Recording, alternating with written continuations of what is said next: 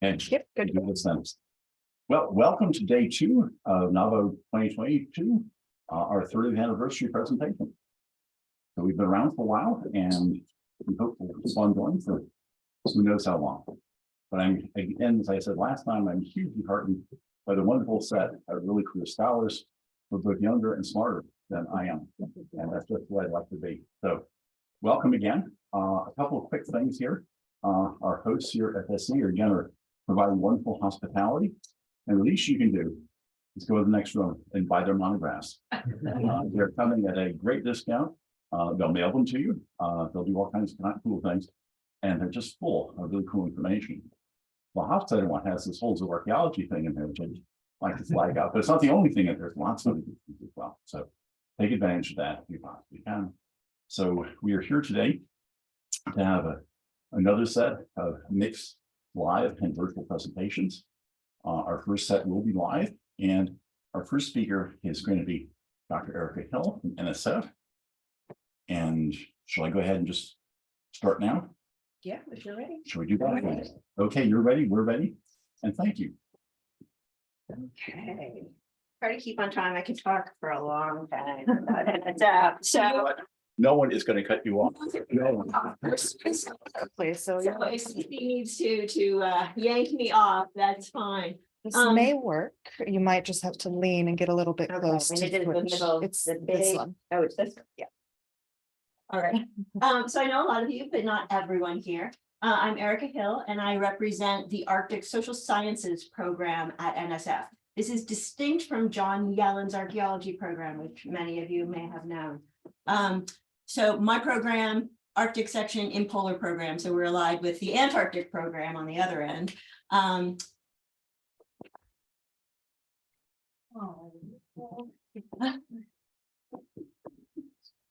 Thank you. Please abbreviate ASSP. Thank you. So today I want to talk about different types of funding. Some of you are very familiar with, some types you may not be. And I really want to take this opportunity, thanks to Tom, to really put a face to the name and encourage you to reach out, ask questions, email me. I spend a lot of my time each week meeting with people via Zoom. And I'm happy to meet with you at any stage. You have a great idea and you're not sure where to go with it. You're not sure if it's good for NSF, reach out. We can talk about it. One of the best things to do is send me what I call a one-pager, which is basically a quick summary of your idea. It doesn't have to be polished and perfect. I'm not looking at your grammar at that point. Send me your idea. Where is your research? What is your basic research question? And we can talk it through. It makes my job a lot easier if the proposals that eventually come in are really fantastic. And so I want to work with you ahead of time before that proposal ever comes in to make it as strong as possible, rather than having to tell you sad news at the end. Sorry, if you had done X, Y, and Z, it would have been great. We would have funded it. But you know. Okay, so who are we? We are a U.S. federal agency. So we're based in the Washington, D.C. area. None of us are actually in the building right now. We're still all working remotely. But we are the major source of research funding for U.S.-based researchers, excluding clinical and medical. It's a different agency. But any of the geosciences, biological sciences, social sciences, we are the major source. And we have about a $9 billion budget each year. Of course, not all of that comes to Arctic social sciences or even the Arctic section, but happily, it is recognized in the agency and in the US government that the Arctic is a really important place. We all know that. So I am Arctic social sciences, but we do have other programs that may be relevant to some of the work that you do or that your collaborators do. We have Arctic systems science. So if you're taking a systems perspective, so human and environmental systems and their interaction, that might be appropriate for you. Arctic natural science, which is more than, if there aren't any humans involved, but I know that many of you are doing that kind of work, might be appropriate. Arctic observing, probably not so much. And then we do have a big Arctic research support and logistics, which Tom has taken advantage of. This is an additional pot of money that helps get you to your site locations, can provide things like helicopter assistance, can provide ship time if that's needed, all kinds of additional support and logistics that may be of use to you. Not always in all places, but can help. Oh, there we go. Okay. We support disciplinary research, so straight up, very focused, archaeology studies, but we also support multidisciplinary research that pulls in multiple disciplines to answer broader questions. We support convergent research, and convergent is a real, we see it all the time now. Your research doesn't have to be convergent to be funded at NSF, but if it is convergent, and don't try to make it pretend it's convergent if it's not, we can actually tell. So if it's convergent, that's great. Do convergent research and apply to and say it's convergent research, but don't say it's convergent research if it's not. It doesn't have to be supported by NSF. You just need to make sure you pick the right program to apply to. Some programs, some of you might know of the big Navigating the New Arctic program. It's a massive program at NSF, and they only support convergent research. Don't send your project there if it's not convergent. You can send it to me, or I can help you find some other place to send it. So just to clarify, the program is distinct from John Yellen's, different budget, different directorate, different priorities really from John Yellen's program. But you don't have to decide between us, because if you send a proposal to my program and it's archaeology, and I think John Yellen might be interested in it, I can get a hold of John Yellen and say, hey, do you want to review this with my program? And vice versa. If you send it to John, if it has anything from Alaska, Iceland, Greenland, Canada, Scandinavia, or Northern Russia, he's going to contact me anyway and say, hey, are you interested in this? So you don't feel that you have to choose one or the other. We co-review all the time. Just give me a heads up, or give John a heads up that this is something you're considering. Yeah, and it's nice to know when those are coming in, if you've already talked to John, or tell John you've already talked to me or something like that. Okay, so the basics.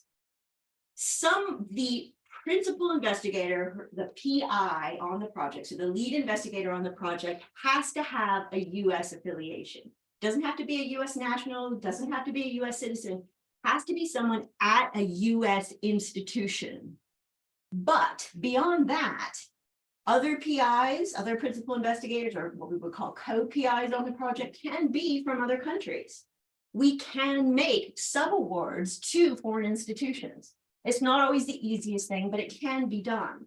And so I'm happy that we have a lot of Icelanders here, because if you're from Iceland or you're from Greenland and you have a fantastic idea and you have a US-based collaborator, you can submit to NSF. It just needs to be through that US collaborator. We really like to see those kinds of projects, those cooperative projects. We don't want to just fund US people coming in, doing their stuff and taking, going away again. We don't want to do that. That's colonialist. We're trying to get beyond that, right? So we have indeed provided subawards. In fact, John Steinberg right here to Hólar. We're supporting a project that sends some money to Hólar. John is the awardee, the principal investigator. We also send some money to Greenland. We'd like to send more money to Greenland, right? We like those cooperative projects because, yes, I'm thinking of you. We want to send more money to Greenland and work in Greenland. But again, it has to be through a US, there has to be a US principal investigator. I'm sorry, I can't change those rules. It's just the way it is.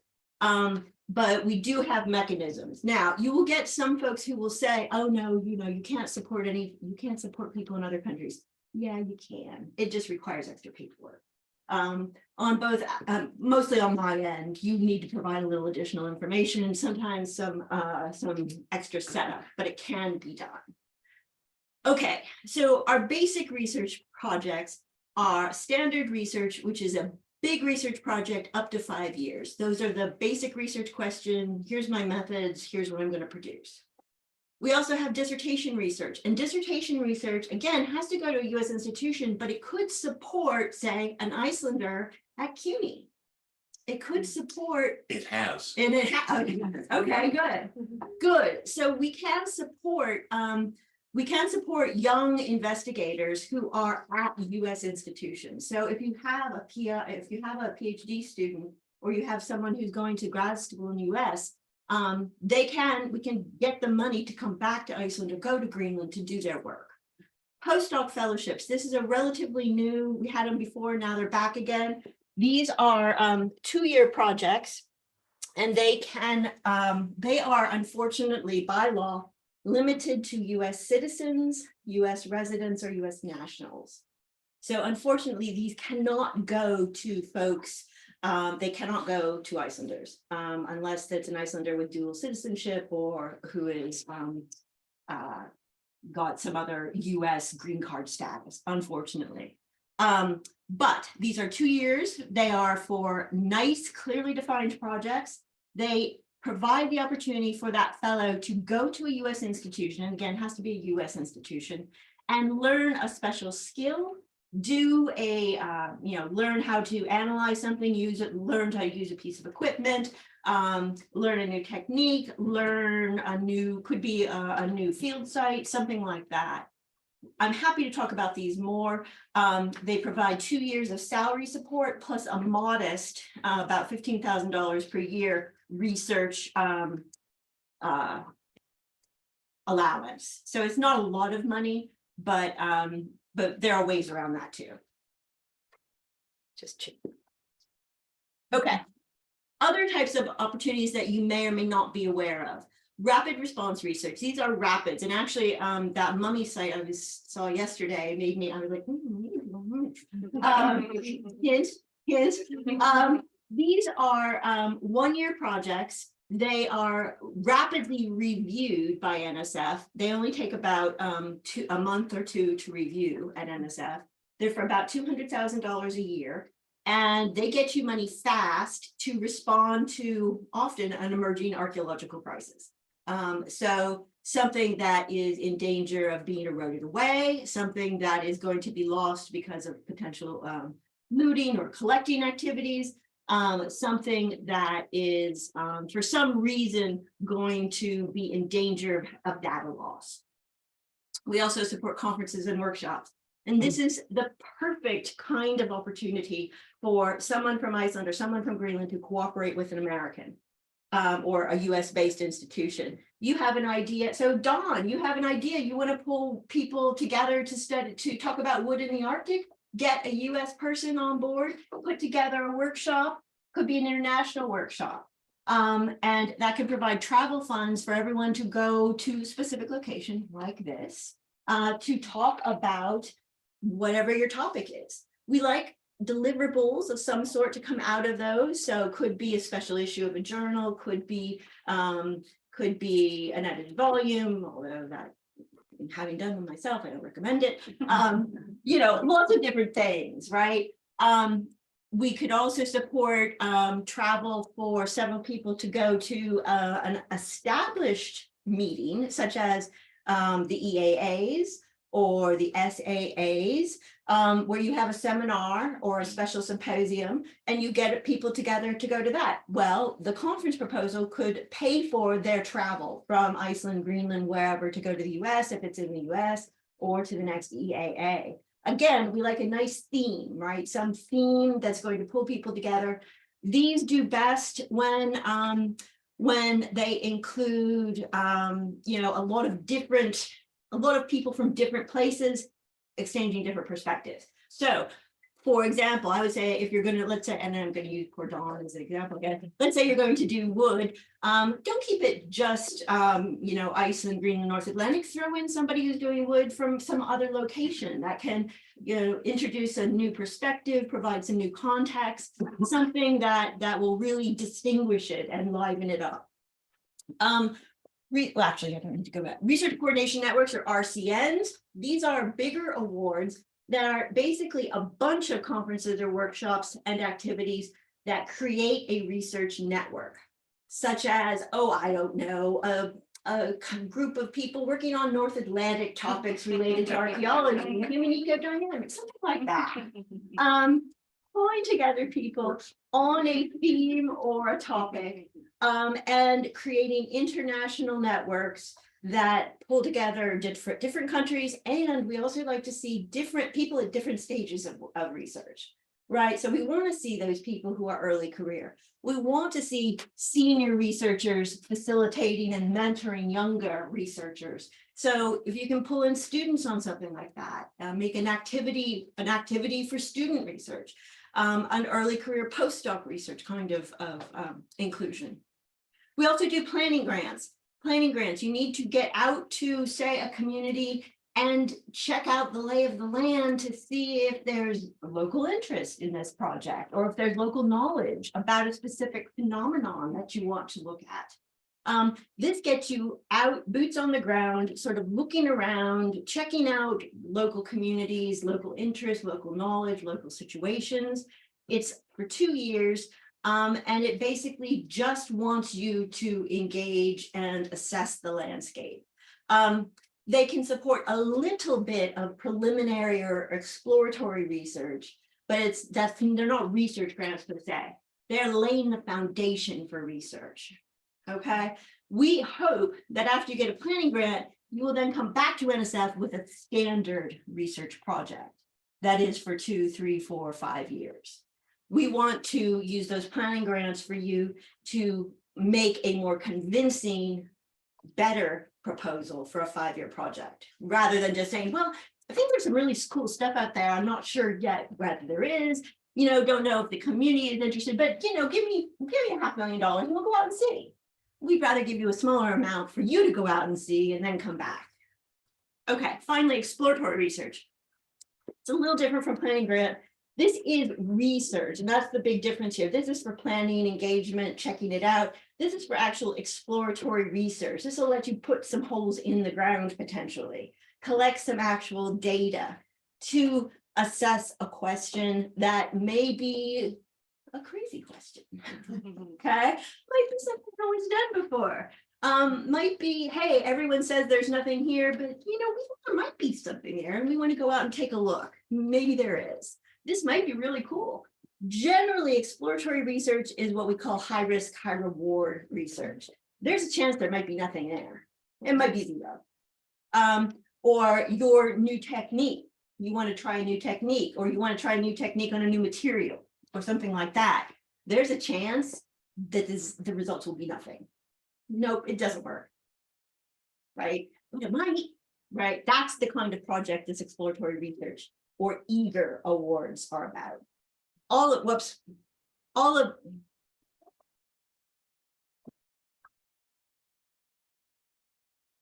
Okay. All of these so for a standard research award, you can just submit it. It'll show up in my inbox and I'll be like, oh, I've never heard of that person before. Here's a research project. It's better for you to let me know ahead of time, right? And then I can sort of shepherd your project through the proposal process.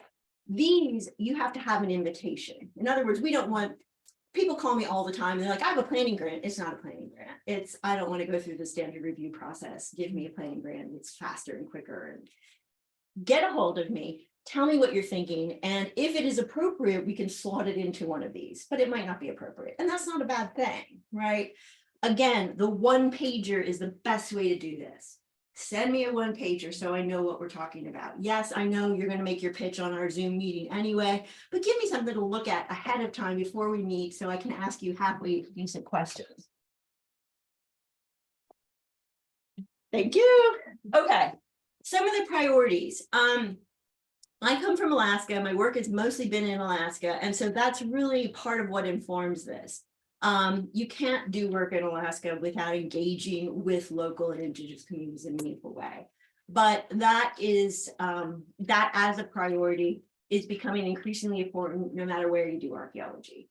So please, if you say you're going to engage with local communities, or you're going to broaden participation, or you're going to do outreach with local and indigenous communities, make it real.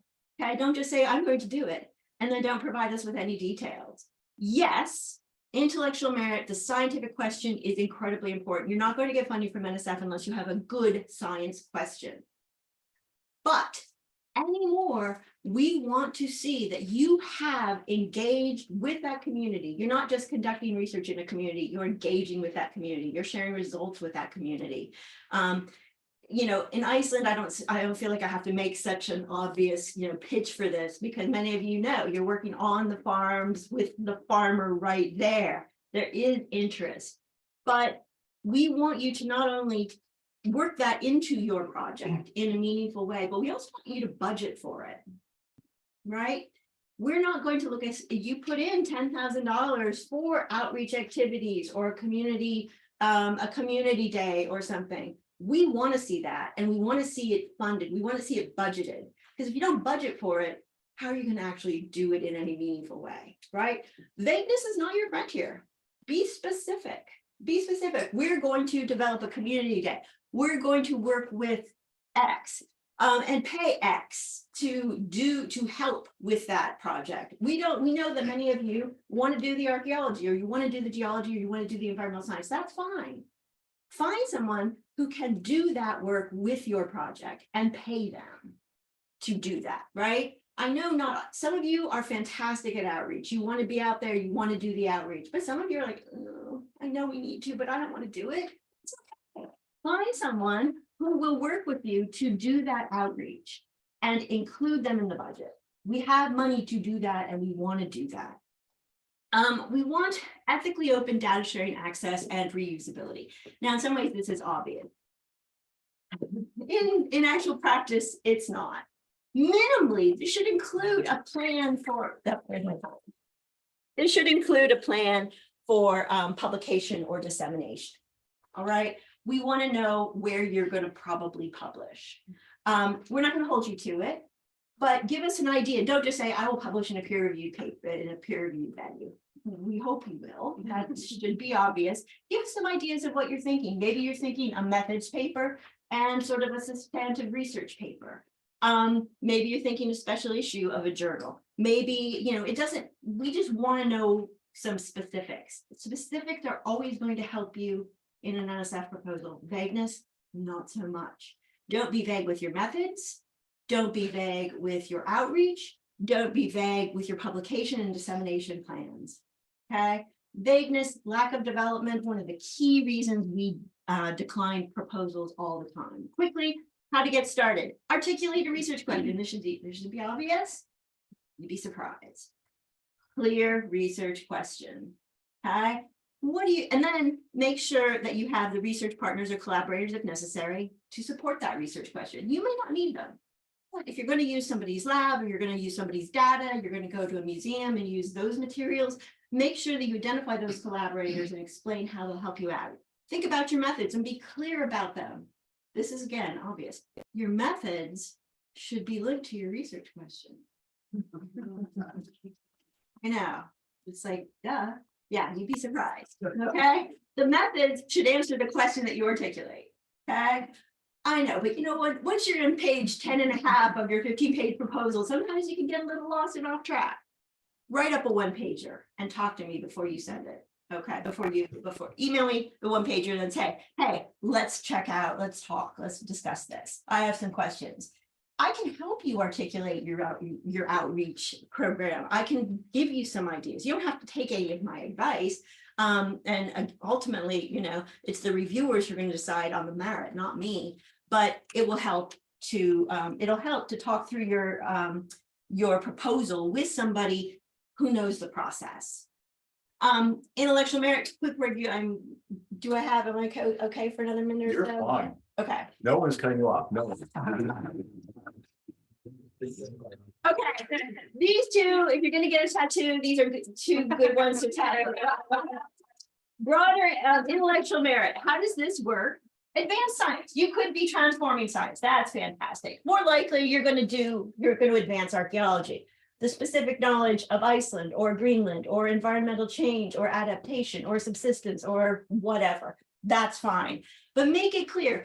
Don't make reviewers work to figure out how your work is important. I know it's obvious to you. I know it's obvious to anyone. Help reviewers see exactly why your work is important and necessary. Identify a hole in research to date that yours is going to fill, or yours is going to provide an alternative approach, or yours is going to look at an area that hasn't been studied before, or a topic that's never been studied before. How is it going to improve understanding of the North Atlantic? Not all work is going to transform the entire regional prehistory of an area or history of an area. Some of it might, and that's okay, because at NSF, we appreciate some work is really big. It's the ecodynamics of the North Atlantic. And some is, hey, we really need to understand the chronology of this particular region. That's fine. Those both have merit. The scale is different. And don't try to, you're not going to transform the North Atlantic by developing the chronology of your little area. That's okay though, right? It's important to make a contribution on the scale, on multiple different scales. And we get that. All right, but don't try to like hoodwink review. They know, like, gonna see, like, yeah, no, this isn't. Just be authentic, and the intellectual merit it at the scale that you're working. Broader impacts. People lose sleep over broader impacts all the time. What's the NSF looking for? This is a mystery. What do they mean when they say broader impacts? I don't understand. Generally, it looks real simple. How does this work benefit society? Well, I don't know. So I got this slide for broader impacts.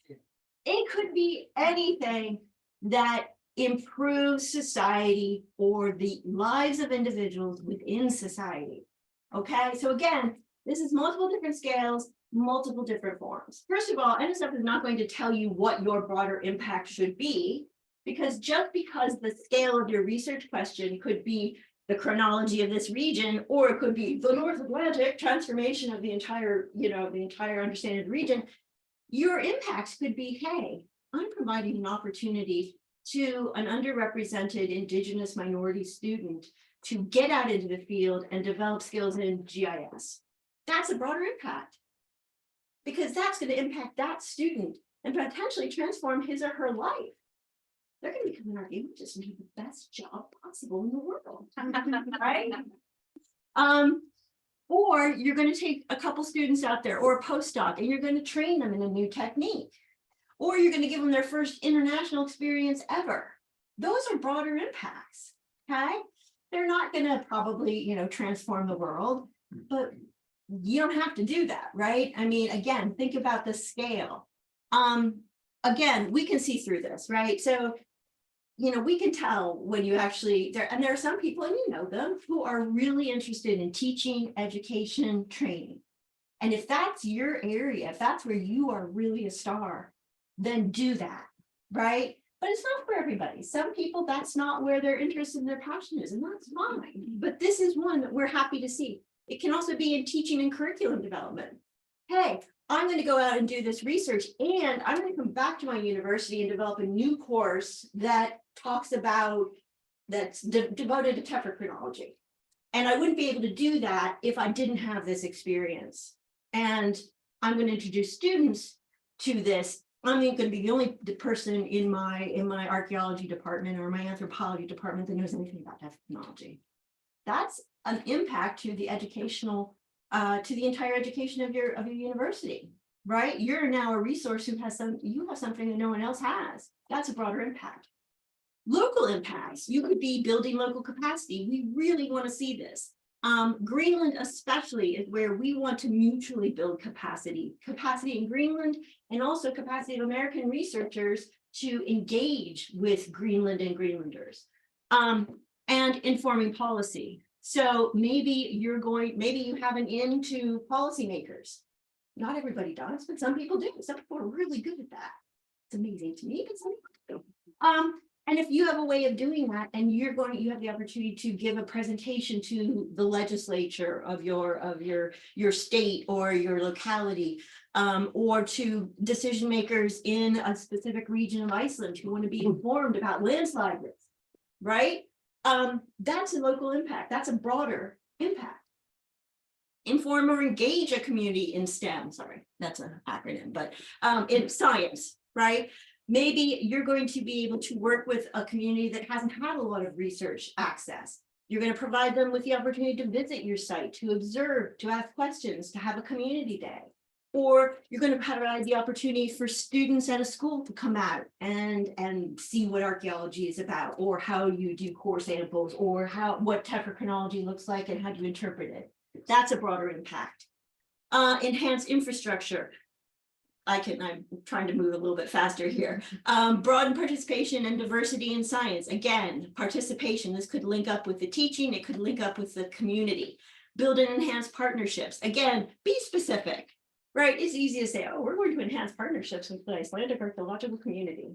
That sounds great. How are you going to do it? What does that actually look like? Be specific. Okay. It means I'm going to host a workshop working with FSI to bring together an international community of researchers to discuss themes in archaeology. Oh, okay, that's a thing, right? Broader impacts. This is not an exhaustive list. These are just ideas or sort of general categories. We're not going to tell you what your broader impact should be. Pick from this list or develop the ones that are best for your community, your situation. You know that community, you know that particular context better than we do, right? But these are some of the ideas. So again, broader impacts, I know it's like, what's a broader impact? It's really up to you. And I know that's both the great part about it, but also the incredible challenge. Applying to NSF, get in touch with the program officer. I'm one.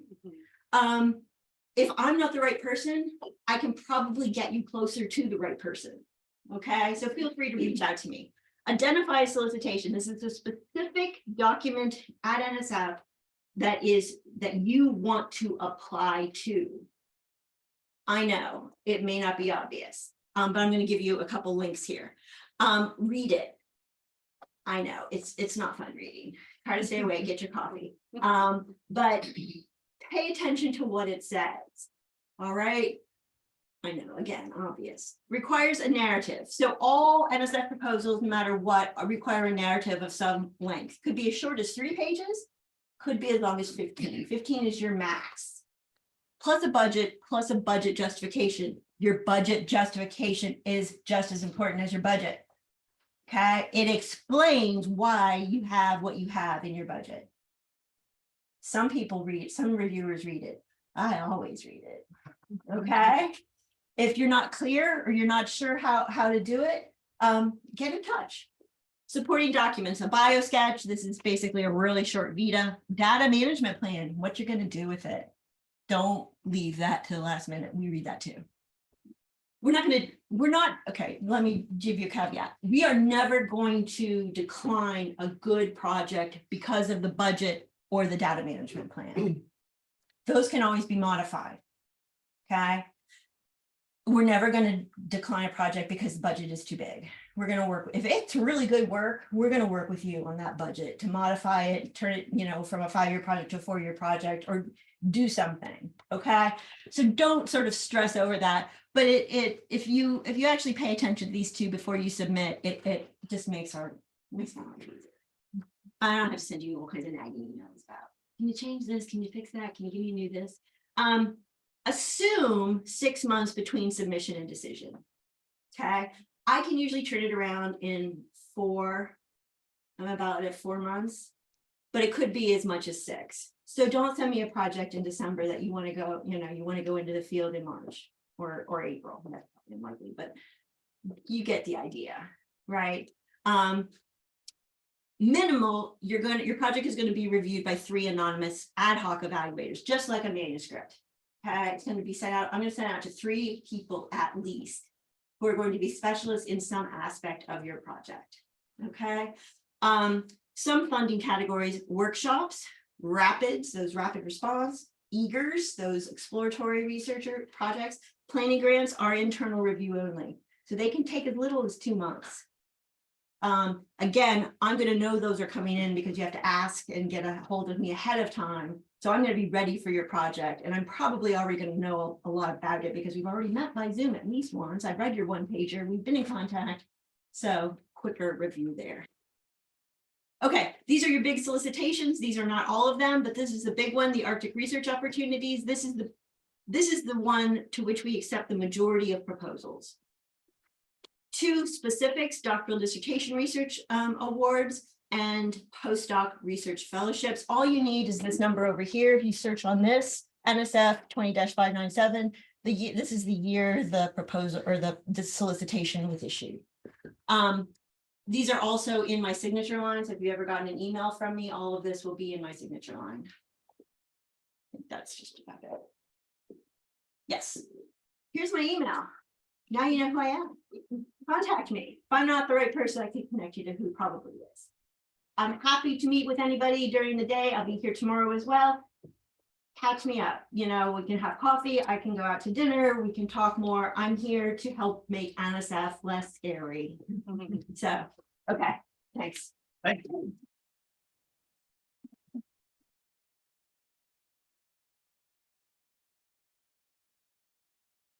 And just very quickly, and that actually isn't scary. You know, even when you get turned down, they tell you why. And so it's a good thing if you get rejected. After you've done your wailing and crying and get out from under the bed, you can, you know, take those with your comment and happily piece them back together. You know, none of us read through that and read them. Because frequently you'll find that they are telling you good things. So revise, resubmit.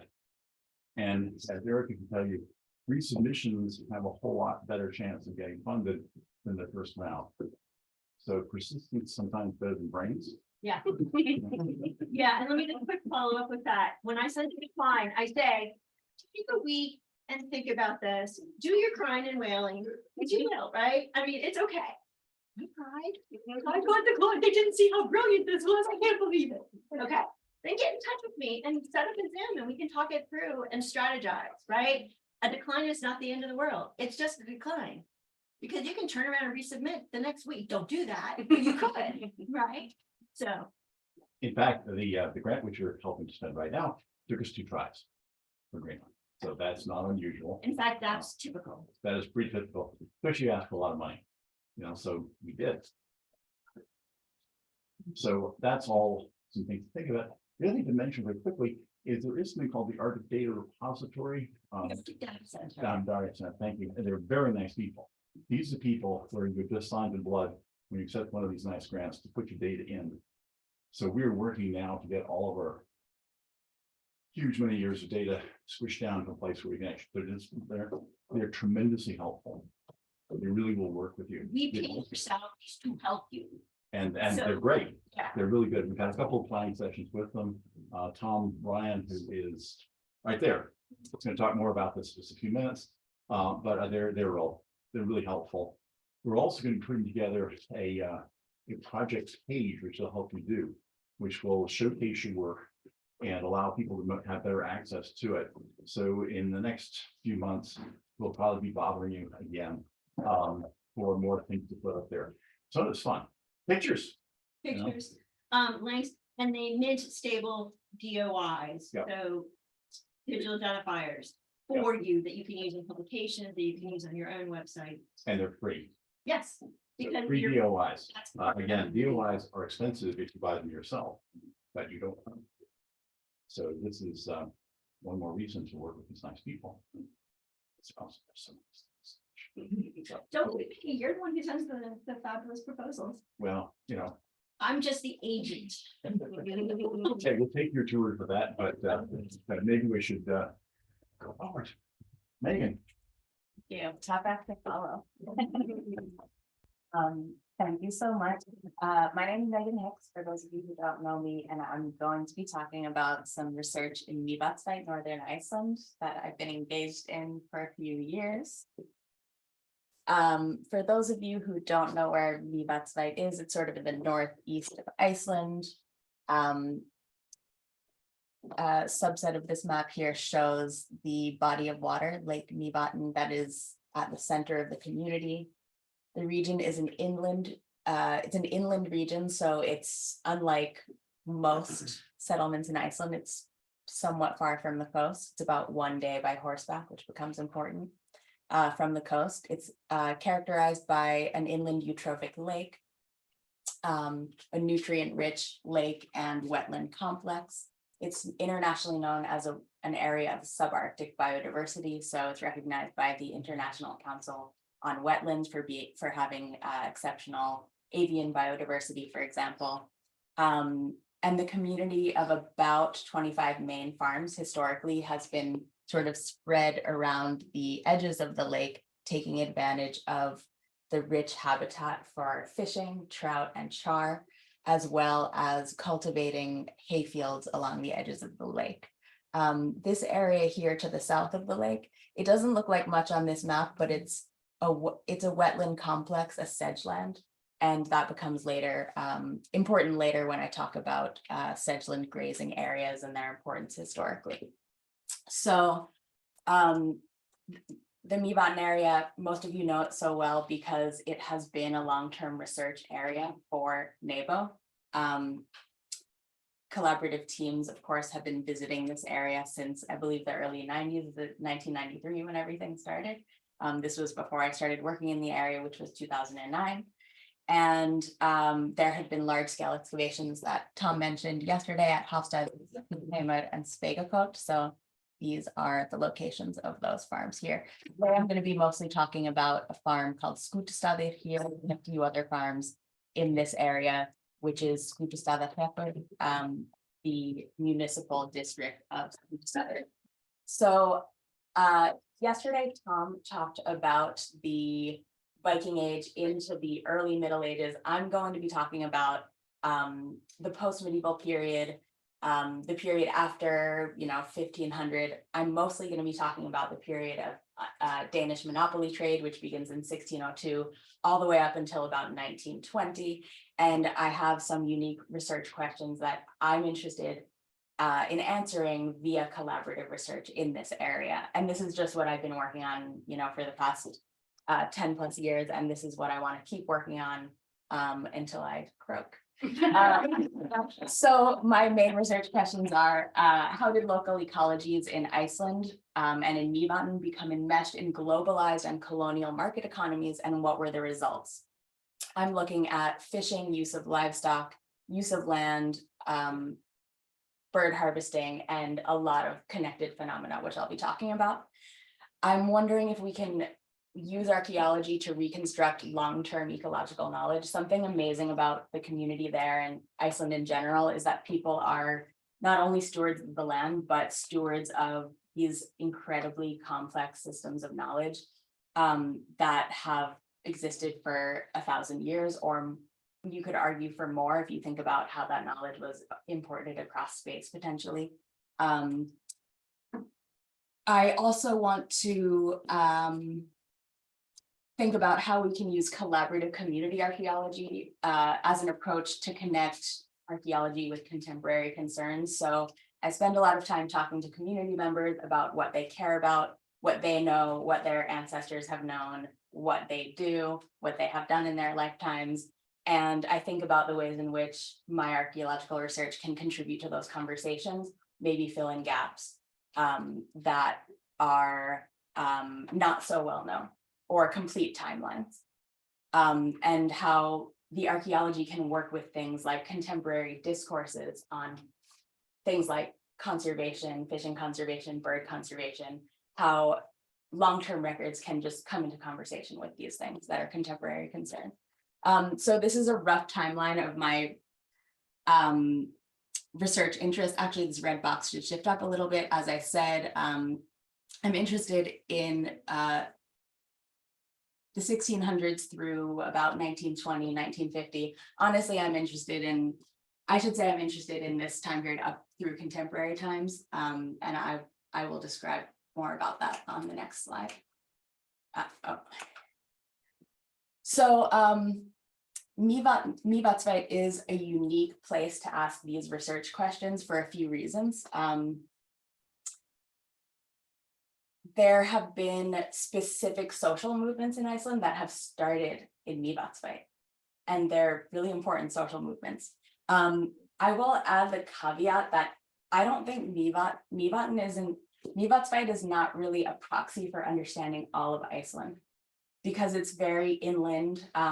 For example, marine fishing has not been, so gadded fishing hasn't necessarily been,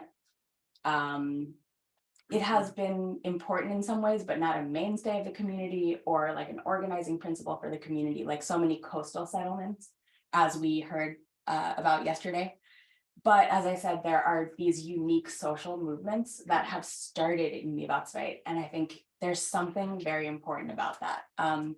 So one example is the free trade cooperative movement started in Mývatnssveit, and this was basically an assembly of farmers who decided to subvert trade monopoly conditions, or the Danish, sort of the Danish monopoly access to trade, or being mercantile managers for the region. And this happened in 1882.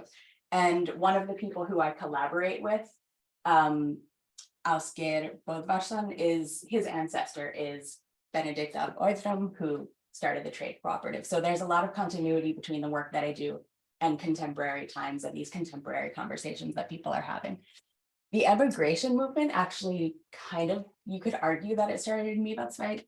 In 1859, there was a horrific winter in the north. People called it the Blood Winter. It was so bad that people lost a lot of their livestock, and people actually began to have conversations in Mývatnssveit about emigrating to other places. And they talked about emigrating to Greenland, and they had a lot of arguments, and they basically were like, guys, it's cold in Greenland too. And so they started talking about emigrating to Brazil and emigrating to Canada. And I think in the end, tens of thousands of people emigrated to Canada. Something like 36 people emigrated to Brazil. So yeah, but these things began in Mývatnssveit, and I think there's something economically and politically precocious about the community in Mývatnssveit. I don't want to say precocious, I want to say maybe expert and vanguard. People are there's something about knowledge of political organizing that seems to persist and exist in that community. And it's really special to work in the community. In the late 60s and early 70s, you could argue that the environmental defense movement, the modern environmental defense movement, started in Iceland. That's not my argument, but that was actually an argument made at the Húsavík Museum in an exhibit that they have up this year about a particular incident in which a hydroelectric power company based in Akureyri wanted to set up a hydroelectric dam that was shifting the water levels of certain parts of the lake, and local farmers got together and blew up the dam. So this was also a really important moment in Icelandic history. A lot of films and sort of museum exhibits have come out about that in the past couple of years. Okay, so for my work, my sources of data include zooarchaeology, primary written records, ethnohistory. For me, sometimes this means just talking to people about things. Thinking about ecology, relationships between living things, tetrachronology, which is very collaborative, of course, all of this is collaborative. Material culture analysis. I don't really do this necessarily as my subdiscipline. I'm more of a zooarchaeologist, and I take into consideration some climate data, but I approach issues of climate, material culture change, and chronological issues through collaboration, of course, and really everything through collaboration. So this is just an image of some of the excavations we did in 2008 to 2013. Tom was a PI on that project. I spent time as a PI on that project in the later years, and a lot of wonderful people came in and out of the project, and so many of those people are in this room. Just more photos of the excavations continuing through the years with funding from the NSF in the earlier years, and through comparative island ecodynamics, and in the later years through my doctoral dissertation improvement grant. And then moving, sort of expanding on the research coming out of Inoqqassaaq, expanding on these research questions. We had some funding from the Leifur Eriksson Foundation, more support from NSF for an eager to test out some of the ideas we were collaborating around, and some more support from Árni's. So the things I talk about today are based on these horrific numbers in front of you. Looking at Inoqqassaaq next to other sites, when we look at the NISP of species used at the farm site, when we compare it to other sites from the early modern period, it doesn't look that different. And that's why I think more granular conversation beyond NISPs is necessary, and why a transdisciplinary approach comes in really handy. So we're going to get more granular here. Skútustaðir, I should qualify, is the central farm in its district.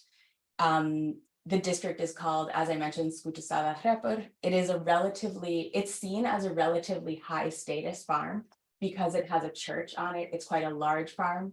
It has pretty expansive hay fields. But the interesting thing about Skútustaðir, and something I argued for in my dissertation, is that we can't view it as uniformly a high status site or like a medium to high status site. But I think we should see it as a mixed site. And the fish story tells us why we should think of it this way. This is the fish story.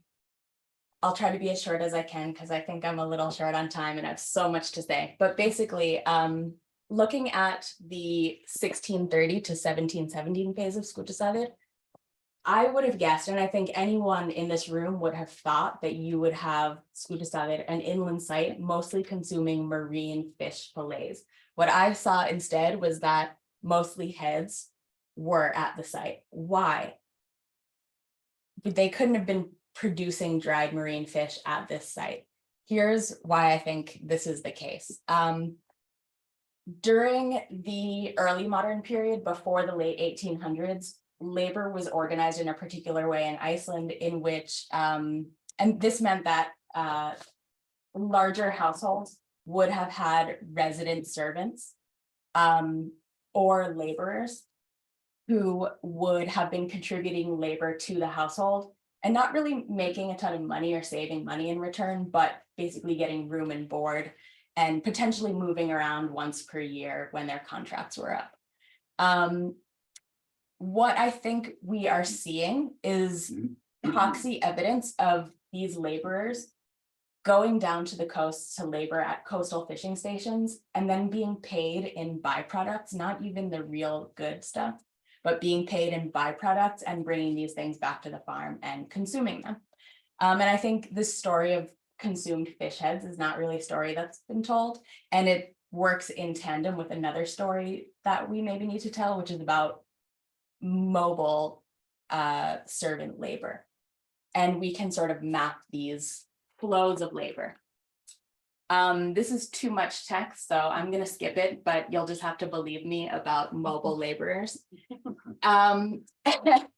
And this is something that really defines the trade monopoly period. So we can see it, how it takes root in local household assemblages and in people's relationships with the environment, not only in a spatial economic sense, but we can see how people are resourcing the environment for food, for economic resources, and then how these different products and commodities sort of are redistributed or unevenly distributed over space. So we can think about impacts on the land and impacts sort of on the social assemblage of Iceland as well.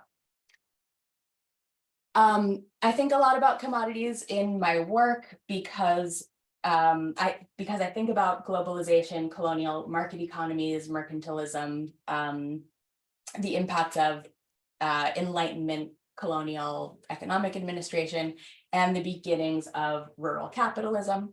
So it's important for me not only to think about the animals that we can see being made into economic objects, but to also see how land is owned differently through time and thus commodified, and also how labor is differently managed and thus commodified through time. Something that is quite important that happens over the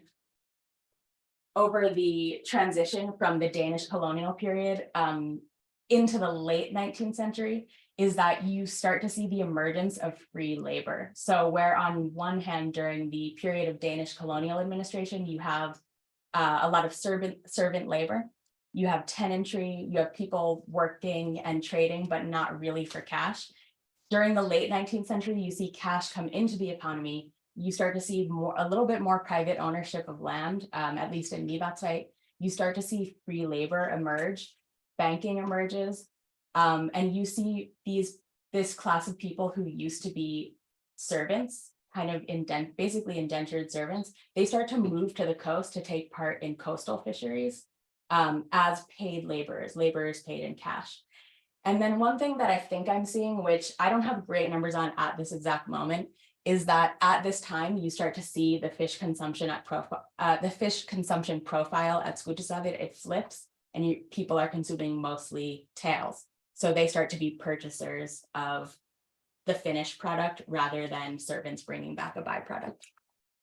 Another thing I want to talk about is the sheep boom, but I need to move kind of quickly. So what I will say is that from the beginning of the 1800s into the mid 1800s, the ratios and the numbers of sheep in the north of Iceland and in Iceland in general explode.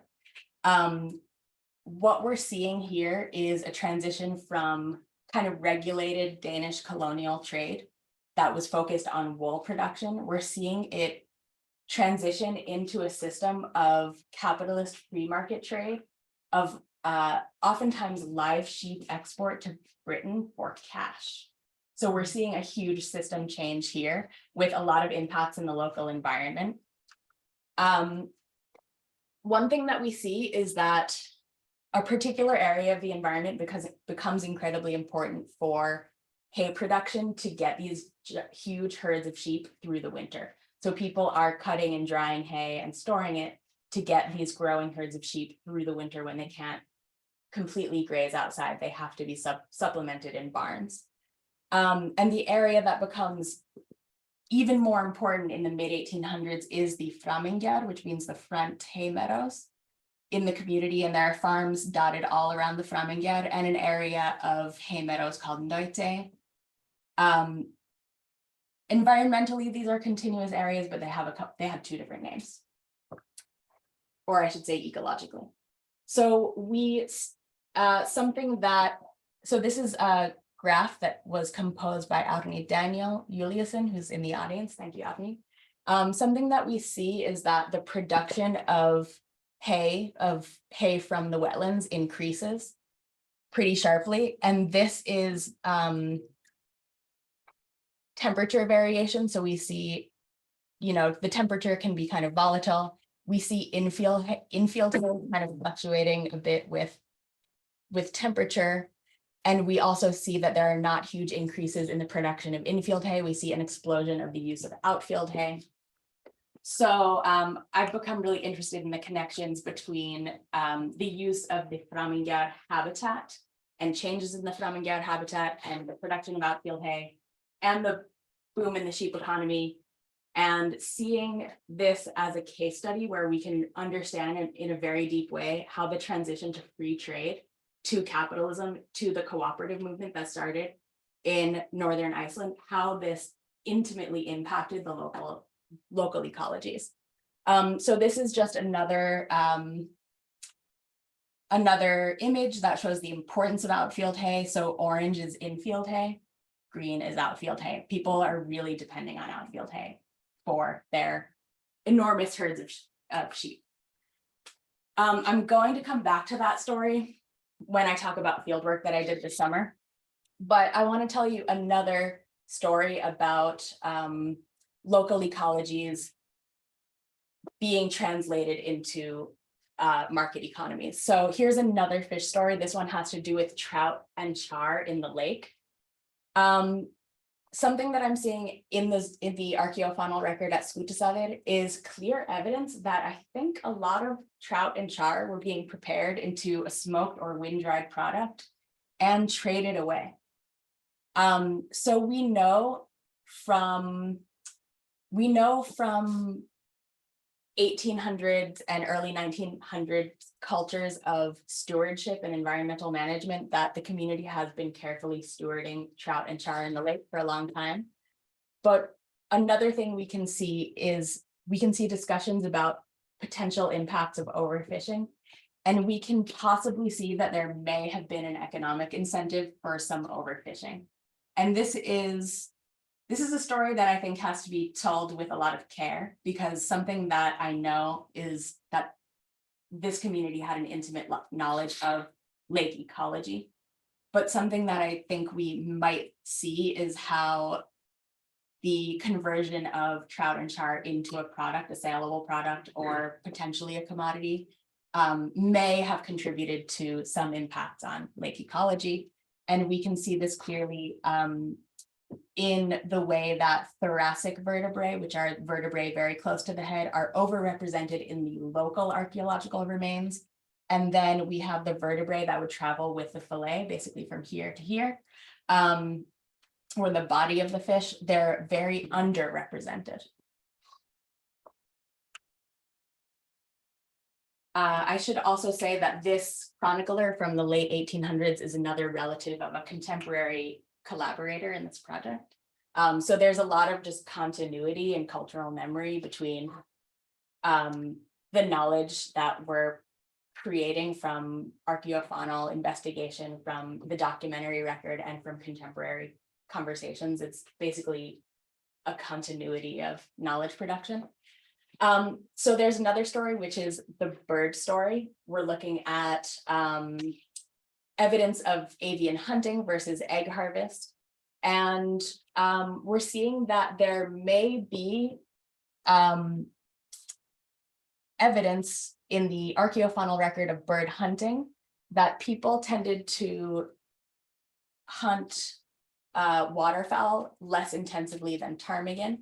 A couple of outliers are here and here. Steinbowie is a very small sample size, so I'm not sure if we can totally trust that. While Skútustaðir has no heath environment around the main farm. It's one of the only farms that I don't think has a very ptarmigan-like habitat around it. And so I wonder if that could influence hunting. Something that we are studying is the long-term protection of waterfowl in the Mývatn region. And the reason why waterfowl were protected over the long term by the community is for egg collection. We wanted to know more about what species were being collected. So we have been developing a new methodology for the species level identification of eggshell.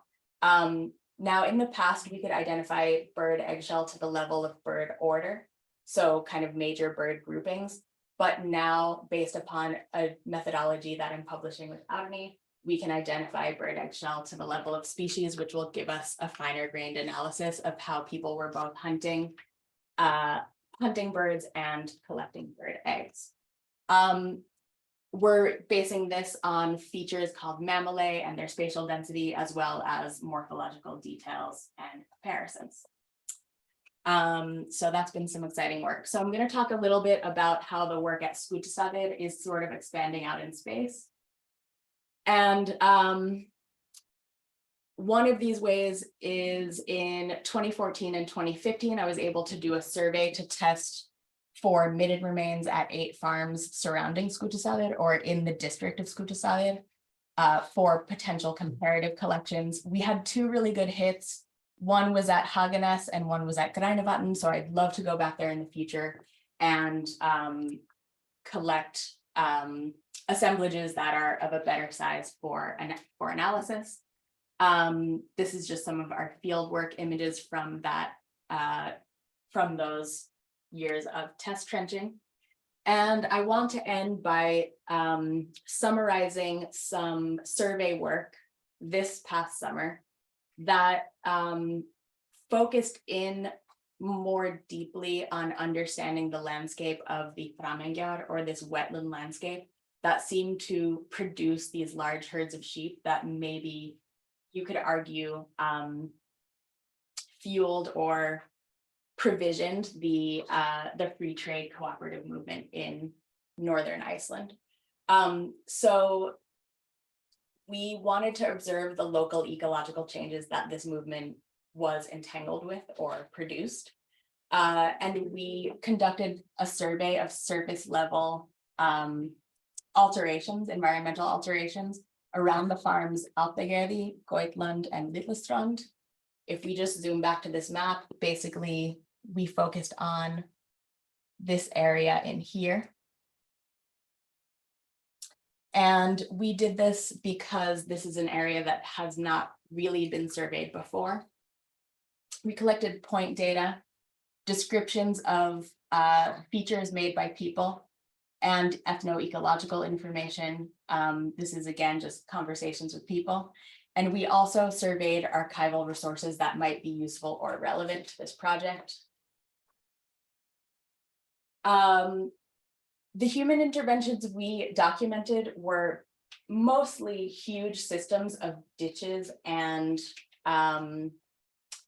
basically dams and ditches that were used to divert water from the river Krakow over a landscape that was being reinforced as a sedge grassland habitat. We recorded about 30 features.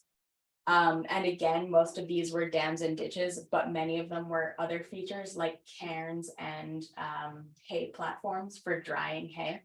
Hay would be stacked there and dried in the summer. And then in the winter, when there was ice on the area, it would be taken to barns on sleds. And we also conducted interviews, three intensive interviews with people who I've known for a long time in the area. And I consider these people kind of co-authors in this project because they have a lot of knowledge about how this landscape has changed through time. I also had 3 amazing students from Hunter join the project. Caitlin, Kelly, and Chloe. And Chloe worked in Orkney. Kelly went on to work in the Hebrides. So there's a really good sort of exchange of students across these North Atlantic sites. These images here are from one of our best survey days, surveying on horseback with Elie Pinta. This actually enabled us, moving through the terrain, this really wet terrain on horseback, enabled us to get, I think, a third of our data set. So a third of our 30 places that we recorded, because we could move much more efficiently over the landscape. And it was extremely valuable to talk to Gilly, because Gilly is the son of one of the main members of the group of elder farmers who started the environmental defense movement in the Mývatnssveit region, or who were involved in protecting the lake ecology from encroachment of industry. So the people who we're kind of conferring with and speaking with and learning from and interviewing have really close connections to the movements that I was describing in the beginning of this talk. This is just a photo of a few of us on a really buggy day. Don't forget that Mývatn is full of amazing midges and black flies that are kind of foundational to the local ecology.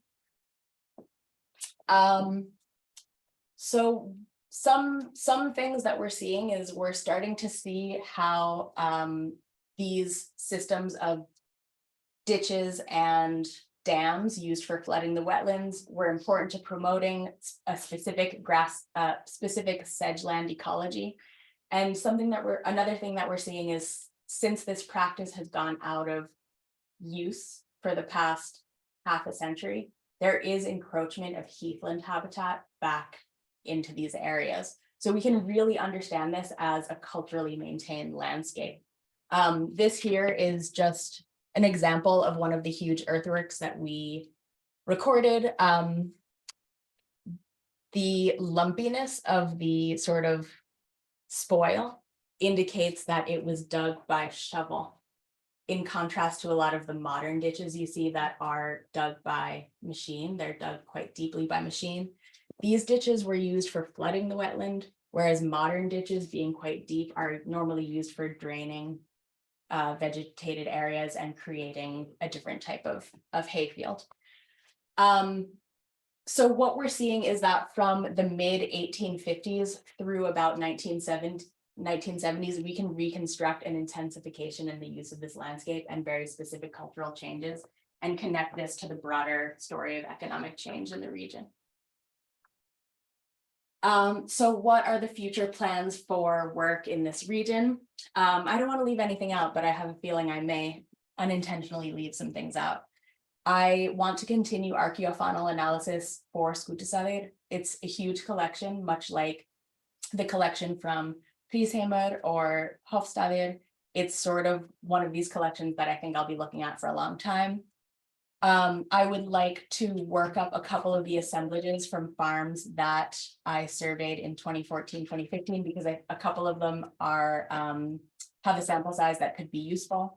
I want to continue and centralize landscape analysis. So I want to create some kind of way of centralizing like a GIS, basically for centralizing our landscape analysis and our findings with regard to that. I want to expand on the freshwater fisheries story. I want to apply new methods like eggshell identification to collections that haven't been identified yet. So some of the collections that Tom has excavated from earlier periods in the region. And I definitely want to keep doing more community archaeology. We have 2 grants that are pending that would support further research in this region. So I'm really hoping we get one of those this year. Fingers crossed. And I just want to thank the appropriate people. So of course, the community who have hosted us there through the years. All of the collaborating institutions that are represented in all of the acronyms that are here. Of course, Fornleifastofnun for hosting and for just so much support through the years. And to the fieldwork contributors in the images. Many of those people are in this room. So just thanks to everybody who's been involved along the way.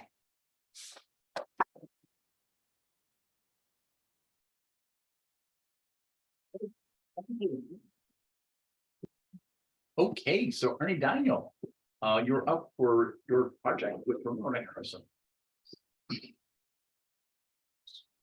Oh, hi, everyone. Well, this is me and Ramona. We are doing this work on power, wealth, and pandemic in 2 valleys. Svarfaðardalur, Hörgadalur. This one to go. This one. Yep. And the hinterlands in the period of 817 to 1500. So I will be sort of describing the project first and then going through the various work packages. And yes, some of you know a lot about this project. But yes, it worked. Well, this is an interdisciplinary research project funded by Rannsóknasjóður. It investigates how a basically egalitarian Icelandic settler society in 870 to 1100 transformed after that into an increasingly complex class society dominated by landowners with tenants subjected to them. So a huge turn in social direction. And in 1402 to 1404, Iceland was hit by a major catastrophe, Black Death, with a severe fall in population. And we asked, how did this affect society? The relationships between tenants and landowners. It deals with these projects with analysis of several disciplines and their data from northern eastern Iceland and specially focused VP's work packages dealing with the consequences of the Black Death in the area. So, so this is in Hörgadalur and Svarfaðardalur, and it can be directly linked to other recent research in other regions. For example, Black Death investigations in Sweden, also interdisciplinary. Lagaros 2016, he came and visited us, and on the meeting last year, Lagaros. And he is an archaeologist who's gone into biology. So this is the area, Svarfaðardalur, this is the vicinity, this is Árskógstrand here. And we say that Svarfaðardalur ends here and Hörgadalur begins. We have Gálmastrand, Kræklingahlíð, and these areas here, they are sort of, or were proposed to be focus areas, but the focus areas are really sort of the inland part of the 2 valleys, or in Hörgadalur, but also, but not completely inland here. But we've gone a lot into Inoqqassaaq also, and Skíðadalur. So, okay, so the aims, the research question. It is the understanding of the following. We are trying to understand society in the 2 selected valleys in the period in question, from settlement until around 1100. This is the period where we have no written sources, of course. And the possible development of a more hierarchical society in the 12th to the 14th century is the second question. And the third question is the question about the implications of the Black Death in the early 15th century regarding class structure and economy. So this is the team, or sort of the major players, you could say. The archaeology, we have Elie Pinta, Howell Roberts, who is now gone to other projects, Stefán Ólafsson, and then in the SUAC part we have Ramona Harrison and our PhD student Kristin Møller Nielsen from Stavanger in Norway. She's at the University of Iceland. We have the two historians, Axel and Daníel, it's me, and then Ecology, which is Egill Erlendsson, professor at the University of Iceland, and Ásta, who is the PhD researcher. Geomorphology, that's Árni from Tjörn in Svarfaðardalur, Halldór G. Pederson, and Sveinn Brynjarsson, who lives at Sakka in Svarfaðardalur. So these are locals. Along with me, I grew up in this valley. The institutions are Háskóli Íslands, University of Bergen, Fornleifastofnun, University of Glasgow, University of Highlands and Islands, Western Carolina University, Vicky is taking part. William Pederson University, Náttúrufræðistofnun Íslands, Veðurstofa Íslands. So many institutions. We have earlier, there's a long history of this project coming together, 20 years gestation period. And we had 4 attempts to run this. It was in the 4th, but we were pretty desperate by then. But we had sort of done this, the archaeological survey 1999 to 2008. That's Orri Vésteinsson and a lot of other people. So a very thorough archaeological survey, which is really important. And then we had the earth wall research, Sveitalongur, Elie did that. And Ramona's PhD research in Hörgadalur, SUAC mostly. And then I had the opportunity to stay at the National Museum for 2 years to dig into the archives and the surveys. And to read all the medieval, what's written in medieval sources about the area. And then we got some money from various sources and took some weeks up there, these summers, 2018 to 2020, and we sort of started what we are now still doing, for example, in researching medieval deserted farms and earth wall research of all kinds. And this is part of our project now. So some results of the earlier research, an archaeological survey of the whole ridge research area, and survey of all documentary and other written sources regarding the history of the two valleys, and the SUAC analysis of farms in Hörgadalur, and the analysis of the age of Sveitalongur, proved to have been built in the mid-10th century, stood in many places until the 14th, 15th century, and the analysis of the age of deserted farm. Most of them were built after 1104 and typically were out of use by the 15th century, but not all. We have some of these who are only built in the 10th century and then go out of use, possibly in the 11th century. This is a special category. It's common in Skagafjörð also. And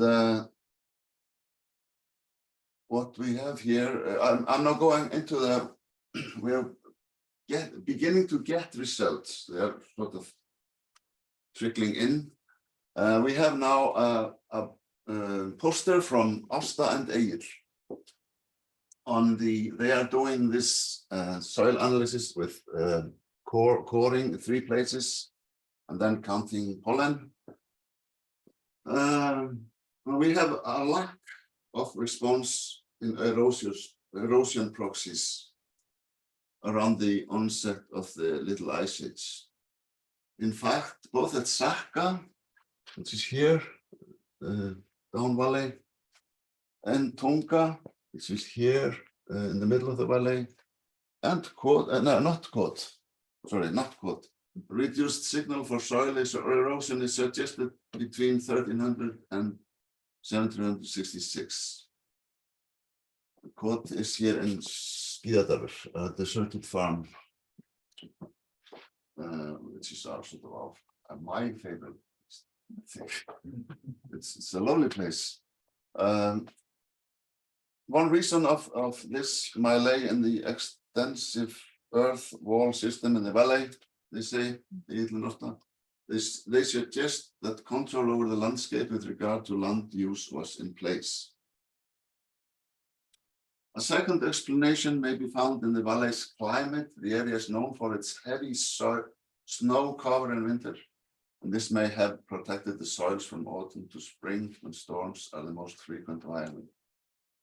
A third line of explanation may be found in a cull in population from the beginning of the 15th century, when the Black Death is known to have reduced human, presumably livestock population significantly. So this was present at the EA conference, I think it's so geomorphology. Well, here we have some interesting news. This is trenching at Grund in Svarfaðardalur. That's the summer of and this former poster is based on work in Svarfaðardalur in 2021, the summer season of that. But here the geologists that are at work in Grund in Svarfaðardalur, and they made some very interesting analysis about the reasons for Grund being the settlement farm in Svarfaðardalur. It was apparently without forest because of all the landslides coming down there, they say, from this sort of gully here, which is always creating landslides. 2022, they trenched at Langahlíð, Búðarnes, and Gásinn, Hörgadalur. Árni and his team. And they found this 1390 landslide on top of a 14th century manor house of Loman Hrafn and his wife Ingibjörg.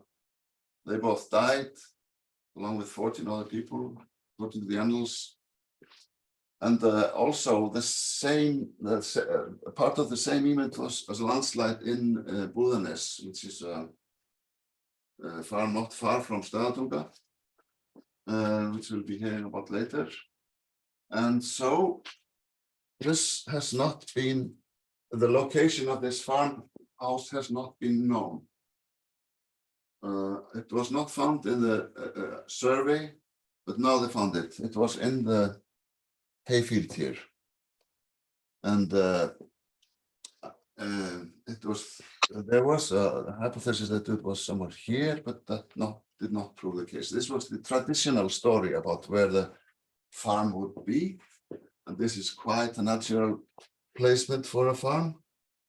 It's in the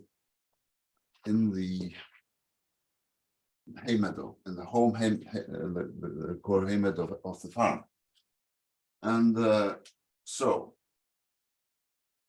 and this is probably one of the few examples of an intact medieval farm mount of an elite residence in this area, at least. So we are sort of pretty excited about it. Then we have the archaeologists that have been doing research in earth walls in Svarfaðardalur. This is the 2021 season, and that was in Svarfaðardalur, and we see the places where we trenched, and it was both. There were two things. There were the boundary earth wall systems between farms. And the second was medieval deserted farm, these deserted farms. And this is a boundary which was completely, it was not possible to see, but somehow it had been located and there was a earthwall there.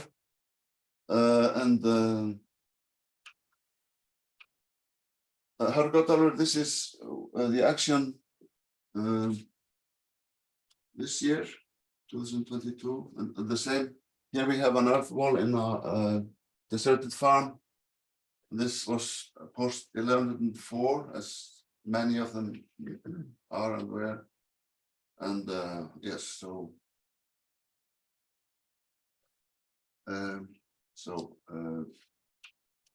we have also the work package 2, which is zoo archaeology. Here, this is Kóngsstaðir. This is a farm mount in Kóngsstaðir, and we there was a trench that Ramona put down there, and she also was working some other places. She was here, she was here, she was here. This is the whole of the action in 2021. We have trenching here.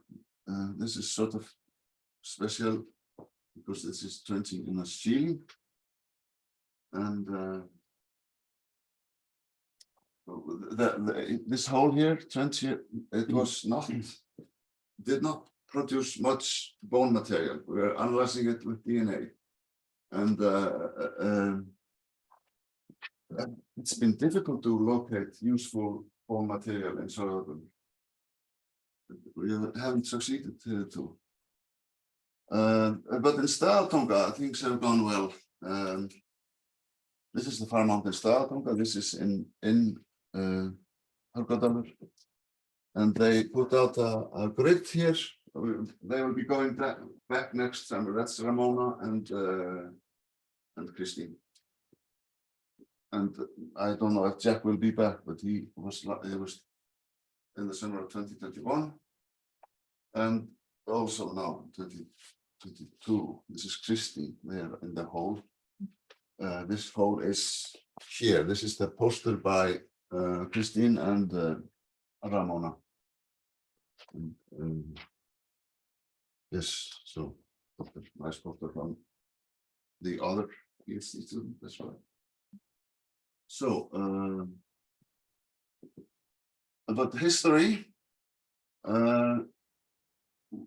we have now Axel. He has submitted an article to Saga, which is our national history journal. It's called "Where voru goðorð algeng fyrir 1100?" Where the goðorðs hereditary before 1100? He says no, they weren't. The only sources for that are the saga, family sagas. They are not reliable for the period before 1100. And yes, and this is a map of one of our main interests in history, which is the period of Guðmundur. You see here the area between him and his supporters, mostly the Fornungar and Svarfaðardalur, and the opponents were more sort of in lowlands area. And we have also this history of the cultural landscape, where we have sort of tried to define stages of settlement. We have a period from 870 until about 1400, where we have continuous increase in farm establishment, 3 waves. And then we have Black Death, and it sort of goes right back to the situation as it was around 975 or so, 400 years back, like just in one sort of event. So We also have this sealing project, Trans Ice, which is sort of affiliated, many of the same people, and it got funded now 2022. The year after, we were just we were really surprised. And Elie, Elinor, and Gylfi was here, Oscar Albert also, and we have been doing research, and that sort of will enhance the two valleys, besides also enhancing very much our understanding of this sort of very interesting area of research, ceilings. And if I could define some of the I mean, we are just in the middle of the project. We don't have a,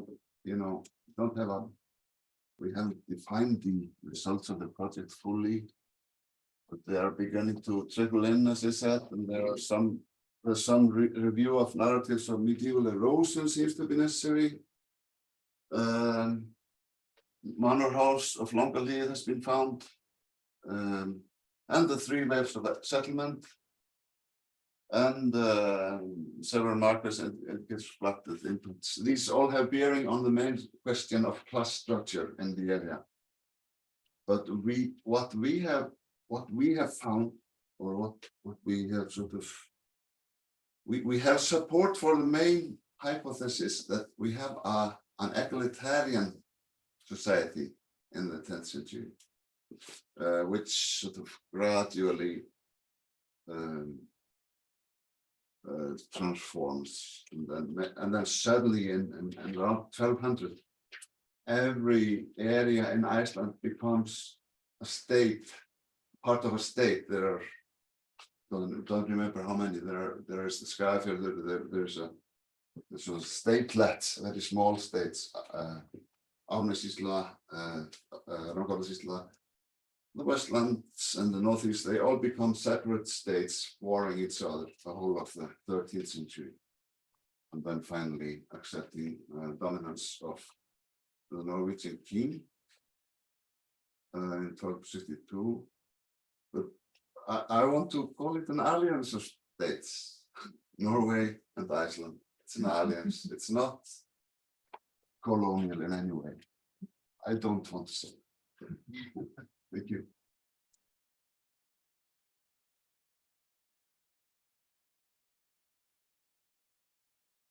Great. Well, thank you, everyone. That's great. We are running a bit late, so you should drink your coffee fast and come back. So great. Don't forget to buy the books. All right, everyone, if you heard that, we're going to do a quick coffee break, maybe 10 minutes, and we will be back. And thank you.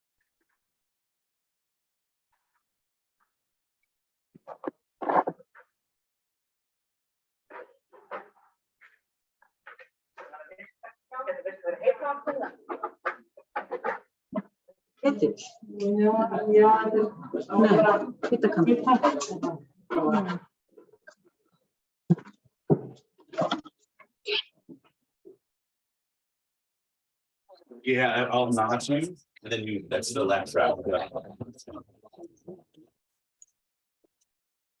Okay, we are back. Almost. We're back. Yeah, we're almost back from break. Thank you, everyone. And all you folks out, I hope you're having another cup of coffee. Frank Feeley is about to tell us about provisioning the fishing station.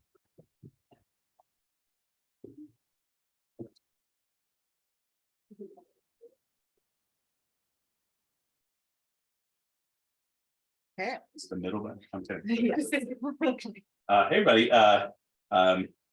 It's good to be back. I really missed all of you people. That doesn't sound very sincere, but it is.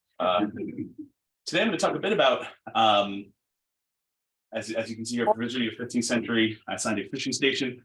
In particular, I'm going to be talking about the, as you probably guessed, I'll be talking a bit about Gullfossskalar and kind of an interesting archaeological signature that I've detected. It actually kind of matches up with something that Cece was talking about, so we should talk about this later. I'm also going to talk a bit about some of the of trying to place Gullfossskalar in a historical context. This is something I did when I initially started this project, like 1,000 years ago, and I hadn't really revisited the historical references because I was so overwhelmed by the bones themselves, right? And trying to kind of do this archaeological analysis. COVID was horrible in almost every way, but one of the things that COVID, in particular the lockdowns, did in America was it gave me some time to come back and revisit these historical references, again, to try to better place Gullfossskalar in its historical context. So I'm going to give you a little historical context here. For the record, I'm not a historian, as you will plainly see, but these notes here are for me, I guess, not really so much for you. So there's too much text on the screen, but in a broader context, right? Mid-1300s, bubonic plagues, the bubonic plague devastates continental Europe and the British Isles. Estimates of the mortality rate vary wildly, but overall, people generally say 30 to 60% mortality rate, which is pretty extreme. Iceland is spared, as you heard earlier, until 1402. Plague sort of blows through for 2 years. Then again, at the end of the century, there's a bit of a recap of that. And again, the mortality rate is estimated wildly from 25% to about 60%. Gunnar Karlsson has a really good section in his History of Iceland book. It's literally like a paragraph, but he does a really good job of succinctly talking about some of the issues with trying to estimate this sort of mortality rate. So if you're interested in that, it's worth reading like that paragraph. I don't know. One of the things that comes along with depopulation, aside from all of the serious negative effects, is that this depopulation spurs sweeping social change, not just in Iceland, but certainly on the continent as well. In England, Crinza Lewis she had this massive public archaeology project where centering on East Anglia, where she detected a shift in population after the plague in the mid-1300s, away from these inland farms towards coastal urban centers. The reason I bring this up is that if this is a trend that exists outside of East Anglia, this movement towards coastal urban centers, this could certainly be part of what's driving 14th century English sailors and merchants to come to. These are the sailors, right? These are the parents and grandparents of the sailors that would eventually come to Iceland in the 1400s. Anyway, in Iceland, a bunch of stuff happens, of course, due to plague. In particular, at least as it relates to Gullfossskalar, the plague seems to really help churches and other ecclesiastical entities to accrue tenant farms. This is something they were doing beforehand as well, but I think you get enough of the aristocracy, the secular aristocracy, dying off and signing over their tenants to various churches. And I say various churches here because it's not, oftentimes you see this kind of shorthanded as the church, capital C. And it's not somebody in Rome, getting the title to this tenant farm in Iceland. it's individual churches, right, or individual monasteries or cloisters, or whatever, that's getting these things. After this, Norway is having its own sort of plague problems, as well as being pressured from the Hanseatic League, a trading group out of Germany, and they start to fail in their responsibilities towards Iceland, in particular sending trade ships. If I remember correctly, they're supposed to send 8 a year or something like that. And after the plague, this starts to break down. English traders and fishers who have their own problems with the Hanseatic League, they were sort of blocked out of the continental market, turned to Iceland in particular to get dry fish. This becomes an important, a very important commodity in relation to the rules about fasting. The church decides that you can't eat meat on certain days. I grew up Catholic, so this seems very normal to me. I guess if you didn't, this would seem odd, but also equally odd. Fish were not considered meat, right? You could also eat whale. I don't know. Anyway, so it ends up that during this time period, the English become deeply ingrained in Icelandic politics and church organization. I think in the 1400s, there are a handful of bishops at Skálholt and at Hóla who are English. Some of them don't ever go to Iceland; they just stay in England. But they actually spend enormous amounts of money to kind of bribe their way into these positions. The reason for that is that being the bishop gives you control to some extent over allowing foreign merchants to come to Iceland, particularly English ones, to come and trade for fish. So they were making money off of being the bishop, right, or being one of the bishops in Iceland. This leads Björn Thorsteinsson, I think this is in his PhD thesis, to call this the 1400s being English century, right, which is I think apt. I don't know, at least from the Gullfoss perspective, and I'll talk about that in a bit. In terms of the history of Gullfoss itself, it is likely a fishing farm that dates back to the settlement era. Not 100% sure about the settlement era bit. There are no historical references, of course, that mention Gullfoss that early. But there was some geological trenching done years ago in the farm, in the fields, in the infield, and right at the basal layers of at least the cultural layers, which I believe were roundabout dated to the settlement era. You know, there's fish bones and stuff there. So I call this a fishing farm mainly because of that. We find these fish bones in these basal layers in the farm mound, which we haven't really done much work with. But also, when you look at Gullfoss itself, if any of you have been there, it's an absolutely gorgeous spot, but it's not good pasture land. It's not a place where I would, you know, like, I'm not an expert sheep farmer in any stretch of the word, but I would not set up a farm here. You know, it doesn't seem like a great place to raise sheep. It does seem like a great place to catch fish. Right? It's close to the modern fishing grounds where sailors, fishers go today. I was talking to some of the fishers in Reef, which is the nearby modern or the nearby port town, and they said they go about 15 minutes offshore. That's not a bad commute. I commute 2.5 hours to work. So 15 minutes sounds good. The earliest historical mention of Gullfoss is in the 1200s. It's just mentioning that half the farm is owned by a particular church. Again, there's another historical reference in 1465. Where it's the first reference of a fishing station at Gullfoss, and in particular, it details how these two ecclesiastical entities are splitting up Gullfoss. They each own one half. The one half is the Helgafellskloster, which is up near Stykkishólmur, and then you have the best place name in Iceland, Staðarstaðarkirkja. I want to know more about Staðarstaðar. If somebody knows how that got that name, please talk to me about it. But this is a church, this is a cloister, a monastery, and they each own half. And they actually have a very detailed account of who owns what. So it ends up that they split up Gullfoss where each entity can have 7 fishing booths. They're limited to 9 people per fishing booth, and they even go down really granular, like how much rope they're each going to have, stuff like that. It's a pretty cool reference. So this is in 1465, and then actually what I'm going to talk about today, this archaeological stuff I'm going to talk about today, comes from a context, a layer that dates to the late 1400s. So it's roughly contemporaneous with what's going on here.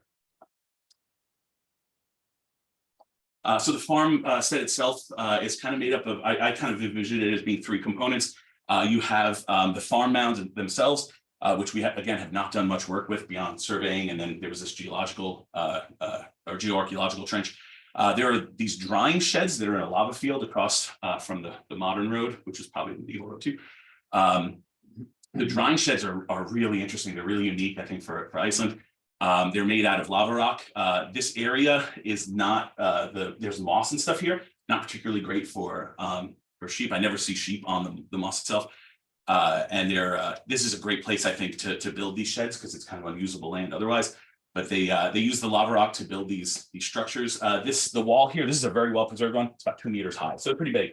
I always see whenever I search for, I must have some Google alert for Gufuskálar because I always get these pictures of tourists like climbing in here and jumping on the top of it or whatever, which is horrific. Because this is the best preserved one, and there's something like 100 of them. I think these are fish drying sheds. Other people think they're maybe just fish storage sheds or something, but we do think they're related to the fishing station. Again, we have not done a lot of work here as well because these are not endangered. Well, they're endangered by tourists, but they're not endangered by coastal erosion. So it's been difficult to get permission to do the work. This is part of the national park, I should mention that. But what I'll focus on today, though, is the fishing station right along the shoreline here. This is a photograph, a kite photograph. That shows the bit that has the preserved archaeology, and you can get a sense here of the ocean just sort of, especially in the winter, coming up and just kind of taking out big chunks of this. They have since built seawalls here, which is a mixed bag. I think seawalls have their place, but they also tend to divert damage, right? I don't know. I'm not going to talk about it so much, but we basically have a bunch of different fishing booths that have survived. One of them was excavated completely. It was very well preserved. And then there's the Drottningar Hall, which is just full of juicy midden. I wrote juicy midden here because I thought it sounded kind of disgusting and funny. But then yesterday, the talk on Orkney mentioned juicy midden a lot. So I guess that is like an accepted term. No, it's a technical term now. Yeah, it is. Okay, it's a technical term now. Twice at least, good. It's not just disgusting and funny. This is a close-up of the Drottningar Hall. And this is our midden excavation here. Behind this, there are a series of structures. There are so many different phases of structure here. Luckily, we managed to miss most of it and just get all of that juicy midden. The layer I'm going to talk about exists about here. I call it 147. It was more bone than soil. It was really packed. If you don't believe me, you can ask Brenda. She excavated that with me. So yeah, it's just buckets full of bone. We shipped a whole sort of pickup truck full of bone back to New York, of which I analyzed a really small percentage because it's just so much. Anyway, so this is the context where this is coming from. Again, this C14 dates to sort of mid to late 1400s. So it fits with some of our historical references of this fishing station division. Now, in terms of zoarchaeological signatures, there's a whole bunch of stuff going on here, fish stuff that I won't talk about. But I do want to talk about two, because I'm talking about provisioning, just talk about two kind of interesting provisioning bits. First is one of the things I recognized after trying to sort just this absolutely enormous amount of bone. I would do multiple passes through, so I have this big pile of bones, and I would split them up by major taxa. That's pretty normal way of doing it, right? So all the mammals would go in one box, all the fish in the other. And one of the things I was noticing as I was tossing all these mammal bones into the box is that they look like pretty good cuts of meat. I was comparing this to the stuff that was excavated from Ecology back in the 90s, and then later it was analyzed, or the section I was looking at was analyzed by Colin Amundsen from the Ecology stuff. So this is another fishing station in the Northwest that doesn't look like Gufuskálar. It looks like a very different kind of fishing station. And you have like a few sheep bones there, like some long bones, a few neck bones or whatever from sheep. And I kind of expected to find something similar at Gufuskálar, but it wasn't. I was finding whole long bones. They weren't breaking them open for marrow. I was finding really good cuts of meat, zero cranial bones. Like oftentimes you find jaw bones and cranial stuff. I found none of that here. And so of course you can't just go on your gut feeling, right? I had to do all the Excel spreadsheet work. And what it comes out with, this is an elemental analysis. And one of the things that was striking is, there's absolutely no cranial parts from this, fairly large collection for a fishing station, collection of mammal bones, and very few foot parts. All the little bones and feet and stuff, you don't have them. I just have a lot of a lot of bones that are generally associated with like pretty good cuts of meat, right? When you go to the store today, you get that shrink wrapped leg of lamb or whatever. It's like this is what I was finding. So it looks. I also did a. I didn't have any jaw bones to do an age of death analysis using the dental information. So I used bone fusion. Bones fuse over time, of course, and depending on which bones are fused and not, you can kind of get a sense of the overall age of death for the collection that you're looking at. And this is kind of a small collection to do that with, I think. But one of the things that came out is that it looks like these animals are being butchered like sometime in November, December, or something like that. So my assumption here, if I'm correct with the fusion data, is that there are some fairly young animals that are being butchered and delivered to Gufuskálar, which kind of, there's a farm right there. I mean, the farm out's not that far. So maybe it's the farmer at Gufuskálar that's doing this.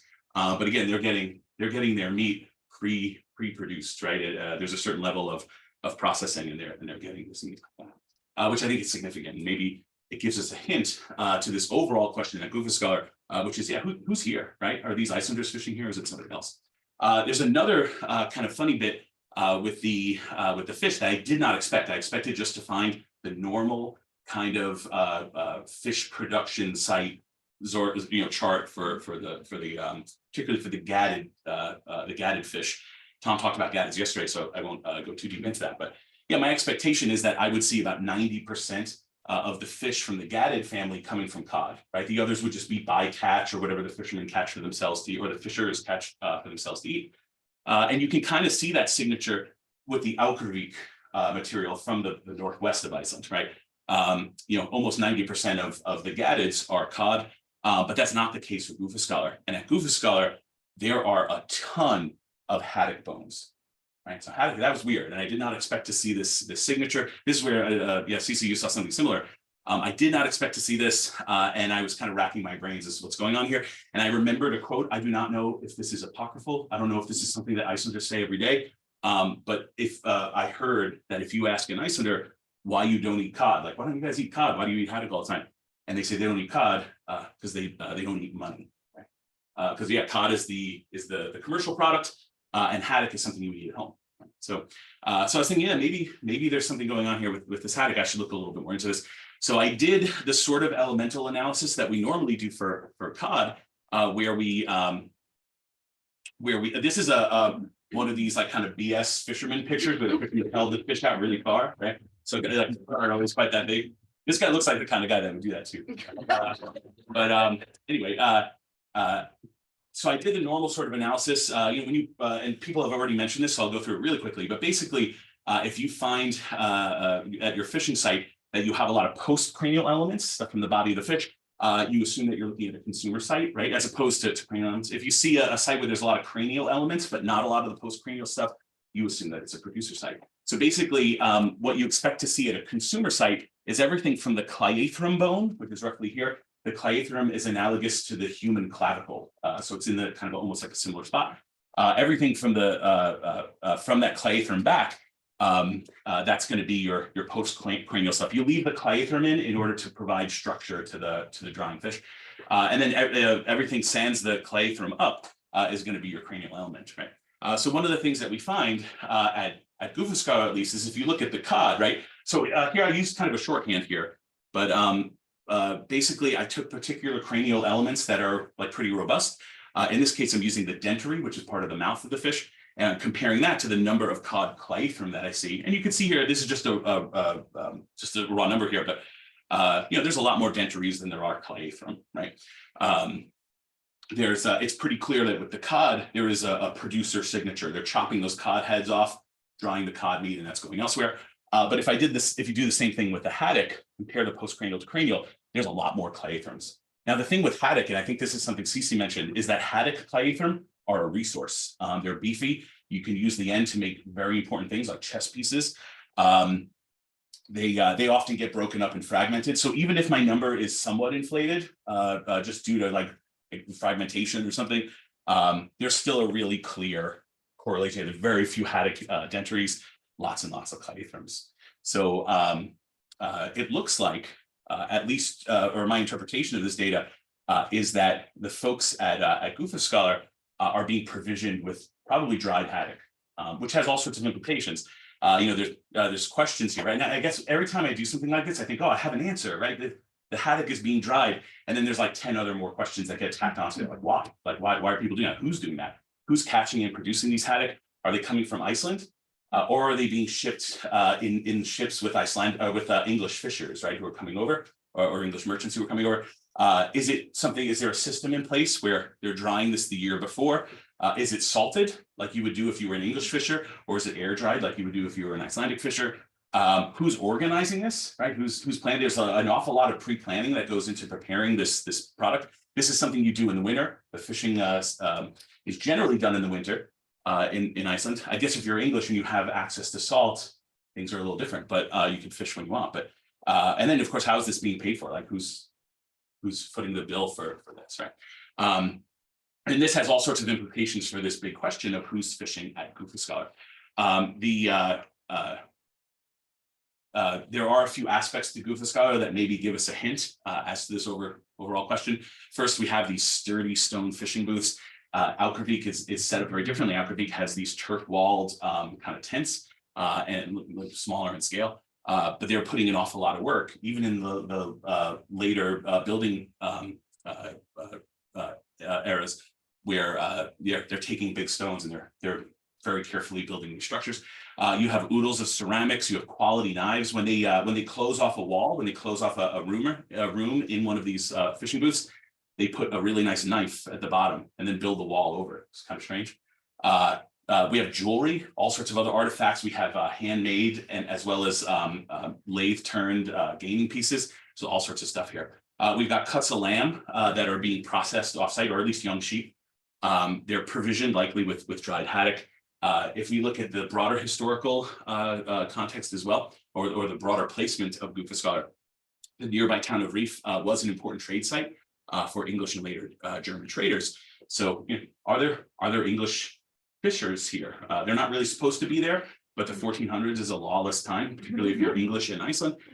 So, are they English? Are they German? Are they Irish? This is kind of a dumb question, but there's something in Karis Wilson's writing where she kind of alludes to like Irish fishers reconnecting with their cousins in Iceland, right, to fish. And there's one of the features of Gufuskálar is called the Irskabruna, or the Irish well.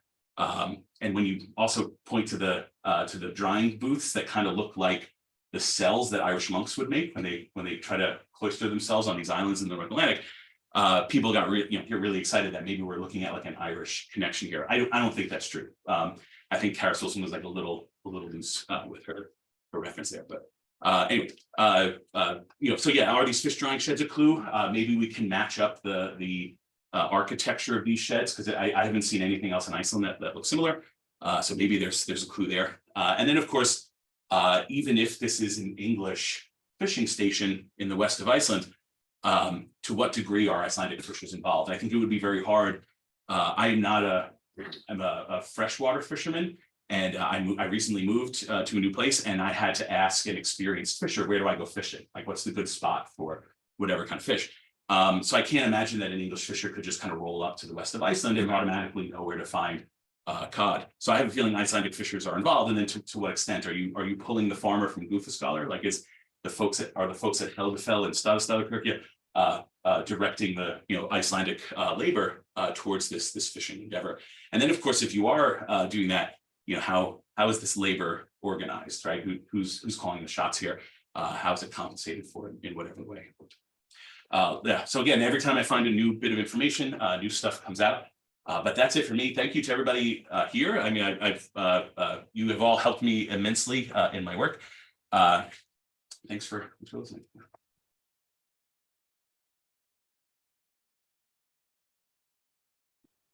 Thanks, Frank. That was great. I think Dorthe is going to talk to us about the first settlers. Yeah, it's going to talk to us. Yeah, no, we will talk both. And we will move from animal bones to human bones. All right.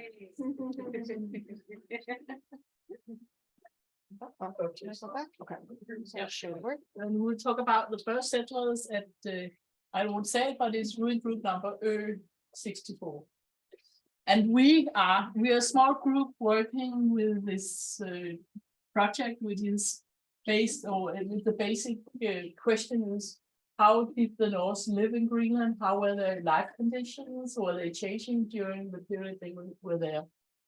And we will talk about Ö64 today, and at the Stick and Stones symposium tomorrow, we will talk about another cemetery we've been excavating at the cathedral in Ecology. We are Dorthe, and I think Dorthe will present herself afterwards. Yeah. And then Niels Lynerup. Niels is from he's from the Department of Forensic Medicine at the University of Copenhagen, and Dorthe and I are from the National Museum in Copenhagen. And the project is merged, a project between the AAH project, which Christian mentioned yesterday, with the Carlsberg funded. So please drink a lot of Carlsberg beer, because they give us a lot of money in archaeology. And the response project. And is that? Oh, There's a wrong one. Just this one. Well, Ö64 is lying at a southern branch of the large Ecology fjord. You have the bishop city up here. You have another church, E66, down here at Ecology, and then our place. And the difference between those churches is that this is an early church, and those two are later churches. And this is our church here. And it is in an area where, well, first of all, it's in an area where you have 3 farms, which is our church farm, and then the 2 others, which are ordinary year-round farms, whereas those are small seasonal used shillings. And I think this is a place for boats, where you took up boat. It is Christian's interpretations of the ruins we are using here. A64 is lying on the south side of a small river, and you have another small farm up here, which is Ö260, and it is apparently a later farm, perhaps a diverted coming from Ö64.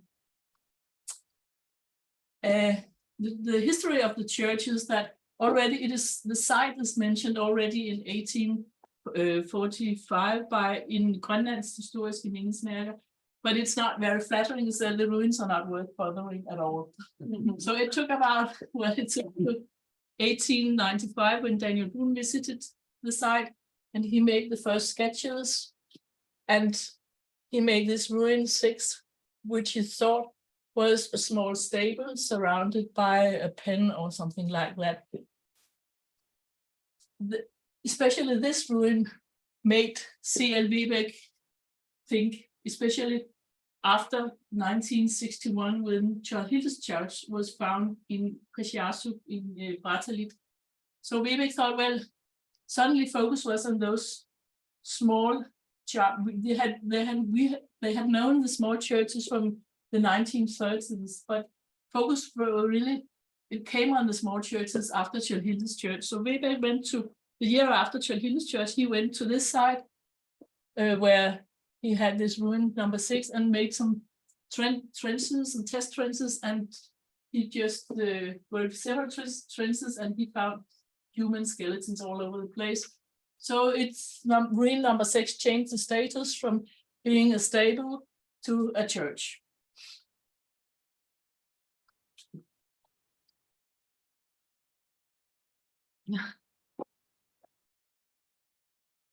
We started our excavations in 2005. Actually, I was there already in 2000 to just visiting and see what the potential was of the area. But in 2005, we had another project, the Vatnaverfi project, where we have a young green student among us, and they made the first trenches just to see how. Well, in the beginning, their option was, the goal was to get some small samples of human bones, so that we could date the human bones to see how old the church were and when it was used. Later on, they came back and made more surveys and more test trenches, and in 2008, in connection to when we had the International Polar Year, we got money for a larger excavation, and we merged the project with the NABO project, which was, I think, International Polar Year money as well. So we started excavation in 2008 and continued in 2010. And in those years, we made 2 trenches up on the south side of the churchyard and a larger trench close to the church, as close as we could get. The problem, well, it's not a problem, but all sites in Greenland that are more than 100 years old are protected. So you can't move. Well, I don't know, but we are not allowed to move stones, at least when we should reconstruct if we do. So we made our trench as close as we could. And in 2019, we were so lucky to get this money funding for the AAH project in the UNESCO area here. And we got Dorthe in the postdoc position, so that she could take care of the skeletal material that we had brought home in 2008 and 10. We had several graves in this, well, not very large pits we made. I think it was 26 square meters or something like that, not very large, but we had several graves. We had individual graves, we had rebirths, and rebirths is and bones that had been dug up in connection to when they were digging new graves. So they put back, of course, very nicely, they were placed in the graves. And we had what I call secondary graves, which are dead that have been apparently transported from, normally people would be buried the day after they died or something like that. But apparently there were some that were on a perhaps longer transportation, died somewhere else, and they were simply cut into pieces and put in smaller chests. And this guy, for instance, he had all his small bones, his hand bones and his feet bones, they were put into the cranium. So all the bones are actually there. And then we had, what was very interesting, we had a large common grave where you had people lying side by side, and in between the legs of the grown-ups, you had children, small children actually, buried. I think there was 2 or 3.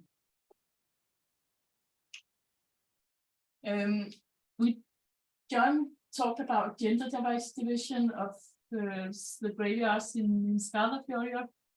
It doesn't really make sense to talk about gender division here because we only excavate on the south side of the church. But still, it was very interesting to see this common grave because you had 1, 2, 3, 4, 5, 6, 7 adults, and then younger people, and then children. They are the green ones, and the blue are actually male, and they were all on the southern end of this large common grave. And then you had women afterwards, and I think it's my guess that she was about 13 to 18 years old, and my guess is that was a woman as well. He or she could be. I mean, it was a child between 6 and 8. Could be a male, could be a female, but still you have this gender division in the common grave. So in a way we also had the same thought of gender division in this very early grave, and I think this is where Dorthe takes away. Yeah. Just as an introduction, I can tell you that I'm an archaeologist, but also a bioanthropologist. So I was employed in this project to look at all the skeletons from the Norse cemeteries that we have in Greenland and to do population studies.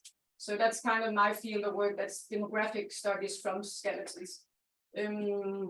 So what I'm going to present today is the skeletons, the analysis of the skeletons, and all the information we can get from them. And that also includes some of the isotopic analysis that has been done.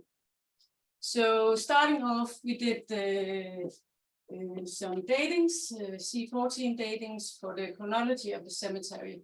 And we had 11 samples. We had 8 from skeletons and graves. We had 1 from a horse that was found as a loose found within one of the graves. And then we have 2 cattle bones that were found in the midden that were kind of just above the cemetery site. And for Oxcal, the modeling of the, can you see it? No. Does it show on the screen? But as you can see, the modeling there, we find that the most likely time period of use of the cemetery was between 985 and 1240. So that's kind of the time frame that we use for the studies we are doing here. This is just an example of one of the bones that we took out from examining as a petrous bone from one of the individuals. Yeah. Yeah. So starting off with kind of an overview of the skeletons that we found at the site, I've divided it into those that were found in kind of single graves, secondary burials, the reburials that Jette mentioned. Then we have those in the common grave or multiple individual grave, as Jette also mentioned. And looking at it, we can see that there are both male, females, and subadults in kind of both of the groups. And the demographics that we have here, that's histograms of the age structure of the 2 different groups. And you find that it's very similar. We have a bit, kind of a few more subadults in the common grave compared to those that were found in single graves. But in general, the age structure very much resembles what we find in the ordinary medieval cemetery, for example, from Denmark, where we have a lot of smaller children, not very many teenagers or older children, and then we have quite a lot that die within that reproductive age, especially females between 20 and 40, and then again, not as many that grow so, but we have a few, of course. Here, the upper limit of the aging is about 60 or mid-50s or so, but if you had more individuals in a sample, you would find those that become really old. So it is true, people do get old in the past. You get to see people that actually live to be 80 or so, but not in this sample because it's very small.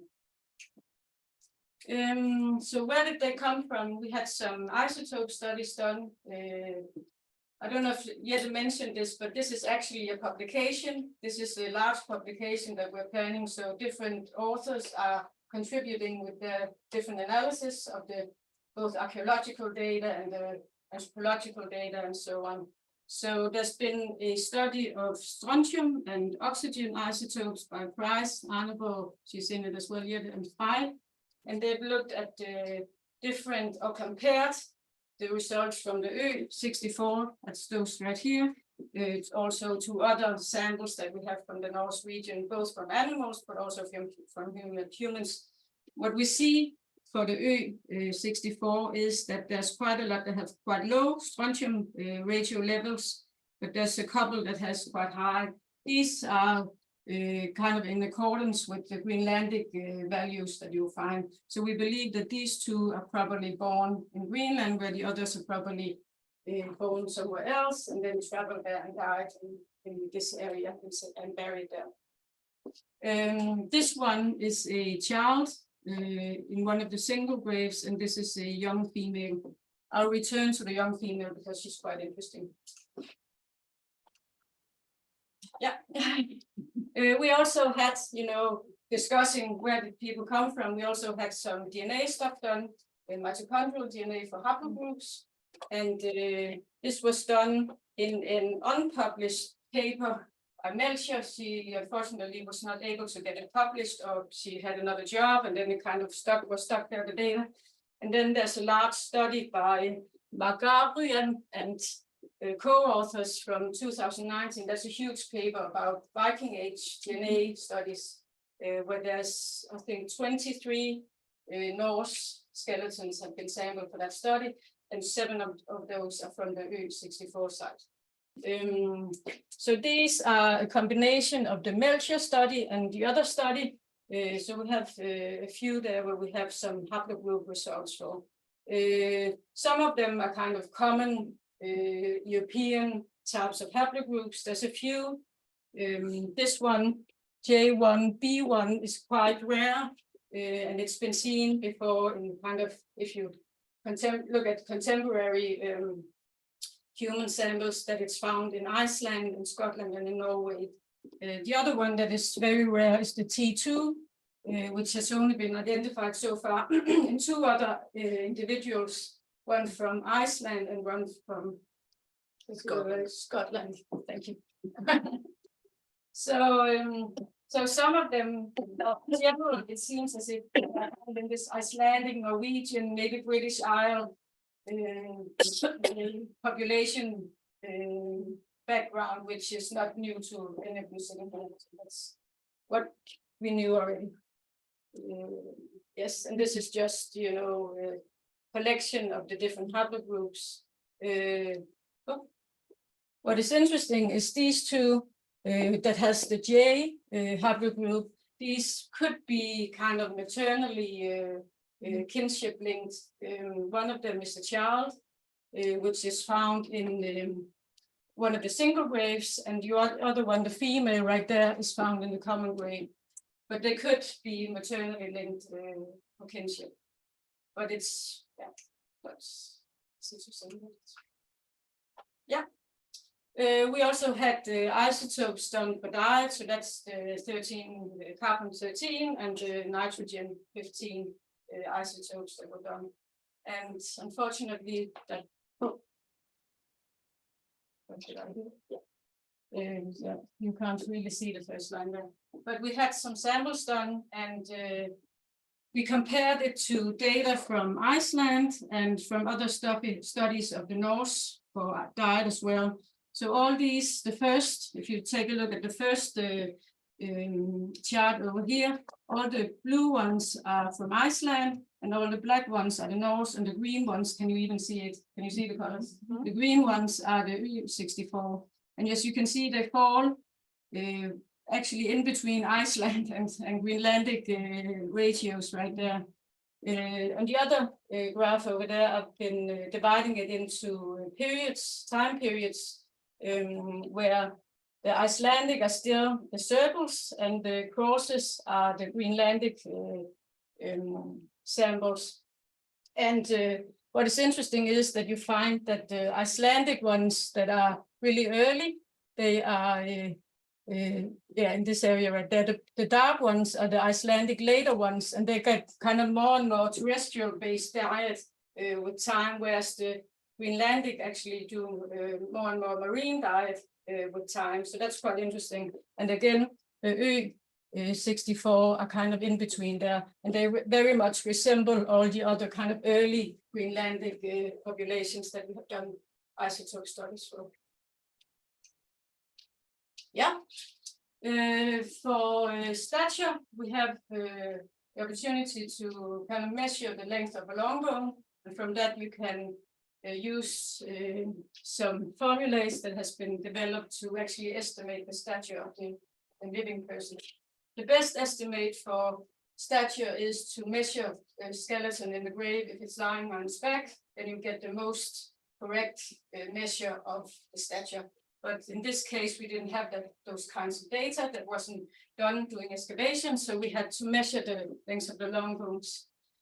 When comparing the lengths of the long bones, which is done in these box plots right here, we have for males, these are the 64, and these are the other Norse that we have the same measures for, and these are for the females. We find that the males very much correspond to other males from the Norse region.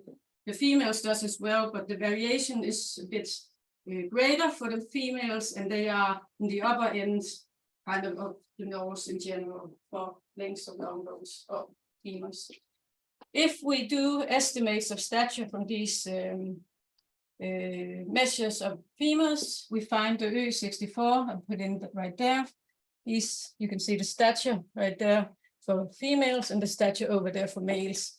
These are some of the other Norse populations we have. These are all Danish medieval samples. Then we have a few from London as well, just to compare. And in general, if you look at the numbers, 152 centimeters or so for the Norse females, from Ö64. Well, they're not really small or compared to other kind of contemporary populations, and the same for the males, they're a bit short perhaps. But again, we only have 6 females and 5 males to do these studies on. So if you had a lot, that would be kind of more precise and possible to compare. I'll turn to 2 individuals that are quite interesting. This was the young female that I talked about very shortly. She was placed right on top of the common grave. So the common grave was kind of sealed with wood. And right on top of that, there was 2 individuals found, and she was one of them. She's the one with the very well preserved skull right there. A young female. She had this haplogroup group T2, which was very rarely found. Scotland and Iceland was the 2 other findings of that before. The strontium level says that she was born in Greenland, one of the 2 that were born in Greenland of these that we found cemetery. She had a quite terrestrial-based diet, which is very common for these individuals in general. Her face was reconstructed from the DNA analysis that showed that she likely had blue eyes and blonde hair, and from the features of the skull, because as you can see, the skull was really well preserved, so it was possible to kind of reconstruct the face. Yeah, we don't know really how she looked, but she could have looked like this. What is also interesting is that she had bony indicators of tuberculosis, which is actually also kind of, that's what I did my PhD about. So I'm quite interested in bony indicators in general of TB. And she has that on her, one of or 2 of her vertebrae, and it's difficult to see, but there's some kind of pitting right there and right there. That would usually be something you see in osteoarthritis, but if you are such kind of a young female, you would not have wear like that in your vertebrae. So this is quite uncommon. So very interesting find. I'm still discussing this with Niels Lønnerup, which is also part of the project. So we are kind of discussing back and forth. But to me, this is an indication at least. The other interesting skeleton I want to talk a bit about is skeleton 71. She was actually the one lying, they're not in the same grave, but she was also, as the girl before, lying right on top of the common grave. She is a female, an older female. She died somewhere in her early 50s, mid-50s. And she has very much pathology in her body in general. She has lots of signs of osteoarthritis. So this is actually ebonation. So that would be when you have the cartilage is gone from a joint, you'll have bone rubbing against bone, and you'll have this kind of ebonating, polished look in the, so this is the humerus, so that's part of the shoulder joint. Her vertebrae, 2 of the upper vertebrae of the neck, she has arthritis as well, and also in the knee joint, this is the femur in the knee joint, and she has ebonation as well, where you had the patella rubbing against the joint of the femur. She also had a really bad shoulder region in general. She had a trauma at one point. This is the acromion, which is kind of the part of the kind of the backside of the scapula, and she had a trauma that didn't heal quite well. So you had this part sticking out, which is not normally something you see. And the joint of the scapula is also kind of eroded. It's probably a dislocation or some kind of arthritis, where you can see that there's quite a lot of lipping around it as well. So really bad shoulders. And she also had signs of tuberculosis, which again, really interesting. This is part of the scapula as well. Next to that, you have these kind of pathological changes. On the other humerus, to the other side, you have this kind of pitting as well, a sign of TB. And this is the joint, the hip joint. So in the pelvic area, she has signs of TB as well. So that's interesting, and would be nice to follow up maybe with some pathogen DNA studies if possible. Yeah, so we have all of this data And we have both archaeological data, we have the anthropological data. And we want to kind of combine them to look at the population, because that's what we're interested in. Who were those people? How many lived in this area, and so forth. So who actually used this cemetery for burials? Was it just a family of household, or was it actually regional? So was it a larger area that used it? And to answer these questions, I did some population studies based upon archaeological data that we have for kind of the cemetery site, the burial density, but also the demographic studies that we have for mean age of death. So to do this, I have calculated the burials, the number of burials that we believe were in the cemetery. For that, we need to use the burial density. We know that in Ö64, we had 26 graves within 21 square meters. So that gives a burial density of this 1.24. We know that the capacity of the cemetery is 270 square meters. We know we have the enclosure of the cemetery and subtracting the part of this, the church itself, then we'll have this area that is available for burials. We have a period of use, 255 years, and this will leave 334 burials within the cemetery. Of course, we only have a small, yes, we just have a small part of the cemetery. Is this at all representative of the entire cemetery? We wouldn't know. We need to have it totally excavated if we want to know. But just in case, or to take precautions, we have used the burial density. So that's why I have two rows here. I have two scenarios. The first one using the burial density from the data we have. The second one where we use the data from the Tjuhildes Church. The Tjuhildes Church is the same time period as this cemetery, and it's early as well. So it's kind of the same type of cemetery, and it has been totally excavated. From there, we know that there was 151 graves found in 300 square meters, and that leaves this burial density there. So from this, if you use this burial density, you'll get 140 burials in the cemetery. So we assume that the number of burials were probably within these two, within this range we have here. Okay.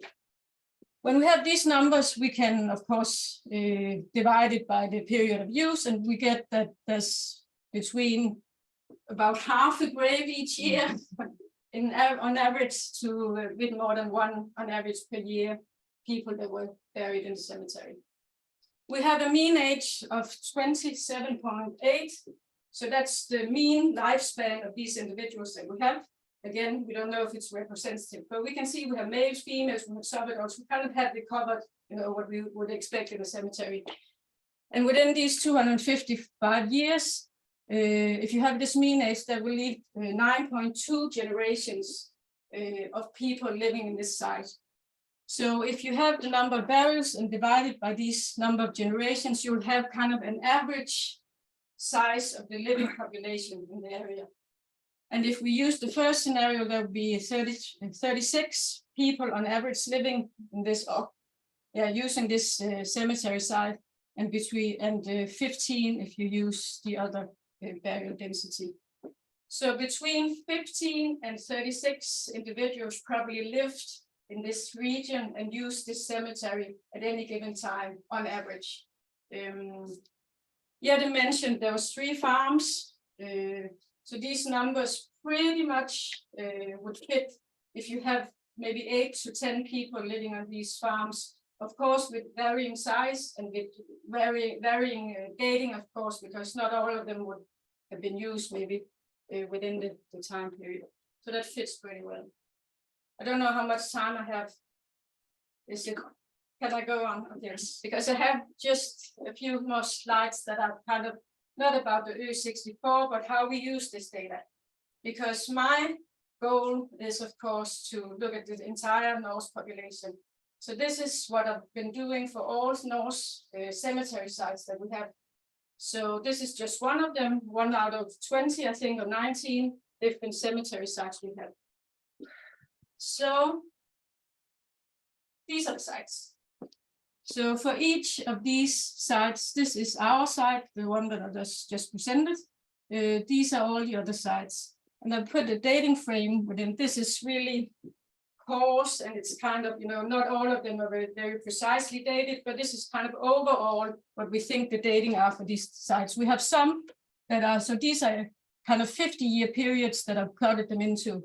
These are the earlier cemeteries. We have some that are kind of in use for the entire Norse settlement period. And then we have some that starts a bit late and are in use for the kind of the rest of the period there.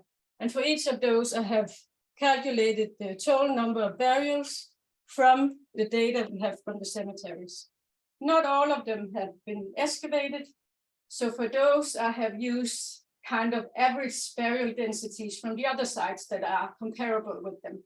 So for these early sites, I have used early sites that have not been excavated. I have used the average burial density from these early sites that are comparable. And again, for these later ones, I've used the average burial densities for those that are comparable. And that leaves, as you can see, varying kind of numbers for burials per year. The one with the kind of highest burial rate is the Gallico, the Garda, so that's the cathedral in the Norse region that we're going to talk about actually tomorrow. The excavations were done there, and there we had on average about 10 burials each year. So varying, burial density and burial numbers.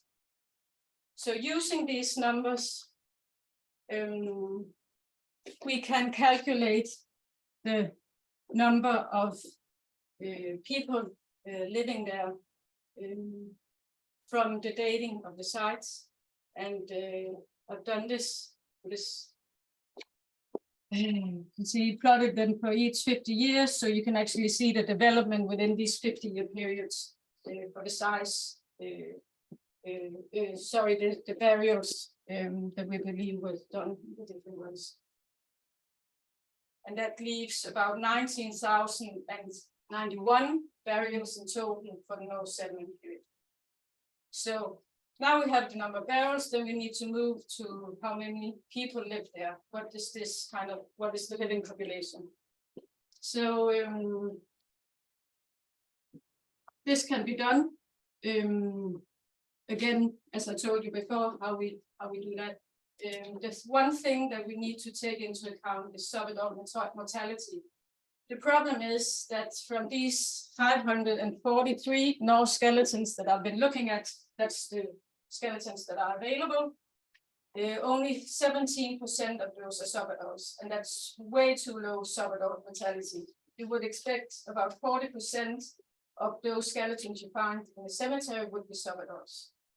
But this can easily be adjusted for, because if we know from our data, we have about 19,000 skeletons, and there the adults would make up 33% of these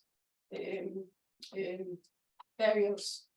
But if instead the adults were actually 60%, as you see here, so this number right there that we have our adults, that's not 83%, it's actually 60% of the population. Then we can actually calculate the total amount of burials, and that would be 60,410 burials in total. So this is what have been done here, adjusting for subadult mortality, and then calculating the average population size, living population size again. I've divided it into the eastern settlement and the western settlement as well. And that's just by knowledge of where they were found, of course, geographical. And we get a nice curve of the kind of development of the size of the Norse population over time. This is very much, it looks very much like the studies that Niels Lønnerup has done 25 years ago, but this is a bit more detailed. And it's with a lot of precautions. As of course I said, are these representative of the cemetery? You only have a few, cemeteries that are totally excavated. But this is probably the best we can do with the data that we have available. So we see that the population peaks at about kind of beginning of the 1300s. And we see that, of course, the population is larger in the eastern settlement, the western settlement. We know that because we also have more cemeteries in this area. And we see kind of the decline of the settlement over time. Yeah, so this is kind of, we need to adjust a bit, have more bit detail of dating and so on, but this is kind of overall what we're trying to do with these archaeological data and the anthropological data combined. And taking, the 64 as an example of what we can do. And we also want to kind of look more into detail. This 64 is kind of one type of cemetery, but if we also take a closer look maybe at one of these other types of cemeteries, for instance, the cathedral site, the Ecology is a whole other, dating, a whole other social economic frame. So that's, and also maybe a Western settlement site that we want to kind of go into detail with as well. But overall, the data are very useful to look into the population size over time. And of course, we want to combine this with what we know of what happens, socioeconomic changes, what we know of the climate changes, what we know of other people's results through time, and try to understand what happens and when it happens. Yeah. How are you dealing with non-normative disposal practices? That's a problem. A massive problem. Yeah, it is. Yeah, it is. It is really. So it's also, again, it's archaeology. We only have parts of it excavated. As I'm going to tell you tomorrow, for the Gardar, the Ecology side, we have a sample, a pit that's not really the ordinary people that were buried there. So that's a huge problem, because what were the normal population there? So it's kind of different from everything else. Here we can see on the data we have for demographics, it seems as if it's kind of the common ordinary, what we would expect from a kind of the site. What do you think was happening with neonates, like non-baptized neonates? What we know from Denmark, for example, is that of course they were buried outside the cemetery areas. We have at Tjuhildes, the Brattalit site, the early one there. We have quite a lot of really small, not bones in there, but we have a lot of really small graves that are kind of infant sizes. And they were on the ordinary cemetery, and they were just east of the cemetery. I think there were quite a lot, 14, I think, of these kind of smaller pits. But it's a huge problem with the subadors, because the degree of preservation is not really good. And as you can see, 17% overall, that's way too low. So we need to take precautions and kind of, take care of that as well.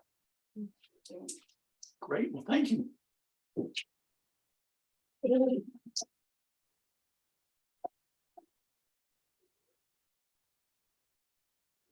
think we've got Anthony online, I hope. Yeah, so can I share my screen? Yes, Anthony, you should be able to just share your screen. Let me stop sharing mine.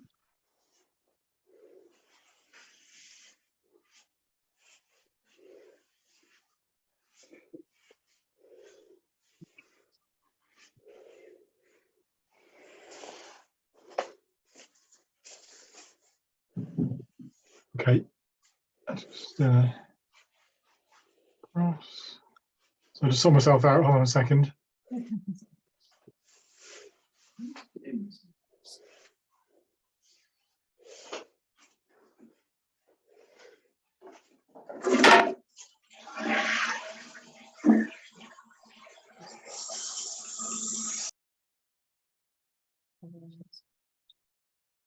Is that working okay?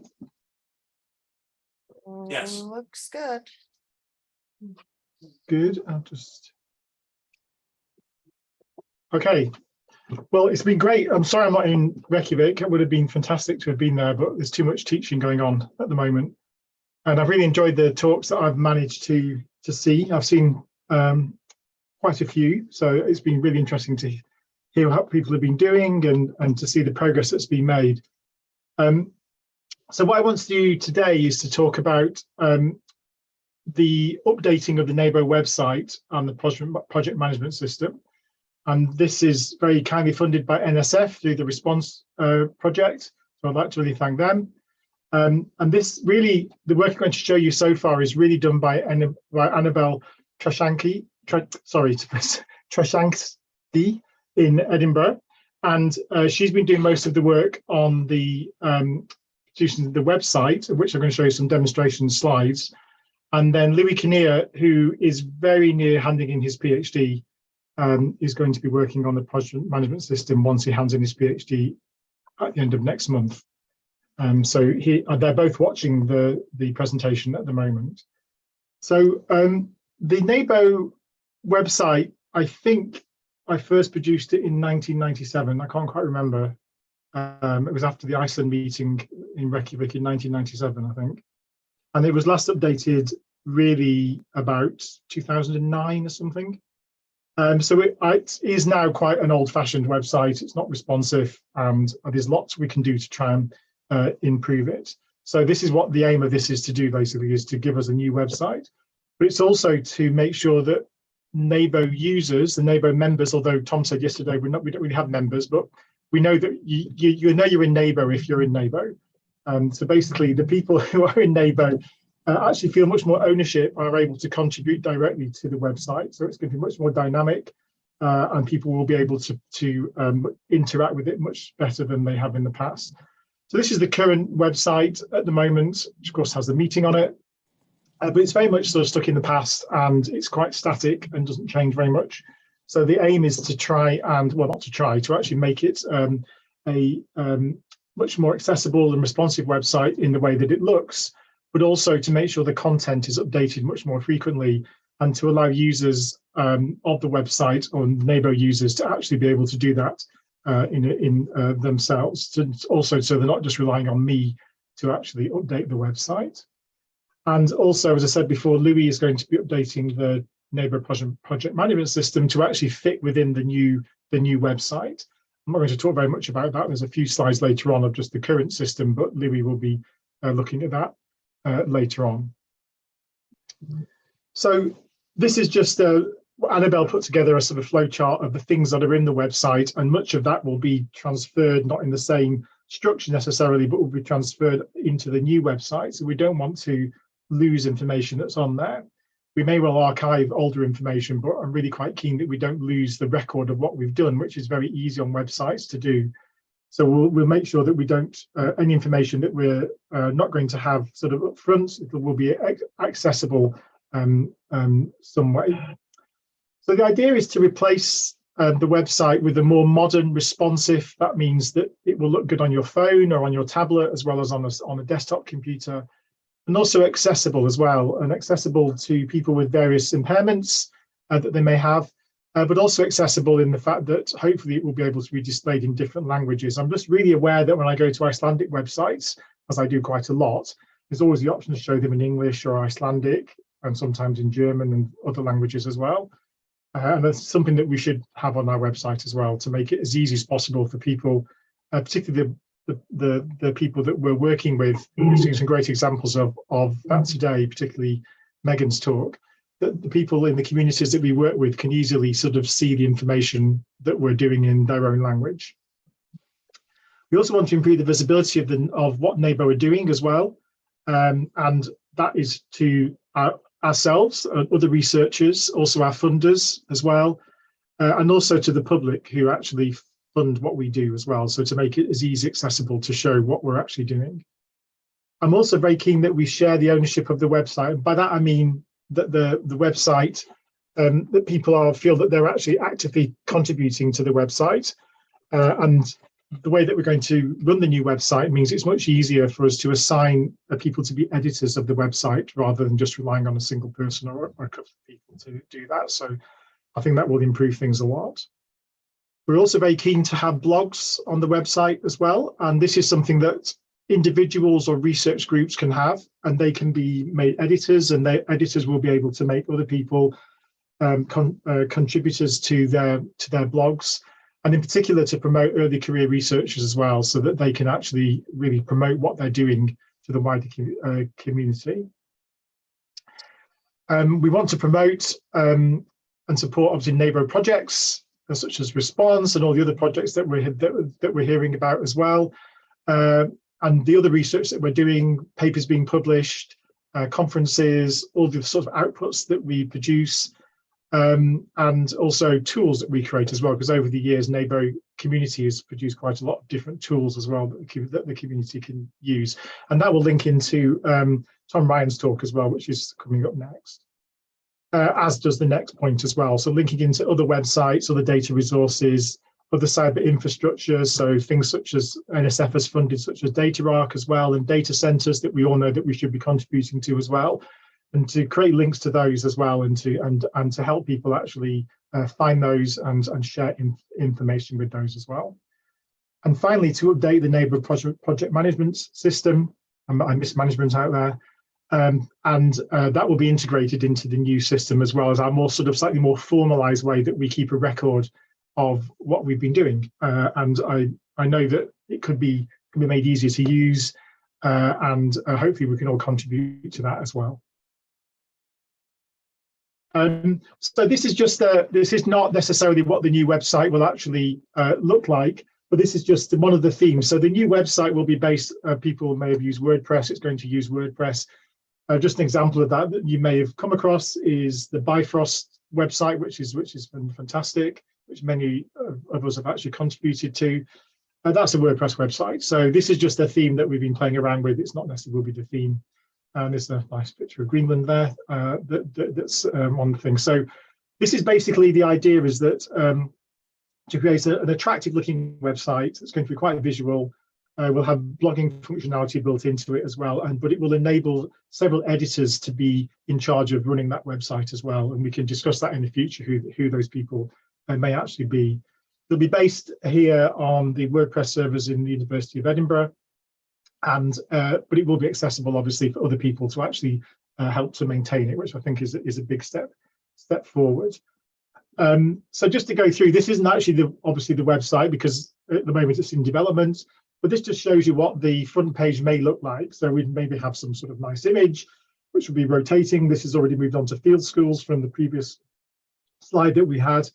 And then sort of highlighting some things, which may be field schools, it may be some current projects, maybe something that the members, I know Tom said we didn't have members, but we need something, I guess the people that are blogging would become sort of members of the website at least anyway. And also the resources, but there could be any number of these features that we want to promote, and they may well change depending on what we're actually doing. So the website might, have a brief description about what NABO actually is. There may be some gallery. This is obviously from Orkney, just some pictures that we just grabbed off the old website. So we may have those up, which will show things that are going on and get those, make those sort of updated fairly frequently. And one of the requests I'm going to do at the end of this is to actually ask for people to supply photographs so that we can use photographs to populate the website. So that would be something that I know that many of you will have amazing photographs of the landscape, of the sites you're working on. It would be really great to sort of have a nice library of those that we can dip into to actually illustrate the website. And then just this theme happened to come with some like a fun facts thing. So we just sort of made up some numbers here. I'm sure that Frank has probably got more than 1.5 million bones or something from Luther Study. So there's plenty of opportunity to sort of have some interesting facts about what we are doing, such as the countries that we've worked in, the number of publications. These are just made up numbers, and the number of projects that NABO have been involved in. So I think, we can just make it quite fun as well. There's quite a few cats and squirrels appear on the on the test that Annabelle has been doing. So having news, sort of updating it with what's exciting that's happened to the NABO community. It may be a new grant, it might be a conference, it might be new publications, people getting PhDs, which have been quite a few recently, which has been great. So these sorts of things can be promoted on the website as well. And then also contact information as well. So just the standard things at the bottom there as well.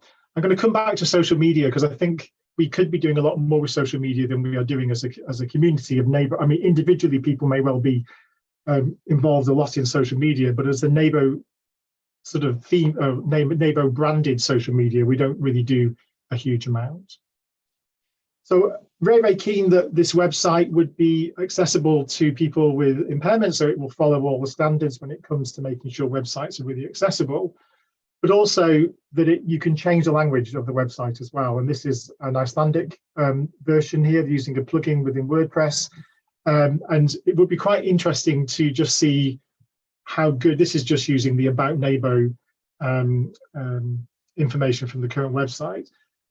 Obviously, we're not too sure exactly how accurate it is in these other languages, so we might ask for some volunteers to actually just test some things out and just see whether we're actually using something that's actually useful. It's not just producing garbage. We can use the flexibility of WordPress to sort of have an events diary as well, so it'd be really good that people can contribute to this, talk about their conferences, their projects, their workshops and things as well, just to make those a lot more visible within the website, something we don't have at all at the moment. So Annabelle has just put in the fact that we have this conference on at the moment. So that's within there as well. And of course, then we can provide further details about the conference. And Annabelle's done that here by putting in the location of the conference. The big thing that Annabelle has been playing with is about how to manage blogs. So this is obviously, these are frogs, kittens, and squirrel blogs, which you probably won't have in the actual website. And the idea of this is that this would allow people to apply to be bloggers on the website. So they would apply, and then we would give them permission and access to become bloggers. So it wouldn't be open to anyone to do. There would be a bit of vetting going on. But obviously, anyone involved in NABO research would be able to do this. And this would allow people to promote what they're doing, talk about their research projects, their PhDs, particularly encouraging younger members of the NABO community to do this. But if you're involved in a research project, a bit like in the project management system, you can actually assign sort of sub-editors or contributors to your blog as well. So if you're involved in a research group, you can have a research group blog, and you can actually put information up on the blog, and you can get your colleagues and people to actually contribute to that. So Annabelle's been looking at the best way of doing that, spending quite a bit of time working out which are the best, because WordPress comes with lots of really good plugins. It's just trying to make them all work, and also work with the themes that she's been looking at as well. So that's important to do. So I think this is a fantastic potential to actually make our research more visible. Ongoing research projects and things before, and build bits of news that come up as well. So we can list here. So this is a particular person called Squirrel, and they're just listing their blogs here, presumably about nuts. And then you can manage things here as well. So this is how you manage things. You can look at controlling various things. You can assign people to be contributors to your blog. So lots of things you can do within that system. So it's going to be very easy to use this system as well. And then this is just looking. We'll have lots of hopefully different project groups and things within the website that can be searched. So this is just an idea that we're thinking that we would do, and I think it's something new and exciting that the website can show. There's lots of other things as well. This is just a holding page really. Again, we can have a gallery, NABO photo gallery. We could have pictures of the week or the month or whatever, or just scroll through. But there's lots of other things as well. So we'd include sections that include sort of publications, sections on the field schools, the students. So we already have that section where we have sort of when people finish their PhDs and their masters. But we could actually have an area that's particularly themed towards ongoing research by undergraduate students, master's students, and graduates and sort of PhD students. I think that would be a really good thing to do. Things such as promoting the products that we produce and the various resources and data that's made available. It'd be really good to make those prominent on the website. And of course, when we get grants, to make those very visible, and also news updates as well to things that are happening. So this isn't necessarily how it will look like. It was just a holding page for just to talk about that. But photographs, again, just encouraging people to send us your photographs or photographs that you're happy for us to actually use. When Louis finishes his PhD, which will be quite soon, he'll be working on integrating the project management system into the new website design. So we're moving from a proprietary Oracle database that held this into an open source Postgres database, and that will also future-proof things in the future if you want to export this and someone else wants to take it over. It's also very easy to export a WordPress site as well. So the whole thing will be much more portable, less dependent on being in Edinburgh for the future as well. This will be hosted within the School of Geosciences, but will appear within the University of Edinburgh's WordPress website. So we want to really try and encourage people to contribute to this as well. It's a really useful resource. I know that people do use it. It'd be really good to add extra information. I just chose these ones because they just happen to be a real mixture of places that are included. So from Scotland to Iceland to something that's across a wider area, and Greenland as well. So I think it would be really good to be able to try and encourage people to contribute more towards this as well. It's not very difficult to use, and we'll definitely make sure that it's even easier to use, and it also produces nice looking content as well. It's very easy to add information, links, and various other sort of documents to it. So there'll be more of that later on.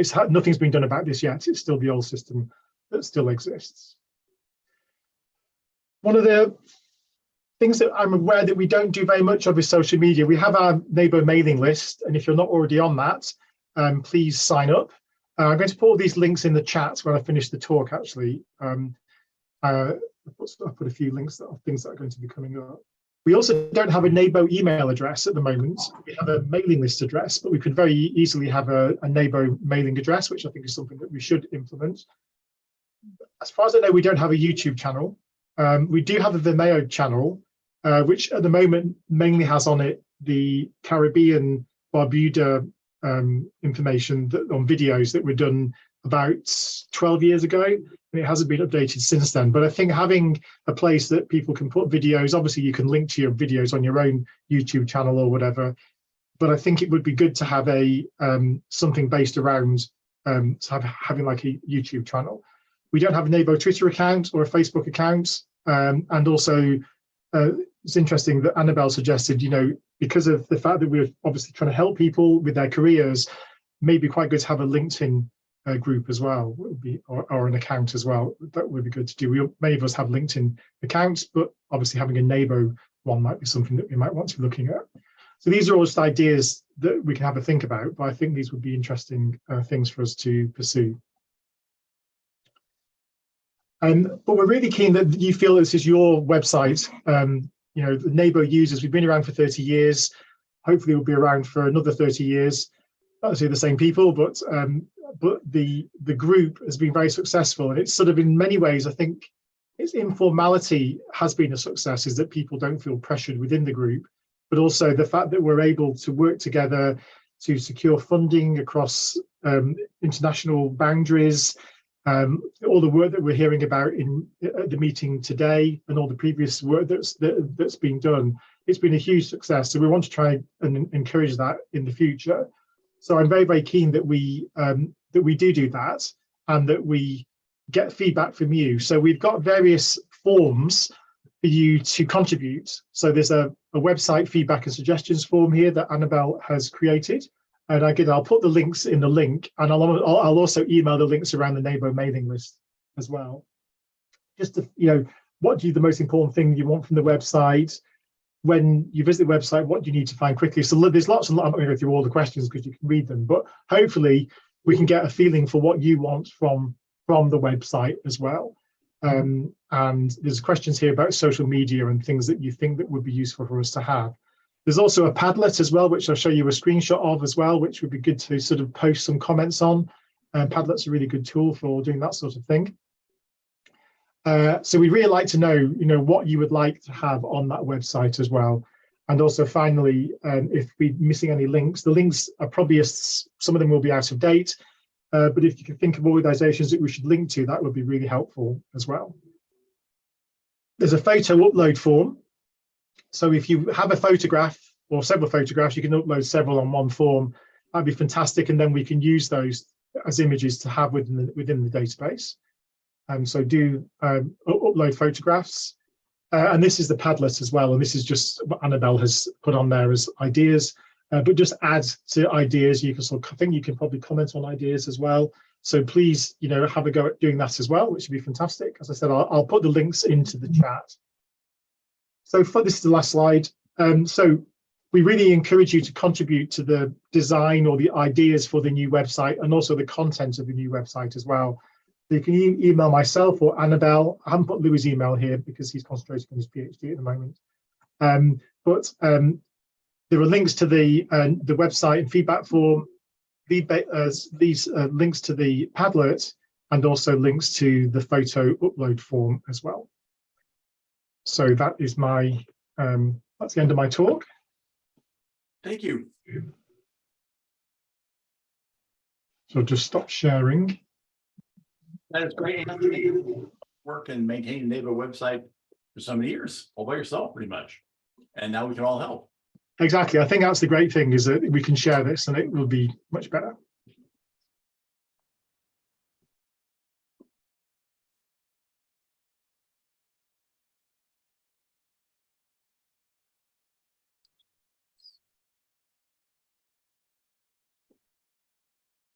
I'm Tom Ryan. I'm Tom's kind of odd man out, non-Zoark grad student. Before I started in archaeology, I had a long career in software development and did a very unsuccessful job of quitting that. So I'll just skip that. So we've seen a lot of presentations about comparative, comparing sites, aggregating sites, looking at like regions, and looking for patterns and things like that in our data. Our infrastructure is not very good for that. It makes it very difficult to do. So what I'm thinking of what I'm working on is developing a system to make that kind of work easier. So just quickly looking at what people kind of do with their data now. There's repositories, which were mentioned earlier, which are very useful for certain purposes. They get you DOIs, which is fabulous. So we should all put our data in repositories for those purposes. The problem with repositories is sometimes they become data graveyards. The data just goes in there and nobody really ever really accesses it again. And that's not a problem with repositories. It's more of a problem of our perception of repositories and what we use them for. A repository is important as a vault, basically. It's a place to keep your data safe for a long time. But it's hard for other people to use your data out of a repository, no matter how well documented. And to be perfectly honest, a lot of archaeological data drifts a little bit from the specifications that are put out for it. Another thing people have been working on is linked data, which is similar to a repository, but they depend on agreed upon ontologies to connect various data sets. And that's, so the data remains kind of in its original form, but it's then linked to other data sets also in the original, in their original form by kind of a shared vocabulary. Periodo is a kind of an example of that, where people kind of put definitions of various time periods that can then be referenced in your data so that everybody knows what you're talking about. The problem with some of these ontologies is they can take a really, really long time to come to an agreement on them. Another issue we have is everybody wants to make their own ontology, which then makes them not very useful because people are not sharing an ontology. They're all just creating their own, and it turns into a garbled mess. And this kind of highlights a difference between like anthropological thinking and maybe software development thinking. Anthropologists like to problematize things. They like to have problems. Engineers have to solve problems. And something like this, this ontology problem, to an engineer isn't a problem, because this is never going to get solved. No one's ever going to come up with the ontology that that makes everybody say, yep, that's the one. So in engineering terms, this is not a problem, it's a constraint. It's just a thing that exists like gravity, and you just live with it. So basically, I just have to kind of compromise on that and just say, okay, this is how I'm going ahead. And it's my job to offer something on the other side that's appealing enough to people that they're willing to make the compromise. So to just use a silly example, we talk about burnt bones. We have 3 categories of burnt bones in our NABO data. Other people might have 2 or 7 or who knows. So in something like what I'm doing, I might just say burnt, yes or no. And is that going to get people what they need? And you hope it does. If it doesn't, then you work on it and you solve that problem. So beyond repositories, so I've been working with Phil Buckland at the University of Iceland, and he has the SEED database.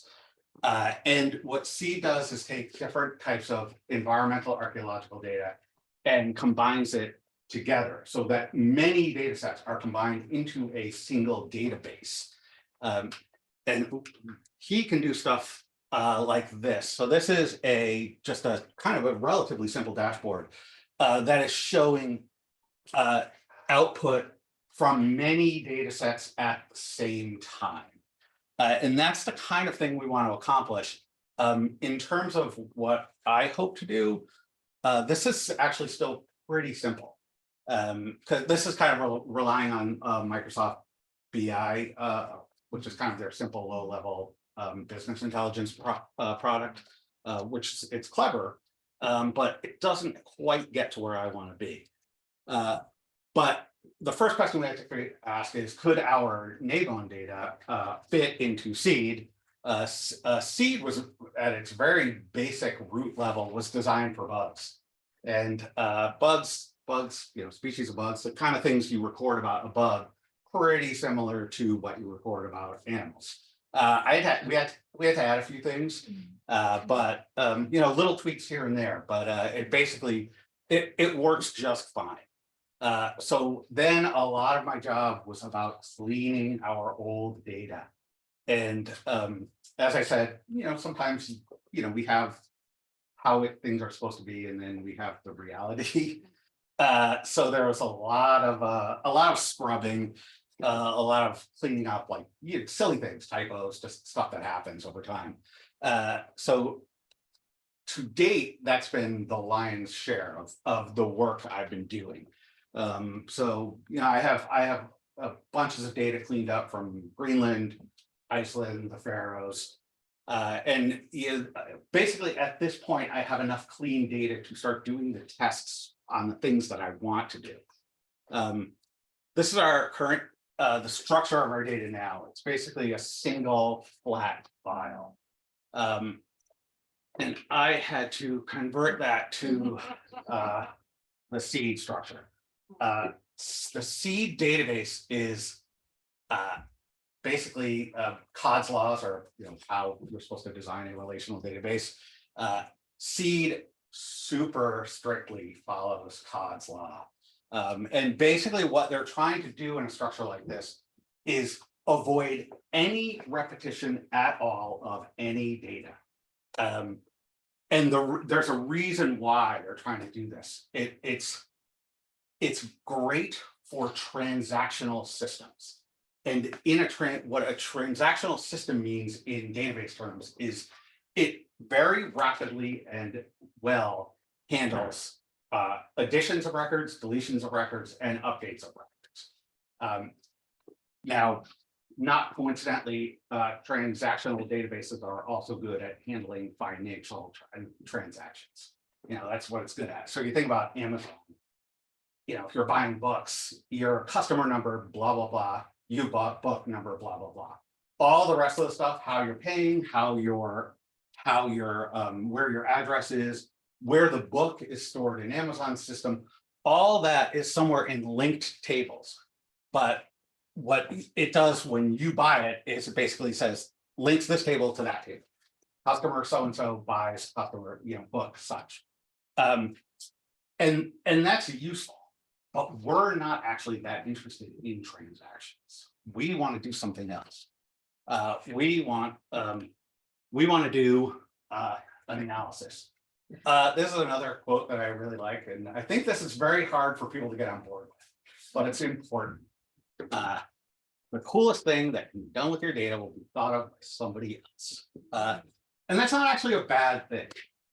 When I was doing this in the private sector, one of the things you learn is if you have no competition, that might mean you're really early on something.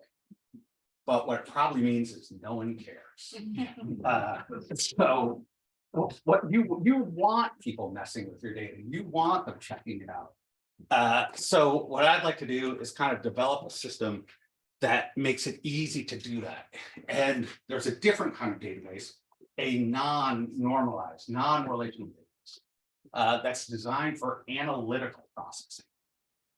And the structure of an analytical database, now the funny thing is, okay, it will have a central fact table. And then off of that, it will have all these dimensions, what we call dimensions. It basically translates to filters. And you can then filter your basic data by any number of these filters.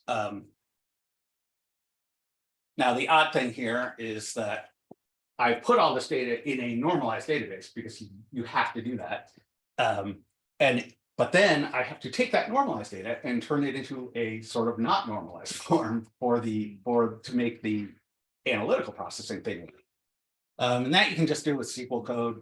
You just you kind of make it, it's kind of look like a query, but it turns into a temporary table basically that then can feed this this analytical system. And what you're basically making is what's called a cube.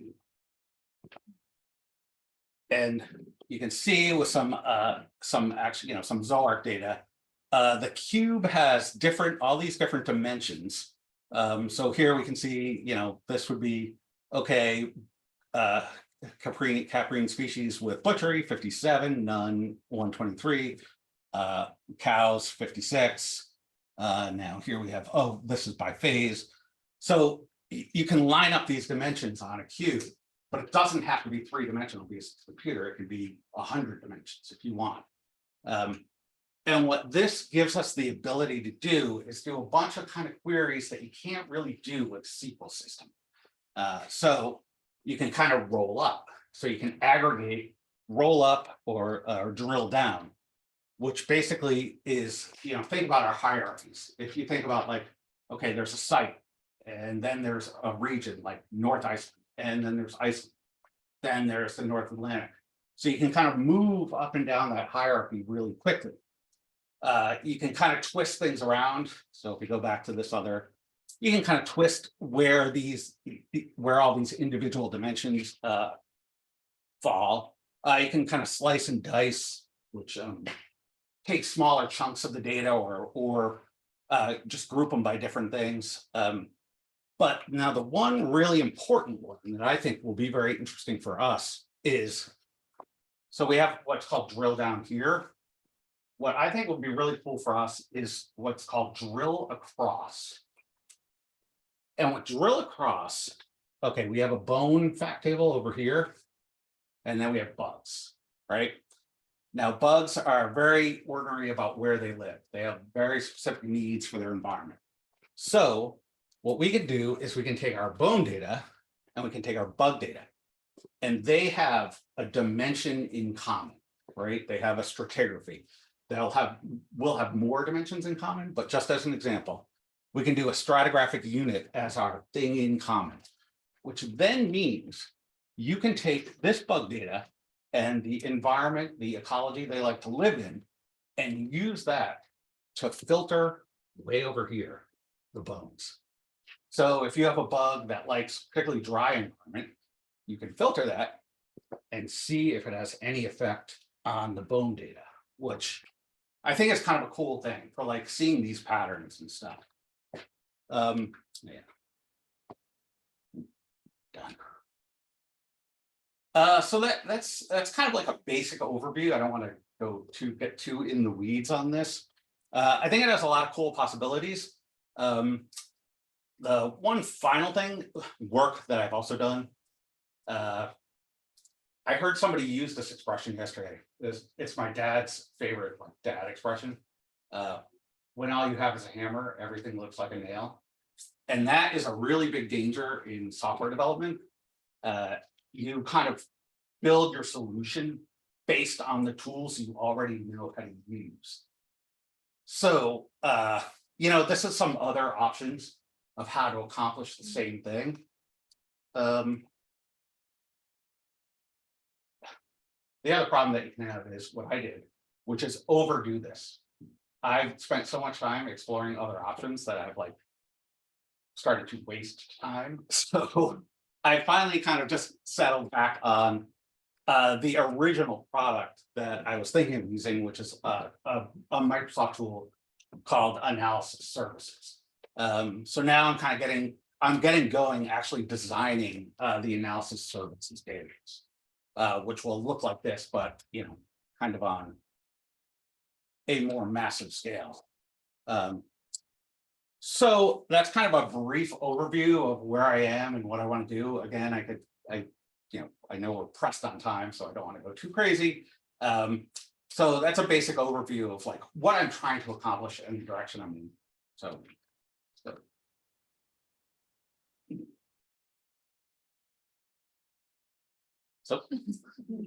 I actually do.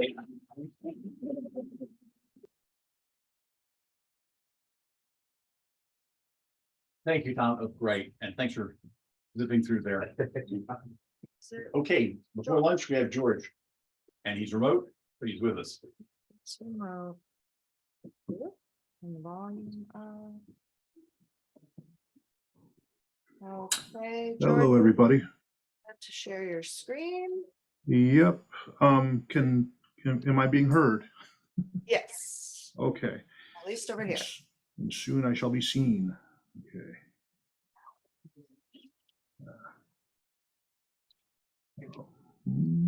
Good morning, good afternoon, good evening, good day.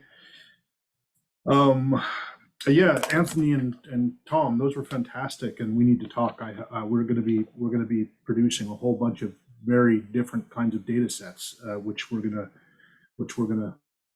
want to discuss with you guys. I mean, we have multiple places to put them, but they're all sort of the siloed places where they each belongs. But it'd be interesting to talk about sort of a more synthetic way to do it.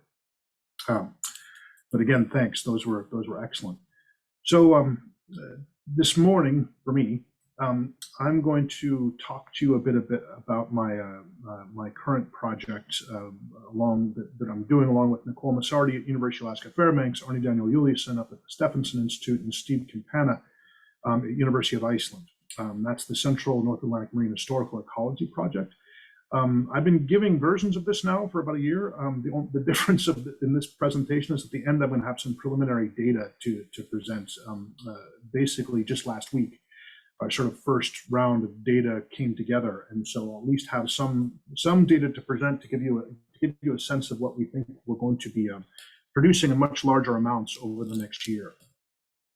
So this project is funded through National Science Foundation Navigating the Arctic program, and many thanks to them. And our project is basically is taking really a number of different pipelines: archaeologies, archaeology, stable isotope analysis, some other sort of biogeochemical analyses, and historical research, and combining them to examine the relationships between cod and nearshore marine systems in general around Iceland and people, Icelanders, and climate over the last 1,100 years, basically is from the first colonization of Iceland. We are taking this project does not involve field work. This project is one that we're basically trying to go back and and utilize existing bone assemblages that are basically based all over the world at this point. I've been sourcing bone from the lab up in New York City at Hunter, my own lab. I'm hoping to, if Jim, if you're on there, we'll talk later, to get someone up to Laval to pick. We've been sourcing quite a bit of bone from the National Museum of Iceland, as well as from basically directly from FSE. And then also we're hoping to source some from Bergen and a few other places as well. This map shows currently, this is changing, which is actually one of the interesting things about this project. Currently, the areas that we have either sampled from or we expect to sample from, and rough dates as well. This has changed a bit, in part thanks to Grace Cesario, to Cece, thank you, who's given us access to some more recent, to first of all the Skagafjord material, which has been really interesting, and also some more recently excavated stuff over the last 2 summers. So basically, if anyone is not aware of this project and it sounds interesting to you, and you have measurable fish elements from archaeological sites in Iceland, please reach out. We'd love to take that material, process it. In exchange, you'll get all the data, and you'll get onto hopefully the publication, the author list of a number of upcoming articles. We don't have plans for absolutely anything yet, but we should start publishing, hopefully working on drafts by the end of the year. So you can see basically we're getting material from many parts of Iceland, nothing really from the east here. So we're looking for anything from the east that we might be able to get if anybody knows anything. And then from multiple time periods, but for all the archaeologists out there, you know that this is the way archaeology works. It's always a patchwork. The archaeological funnel analysis side of it is coming from me and my PhD student, Mary Eford, in the University of Maryland, though of course in reality it's coming from the whole NABO group. It's basically, this is shoulders of giants kind of material. Yes, this is where we are working on the just sort of deep and fantastic database and analytical body of work that's been created by everyone on this meeting and all of those NABO people who couldn't come to this meeting. Most of the geochemical work is happening in the University of Alaska Fairbanks, being run by Nicole Masardi and her PhD student Habiba Moshfeka, who's actually a lot of the data I'm going to discuss at the very end coming from Habiba. The archival historical end is coming from Daniel Júlusson and his student Emil Gunnlaugsson, and they're doing fascinating work with for instance, the Matarum. And then finally, some of the sort of all the otolith work that we have going on is being run by Stephen Quintana at the University of Iceland, and I'll talk a little bit about his preliminary results at the end because it's some interesting stuff there.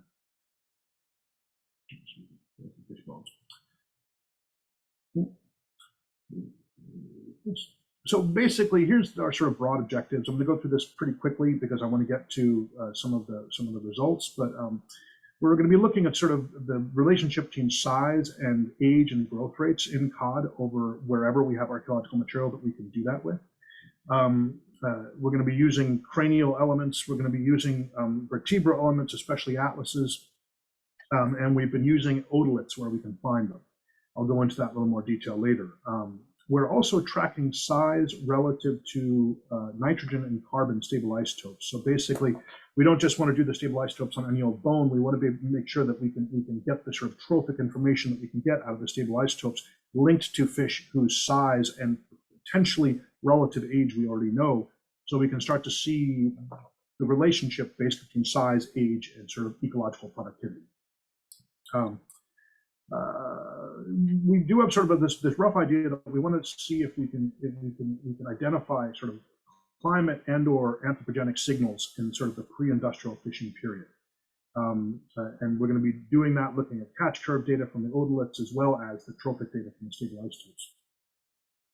And really, in the end, we want to take all that data, combine it with the historical data, and try to get a really sophisticated, complex view of that interrelationship between climate, fish, society, technology, and culture in Iceland over the last 1100 years. So specifics, we're going to be doing stable isotopes, nitrogen, carbon, oxygen for some temperature reconstruction. We're also going to be doing a little bit of compound specific work, which we don't know what we're going to be doing that on yet because we need more stable isotopes to sort of identify the proper the proper collections to do the compound specific. Compound specific is apparently, it's a way to, it's basically can be used as a proxy for primary productivity in the oceans around Iceland. We're using bone and otolith. As I said, we are concentrating on cod, but we are going to start expanding this to seals and birds and other nearshore organisms.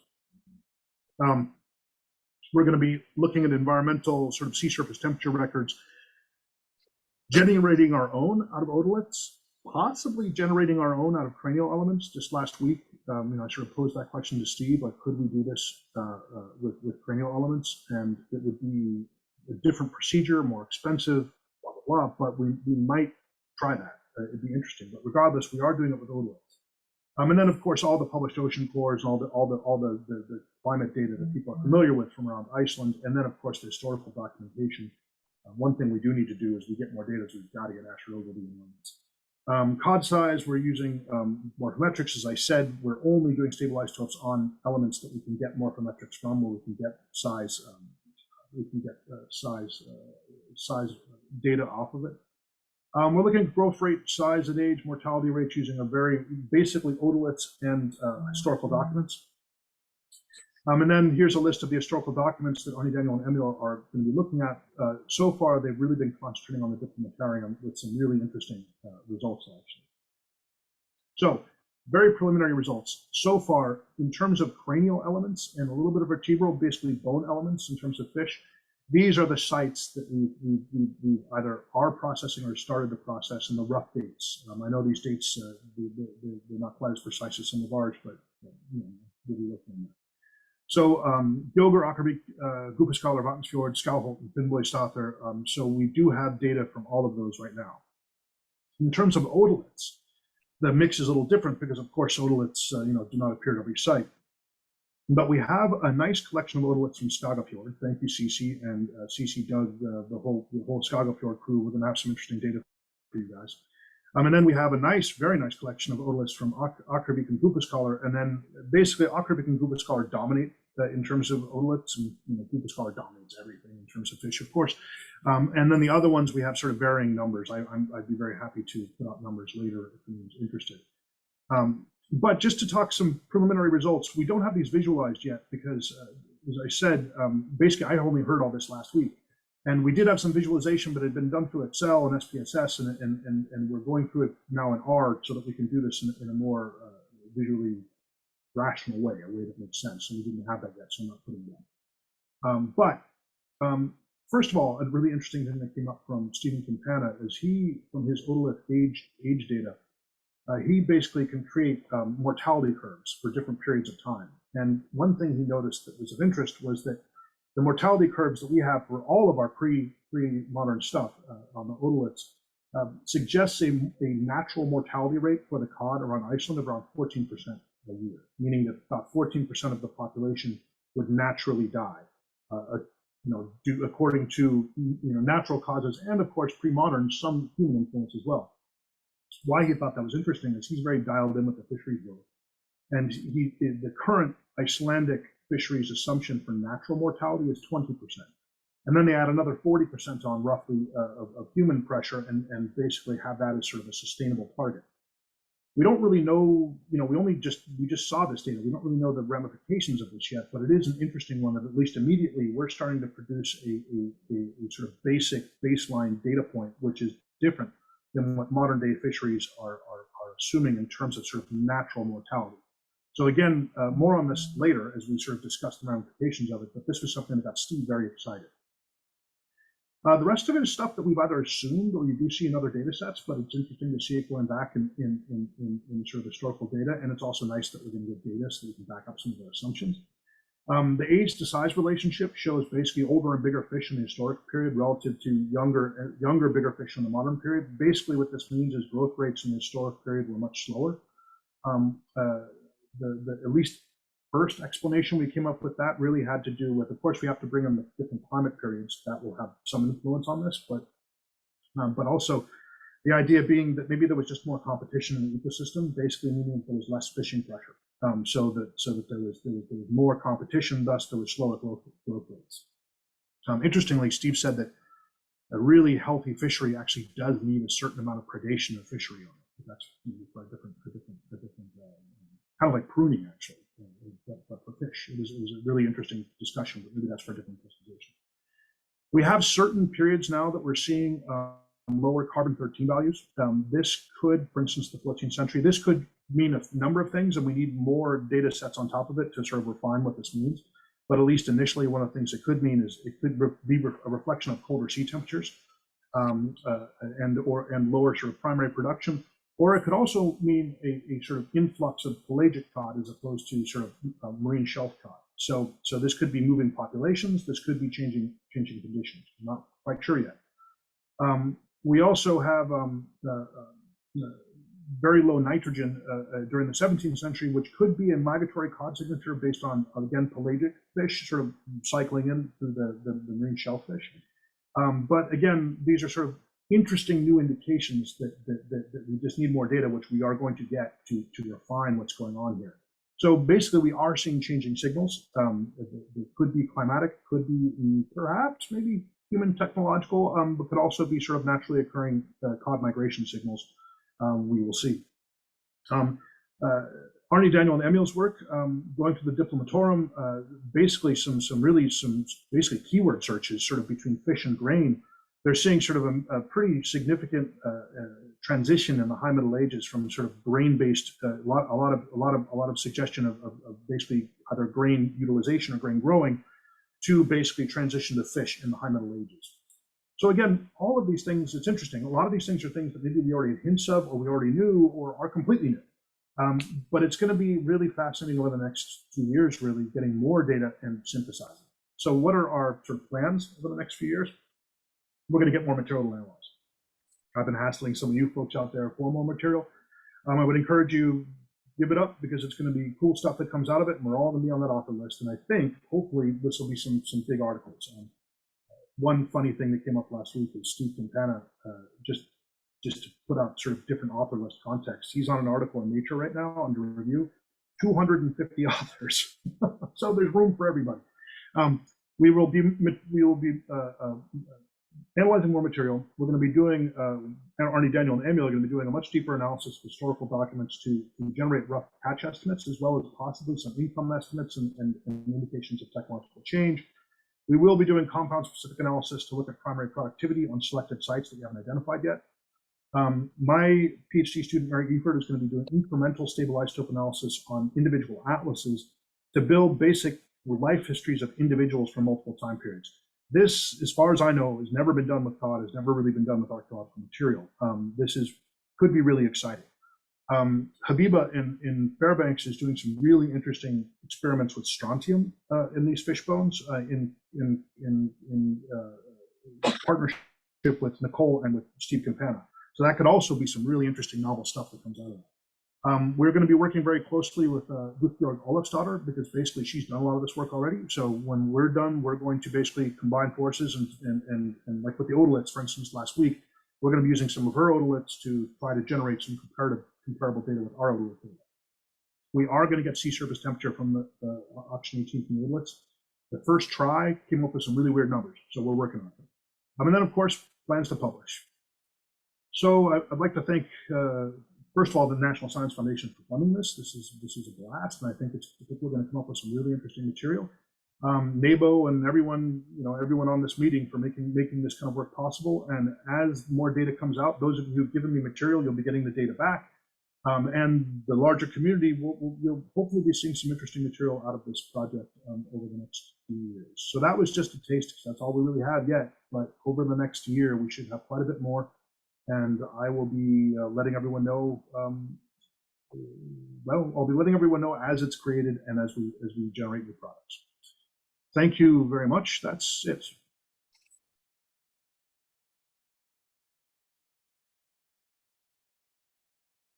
Thank you, George. That also does prove the case that archaeological sites are a distributed observing network. So we can do this. Thank you. Well, thank you, everybody, for surviving this long. Lunch is waiting. I realize we have people online who are going to need to have schedules, so maybe we can still try to get back around 1:30. So eat fast, not too fast, but fast enough.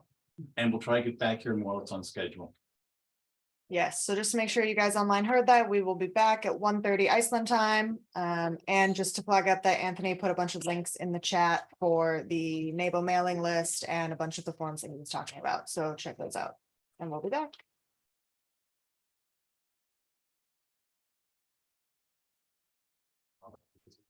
For now, yes.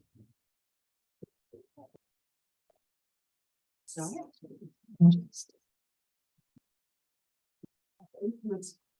Infamous clicker. It might work this time. The clicker would do. It's a very low power way. It's doing its best. I'm glad I'm going to subject you to about 500 screenshots, but I'm glad I'm not doing a live demo from the internet. So let's hope that this works. So for those of you who I don't know, which is it's lovely to have the opportunity to meet new places. My name's Elie Pinta. I work at the Árni Institute for Icelandic Research. And I'm a literature and a manuscripts person, landscape in the medieval Icelandic, literary narrative sources, also place names. I'm head of the departments of onomastics at the Árni Institute. And so what I want to use my slot today to present to you is less results from a research project as such, and more in fact results from a really big and, to my mind, really fantastic and important infrastructure project. That's to say, it's Mathmyth.is project.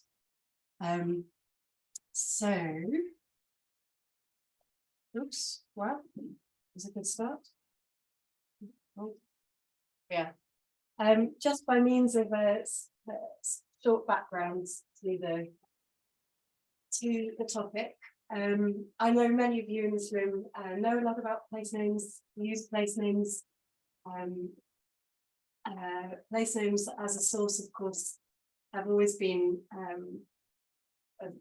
a lot of importance for historical linguistics, history, archaeology, social anthropology, history of religion, folklore, increasingly literary studies and cultural geography.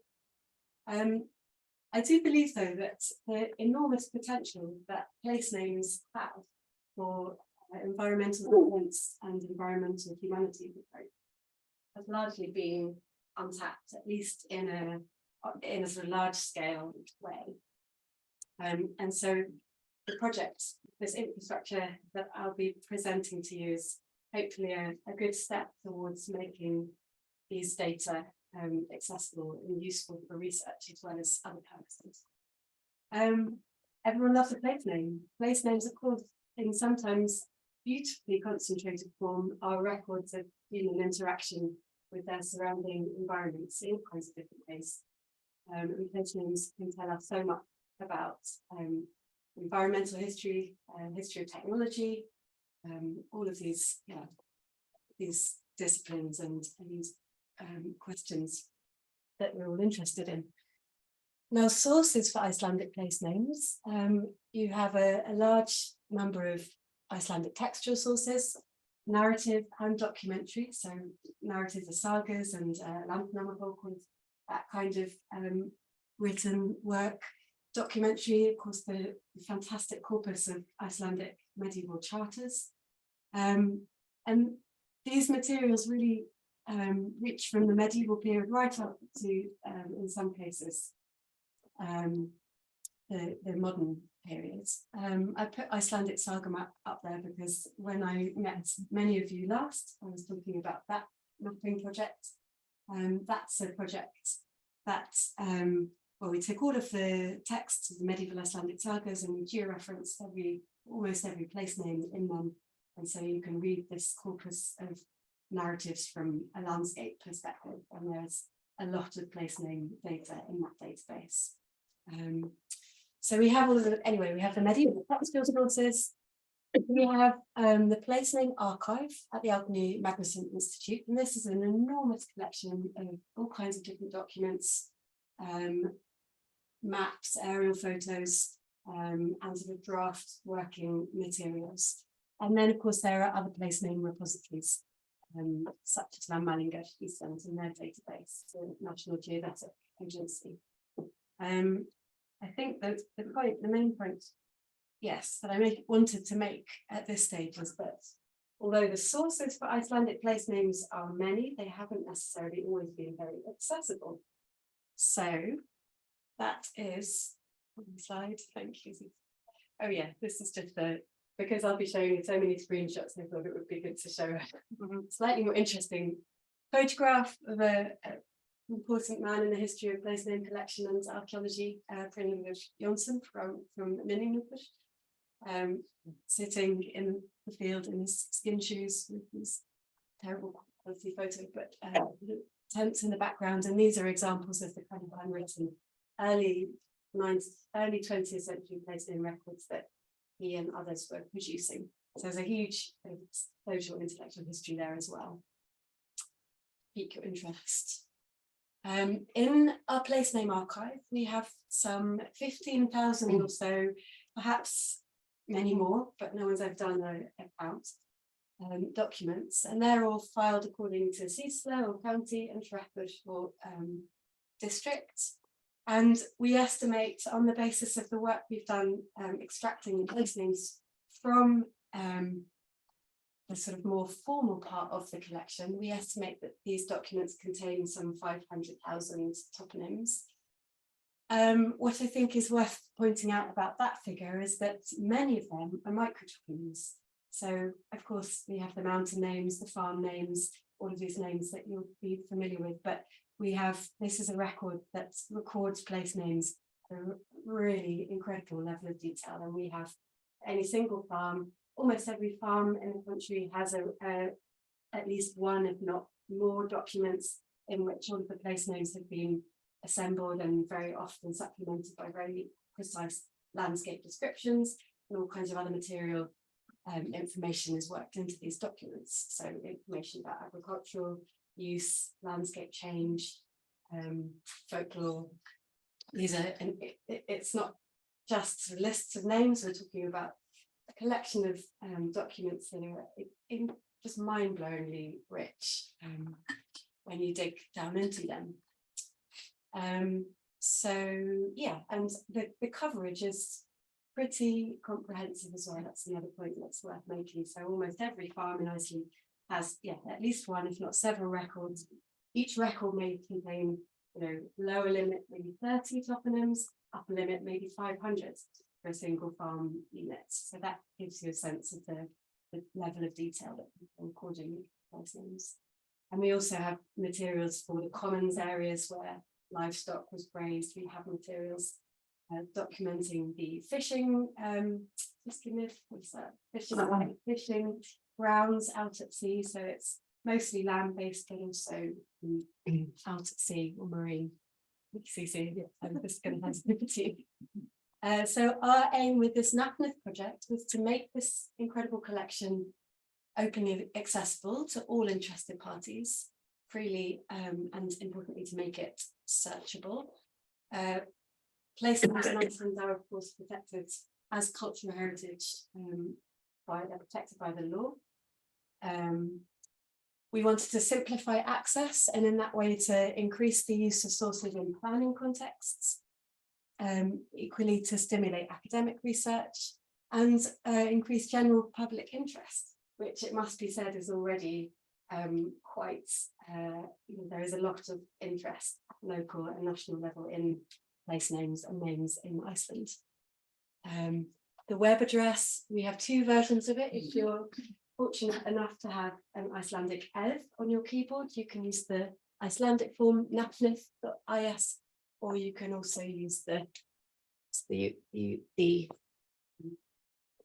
ease of access. Next slide, please. Thank you. So we launched the first version of our database and website in December 2020. We had a team of people from the Árni Magnússon Institute working, name researchers and programmers. We had a number of students working on the cataloguing.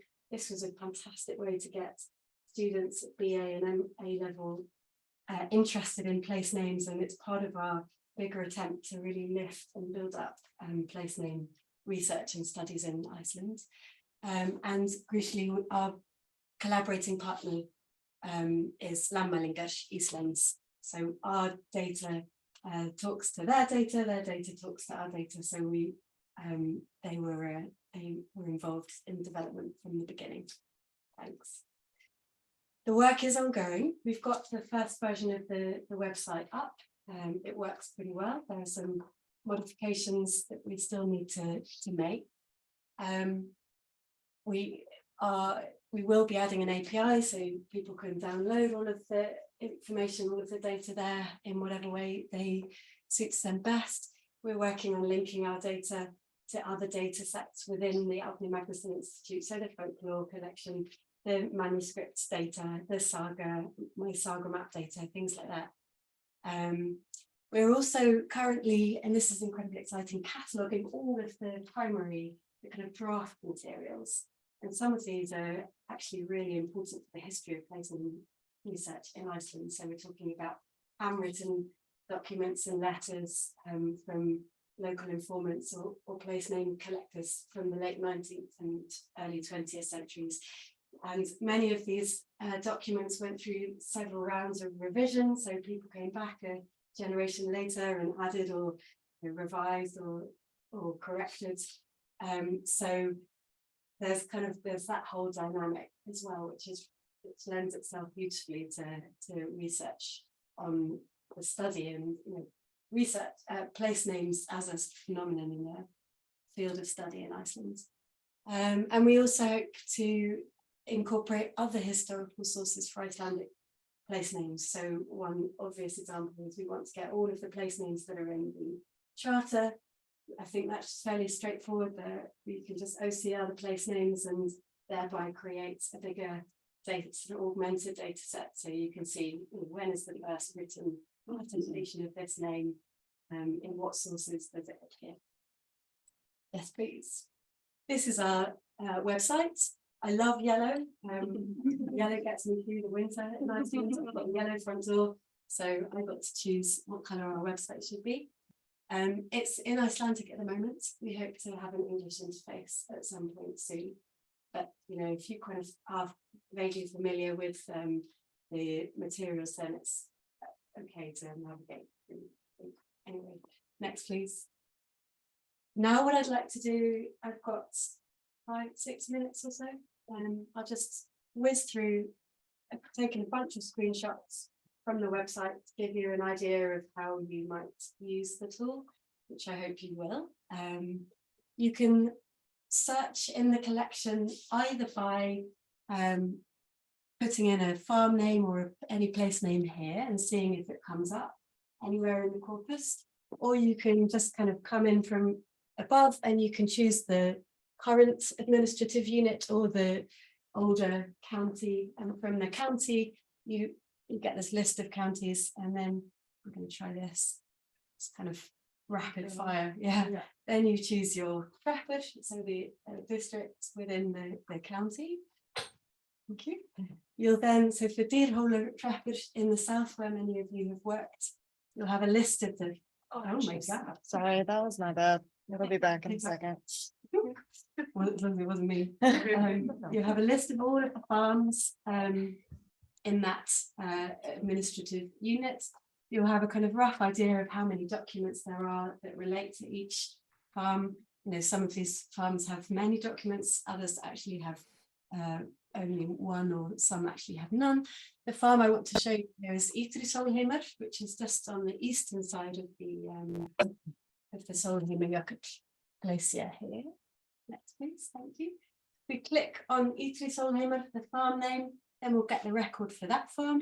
We have 2 documents pertaining to that farm. We can see that some of the place names in those 2 documents have been given GIS coordinates in the Landmælingar database, but clearly not all. And then the next thing we'll do is click on a documents title, and then we'll get the document itself, a PDF scan. We get information about the documents, who was responsible for collecting the place names, who the informants were, other farms that have been included in that document or it's taken together with that farm. You have a link to a joint crowdsourcing GIS coordinate project that we're running with Landmanningad. Of these 500,000 toponyms, maybe less than a third have GIS coordinates. So Landmanningad is working incredibly hard to try to get locals on the ground to get the coordinates for these microtoponyms. If you're from the place or you can follow this link here and get on your phone, get access to the toponyms and just plug in the coordinates. So we have 3 tabs here. This is the main document. I chose this one because Andy and I and Anthony, who was online earlier, we've been working for some years on a fantastic study trying to bring together the Landnámabók and the folklore and the place name references to these 2 settlement age wizards, Thrasi and Lofmundur, who lived west and east of Mývatn. And there's a fantastic passage in Landnámabók which describes sequences of glacial floods coming down from the north, and wizards on prominent land features both sides of the glacier, sending the floods backwards and forwards. And we've been investigating, looking at the literary narrative trail, looking in great detail at the geomorphological trail, and actually finding some fantastic correlations between what we see in the landscape and this narrative, or this environmental memory of this huge multi-phase flood event. So I just brought this up because I wanted to make it slightly relevant. And here we have 2 place names which are actually not in written sources, not in the medieval sources. We have Lolmundur Kramur and Lolmundur Sæti, beautiful examples of the interrelationship between the oral traditions and the place names as sort of reflexes, augmented parts of the written traditions. And many of these reflexes we find in the place name records. So that's why I chose that one. We go to the middle tab, then we'll just get a list of all of the OCR red place names out, a little symbol to show whether or not it's got a GIS coordinate. If it has, then we can go to the map tab and see where any single place name toponym has been located. Thank you. So I've got 2 more very short demos. I know I've got 2 minutes left, I think. Yesterday there was some talk about goats, so I thought I would just demonstrate the sort of open search to see what we might find if you put in the Icelandic gate. So we just stick that in here. You can filter by county or parish or modern administrative unit, or after type of record as well. So some are the very long descriptive ones, and then there are other records. You can search for visual, the map material or questions and kind of comments, whatever. Anyway, we have just under 700 hits for place names that contain goat. We can see here what the farm is, what the register is, what kind of document it is, who put the record together and what year, where that's information is available. So this is, all names at all scales, and it's just fun to have a flip through them and see what kind of features in the landscape are associated with goats. Next one, please. The middle tab here, we have farms. So these are farm names that incorporate goats as the first element, and there are 23 or so of them. And if we look at the map, then we can see the distribution. Where are these goat farms? Curiously, there don't seem to be any along the southeast coast, but we get a sense of their distribution. It's just the back. Yeah, that's just the farm names. So one functionality that we're not quite there yet but it should be very straightforward, is actually getting the distribution map for all of the goat references. So even the ones that aren't, you know, if it's like goat hole or goat rock or whatever that hasn't got CGIS coordinates for that particular feature, they're still part of the farm unit. So I'm just waiting for that to happen, so you'll be able to see all of the goat names. Yeah. So that's goats in a nutshell. And then we're talking also about landslides. That's been a bit of a theme of yesterday and today. I just put in skrið. You can use kind of, you don't have, it's obviously in the place names, the forms are declined. So if you work with the, you know, the stem or the basic units, or just put the different declined forms in, fiddle around a bit. Anyway, we have just under 950 landslide places or place names. Next one, please, CC. Thank you. Some 16 farms that either are called, you know, skriða landslide, or have skriðu as part of that name. And again, the map shows us this distribution. So that's quite fun to play with. And then my last slide is just a thank you. And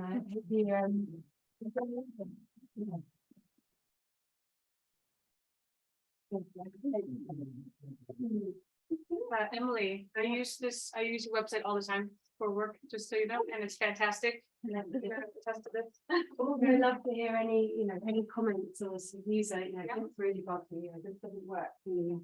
Do anything about that is incredibly helpful for us to hear. But thank you for that. It makes my life so much easier. Oh, it's it's made my day.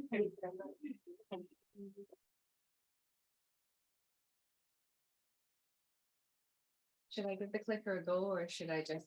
It just doesn't, okay, maybe it wants to work now.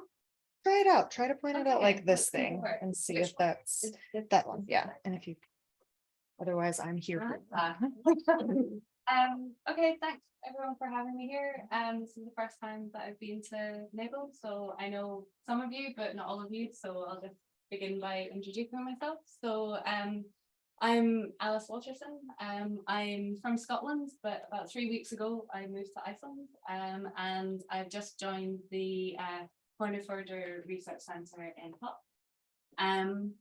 So my background is in archaeology, but I'm also a digital artist, and really my research area is in science communication and kind of public outreach for heritage. So this is the type of work that I do. So very much a kind of artist impression of what sites and landscapes might have looked like in the past.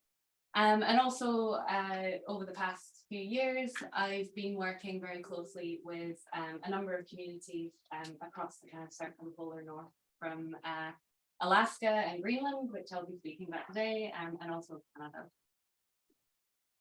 So yeah, just to say, this work kind of thinking about how we can use visual media to include communities and stakeholders in science and heritage communication. So working with primarily a lot of rural communities whose voices don't maybe always get heard, and ensuring above all that the work that we produce as outreach from these projects remains relevant to the communities that we're working in as well. So as I say, I'll be talking about 2 projects today. I'll start off speaking about some of my work with the Inoqqassaaq archaeology project in Quinnahock in Alaska.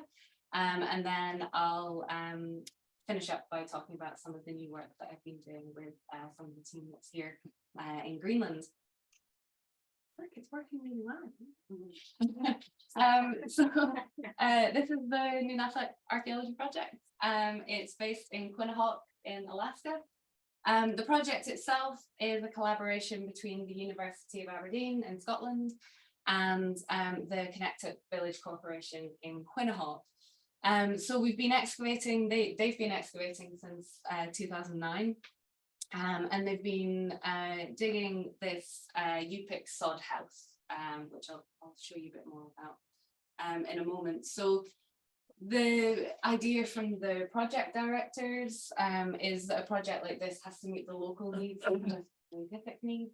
So all of the decisions are joint with the community of how we deal with the archaeological site and the logistics of the field seasons, how we deal with the artifacts, and ultimately how we tell the story from the site. So that's where I come in. So in 2018, the collection originally had to be sent back to Aberdeen for conservation, but in 2018, everything came back to Inoqqassaaq.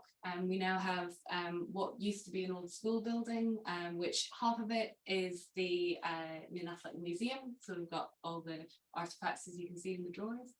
And then the other half of the field lab, so we can actually do the conservation on site now, which is really cool. So I won't go too much into the effects of climate change in the region. I'm sure everyone's very familiar with this working in the north, but you can see this is the site here. The coastline used to be a lot further away, so you can see that it's really rescue excavation.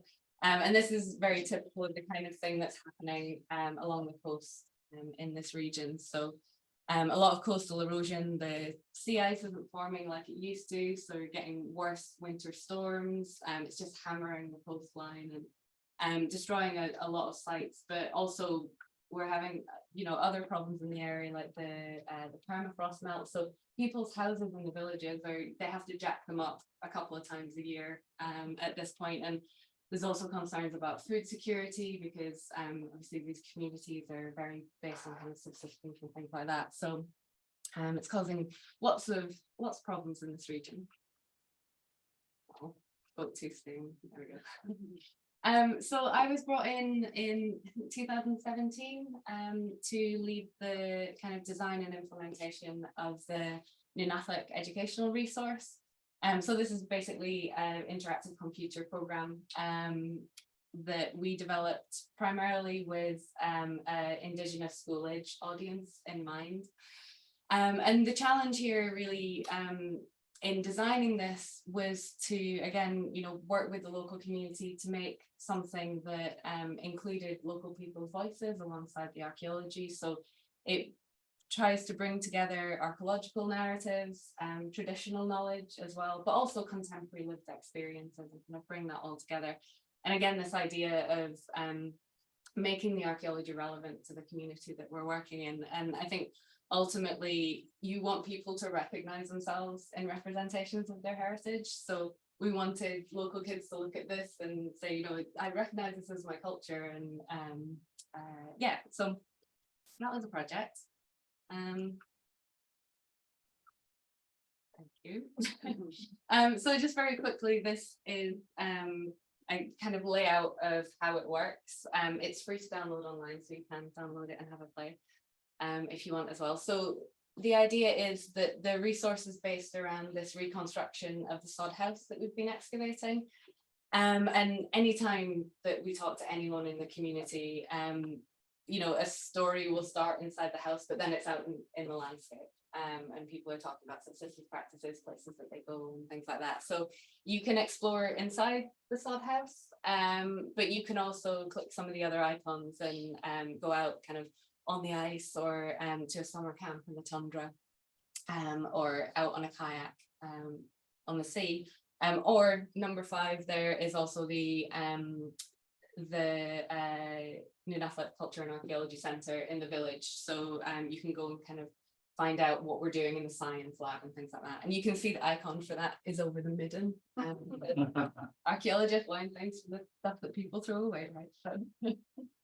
So that was kind of the overall design.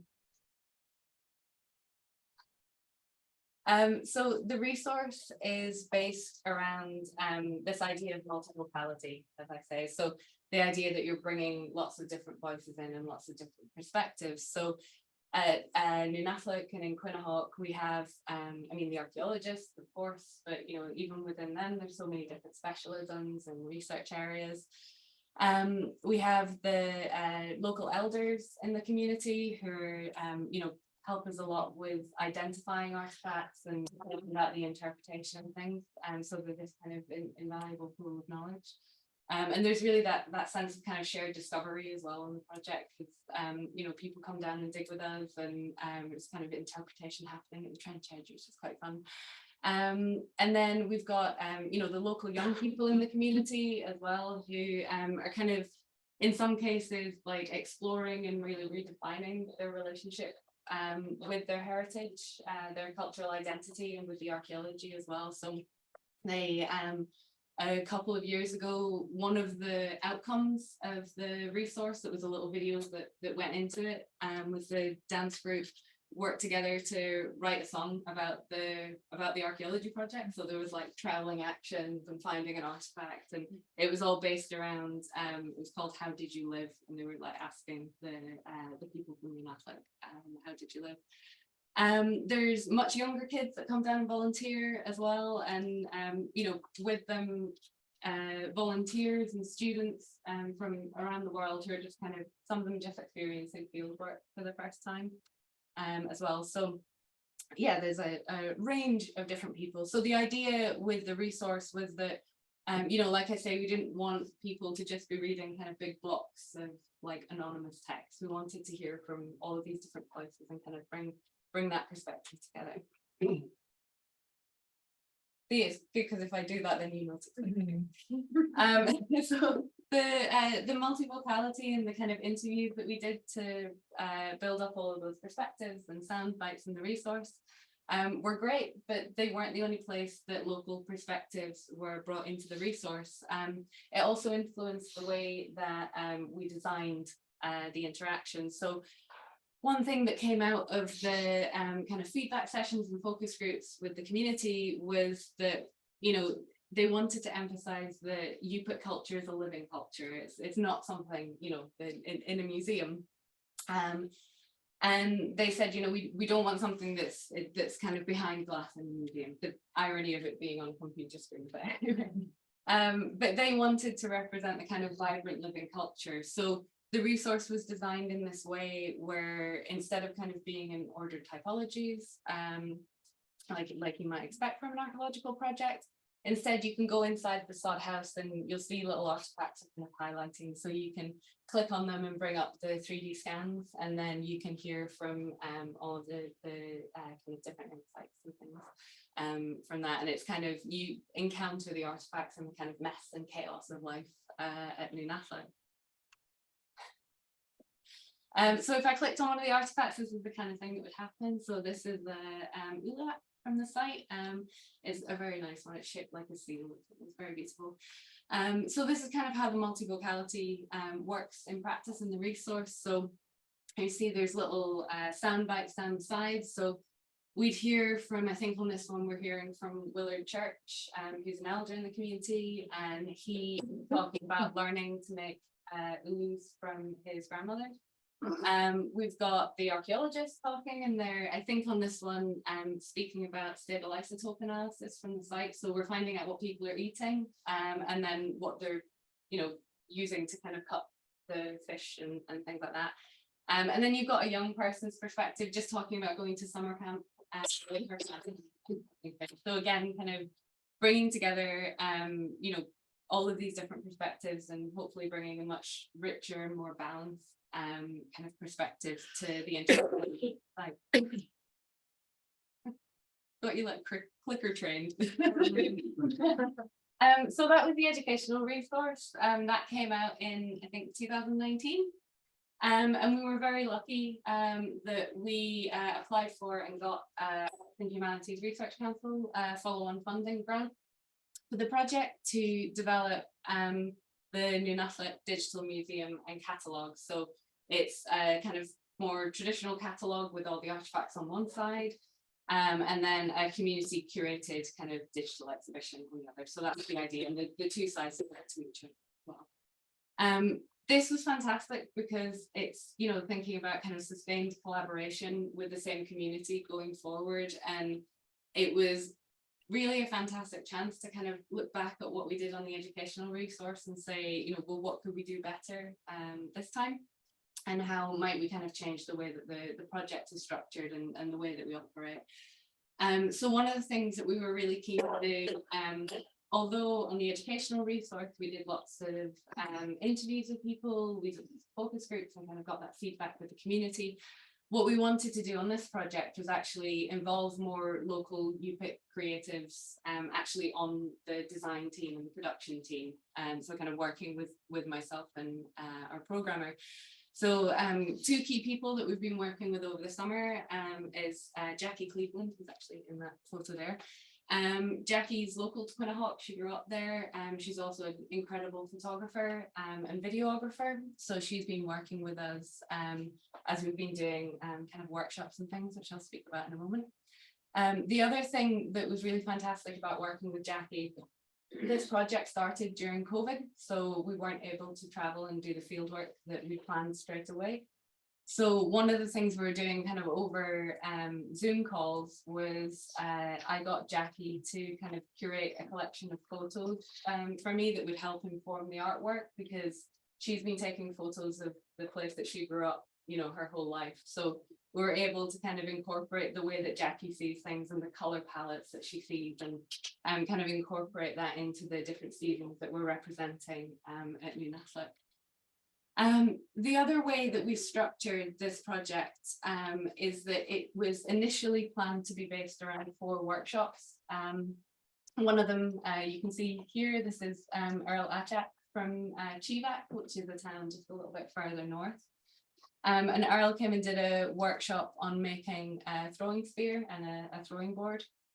And he was looking at objects from the Inoqqassaaq collection, and he kind of based the throwing spear that he made on that, so kind of making a replica. And we had lots of different people from the community coming in to have conversations and making, you know, not a whole spear themselves, but kind of spear fronts and things like that, and just kind of yeah, getting involved in that way. So really we're kind of looking at how, even though the outcome will be digital, how we can work with people to do things that are, you know, in the real world and kind of making and doing. And this is so this is some of the ways that we're kind of incorporating the material that has come out of, for example, Earl's workshop. So this is just a little prototype that I've kind of mocked up in Sketchfab. But the idea is that, say, with the throwing spear, we can, it sounds terrible from any curator's perspective, but we can explode these objects and we can pull them apart, and we can look at how, you know, what different parts are used for. The little annotations here, we're programming our own way of this working, but the idea is that we could have sound bites from Earl or sound bites from other people in the workshop, kind of talking about, you know, how tricky it was to make that part, or just telling a story about going out hunting. You know, it doesn't have to be just focused on the artifacts. It can, again, look to the wider landscape. So again, I do a lot of 3D scanning. I really like 3D scanning. I think it's great, but I also think that we can do more with the 3D scans past just the object itself. So I'm really interested in how we can kind of add further interpretation and kind of make funky and fun things like this. So the workshops, as I say, were the original plan. But part of kind of what I've realized again over my time working with the community in Inoqqassaaq is that things don't always go to plan. And it's really important, you know, true co-design doesn't just mean inviting everyone to collaborate. It means being willing to adapt what you're doing, to modify what you're doing, and make sure that it actually works for the people that you're working with. So one of the examples for this, one of the other workshops that we had was originally supposed to kind of be looking at UPIC identity through kind of what you wear. So clothing, jewelry, you know, the kind of things that we find from the site, and kind of taking inspiration from the archaeological collection and then talking to people in the community. But what we realized when we started to speak to people was where the throwing spear workshop, and we made drums with the dance group as well. That was a really fun workshop with Beister from Bethel. Those were kind of group activities and made sense to be that way. But we kind of started to realize that, well, for the workshop that we planned for this, the kind of things that people wanted to talk about were really personal and really individual to them. So we kind of started to feel like, well, maybe a workshop setting isn't right. So what we did instead was we spoke with a couple of individuals in the community who we knew made their own jewelry, their own clothing, things like that. And instead we went and did kind of one-on-one, I suppose, kind of interview sessions with them. A lot of the women actually were a little bit nervous about being recorded. Originally, I thought, well, I'll set up the camera and we'll do this kind of like a filmed interview. But they were a little bit nervous about kind of the big camera in front of them. So what we did instead was just mic them up with a lapel mic. They forgot they had it on after about 5 minutes and just kind of really relaxed. And then we just asked them about their practice, and it's almost, we invited them in to kind of curate groups of objects from the collection as well. So we'd speak about the archaeological collection, and then they speak about the things that they make. A lot of the objects are, you know, nothing like the material from the collection. They're, you know, contemporary styles. This is like Jackie's cousin here, who makes her own cusbucks, and they're in kind of very bright modern patterns and things, but based on kind of traditional styles and things like that. We had Lynn here, who's one of the only women in, I think the only woman in the village who has just recently got traditional tattoos. So this is her speaking about her tattoos and kind of looking at the artifacts from the collection. Yeah, so what we did after we were speaking to them, we asked them to kind of choose a couple of their favorite pieces, and then we did a little photo shoot with them after. So my point kind of being that it wasn't the original plan, it wasn't what we thought we would be doing, but now we have something that's a little bit different to include in the resource as well. We've got these really beautiful photos, most of them taken by Jackie. And we have these little kind of quotes and sound bites that can kind of go along with it. And this was just much more in line with what these ladies were comfortable with. So we kind of adapted and kind of went along the way like that. So I'll finish up just now speaking about the project in Greenland that I've just joined this summer. Other people have, Konrad and Michael have kind of spoken about the archaeology of the site in detail, so I won't dwell on it. But basically I was invited to join this project in the summer to do some kind of outreach. We weren't sure what that would be yet. But I was able to join the team for a couple of weeks in the summer to dig, and really just to spend time and, you know, listen and find out what might be interesting to develop and what was important.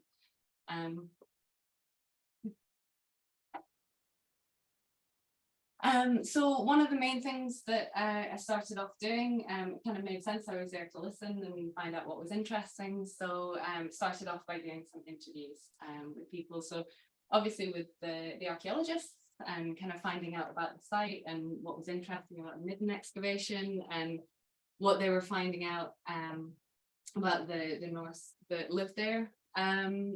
We also went and spoke with some of the UNESCO management team for the wider UNESCO area, finding out, you know, the basic stuff like why is it important to preserve this stuff? What are the challenges that you're having with, yeah, kind of maintaining the area and looking after it, and where do you see it, you know, kind of developing in the future and things like that. And we also spoke with the local farmers as well. And what happened when we kind of started to speak to all of these different people was that some really interesting narratives started to come out about the kind of climatic challenges and environmental changes and challenges that people had in the North period, so kind of what we're seeing in the archaeology. But also talking to the local farmers about the obviously kind of anthropogenically caused climate changes that are happening in the region today and the challenges of farming there now. So yeah, so there's some really interesting stuff starting to come out of the interviews. Some of them are in Greenlandic, so I'm working with Michael who helped do the interviews and kind of led the interviews, and will also hopefully be helping me translate them. I was assured there was some really good stuff in there.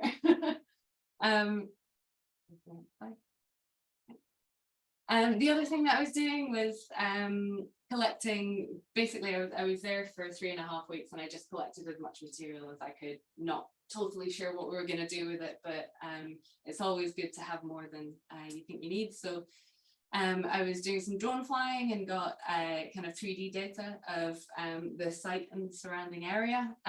This could be useful in a number of ways. We can do kind of interactive 3D models, that's great. But we can also use them as part of creating reconstructions. So I think on one of the first slides, you saw some animations kind of fading in and building up reconstructions of what sites might have looked like. So we can use this as an asset in that. So I can reconstruct some of the buildings, but also next.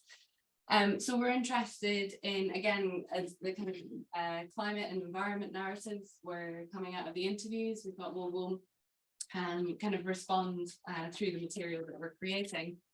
And maybe we can do some visualizations that are looking at how the environment has changed over time. So some of the things that people were talking about when we were excavating was Konrad and Michael were speaking about how this area, so this is the excavation site here, and this area kind of in front of the site might have either been a marsh or a pond, right? So the idea is, if you imagine this is a drone shot and it's moving and it's all animated and nice, and I've done some kind of concept scribbles to begin with, where we can visualize what this might have looked like as a meadow, and then click again, and what it might look like if it was kind of more of a small lake or a pond. I was really tempted when I did this at the little cows and sheep that were there to leave their horns sticking up. So yeah, so this is, I mean, I've only just started working with the team in this project, but we're really excited to see how it might develop over time, and there's lots of possibilities for what we could do. So that's the last slide. So yeah, just to kind of finish up with a final thought, I think, you know, as archaeologists, it can be, you know, we want to kind of focus on measurement, dates and analysis, and I think it can be really challenging sometimes to make the outcomes of our research relevant for the communities that we work within. And I think, you know, communities and the people that we've been working with tend to relate to the past in more kind of personal and emotive ways. So I'm hoping that some of the work that yeah, we've been doing on these projects goes some way to to exploring that possibilities. So I have a research blog up here where I've done a couple of posts about the projects that I spoke about today. That's my email address. And if you want to download the Inoqqassaaq educational resource and have a play with it, you can do it there at seriousanimation.com/. So thank you very much.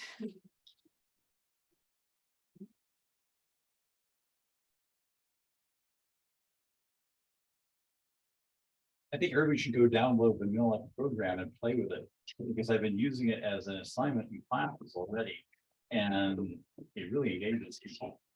And you can play with it for hours and it's still one thing. So No, it's for children. yeah, but I think I'm great. I'm rather childlike myself, so you know. Okay, now we do the challenging thing, and we make it happen They can. in some version. Oops. Hold on, I'll fix it. So we're about to start our lightning round, our 5-minute talks. And we'll see how this works. Yes. So it's me at first. Hi. So hopefully I can get this down to 5 minutes. I've been talking about it for so long. I feel like I could continue talking about it for a really long time, but I'll do my best. So I just want to talk a little bit about Norse bird use.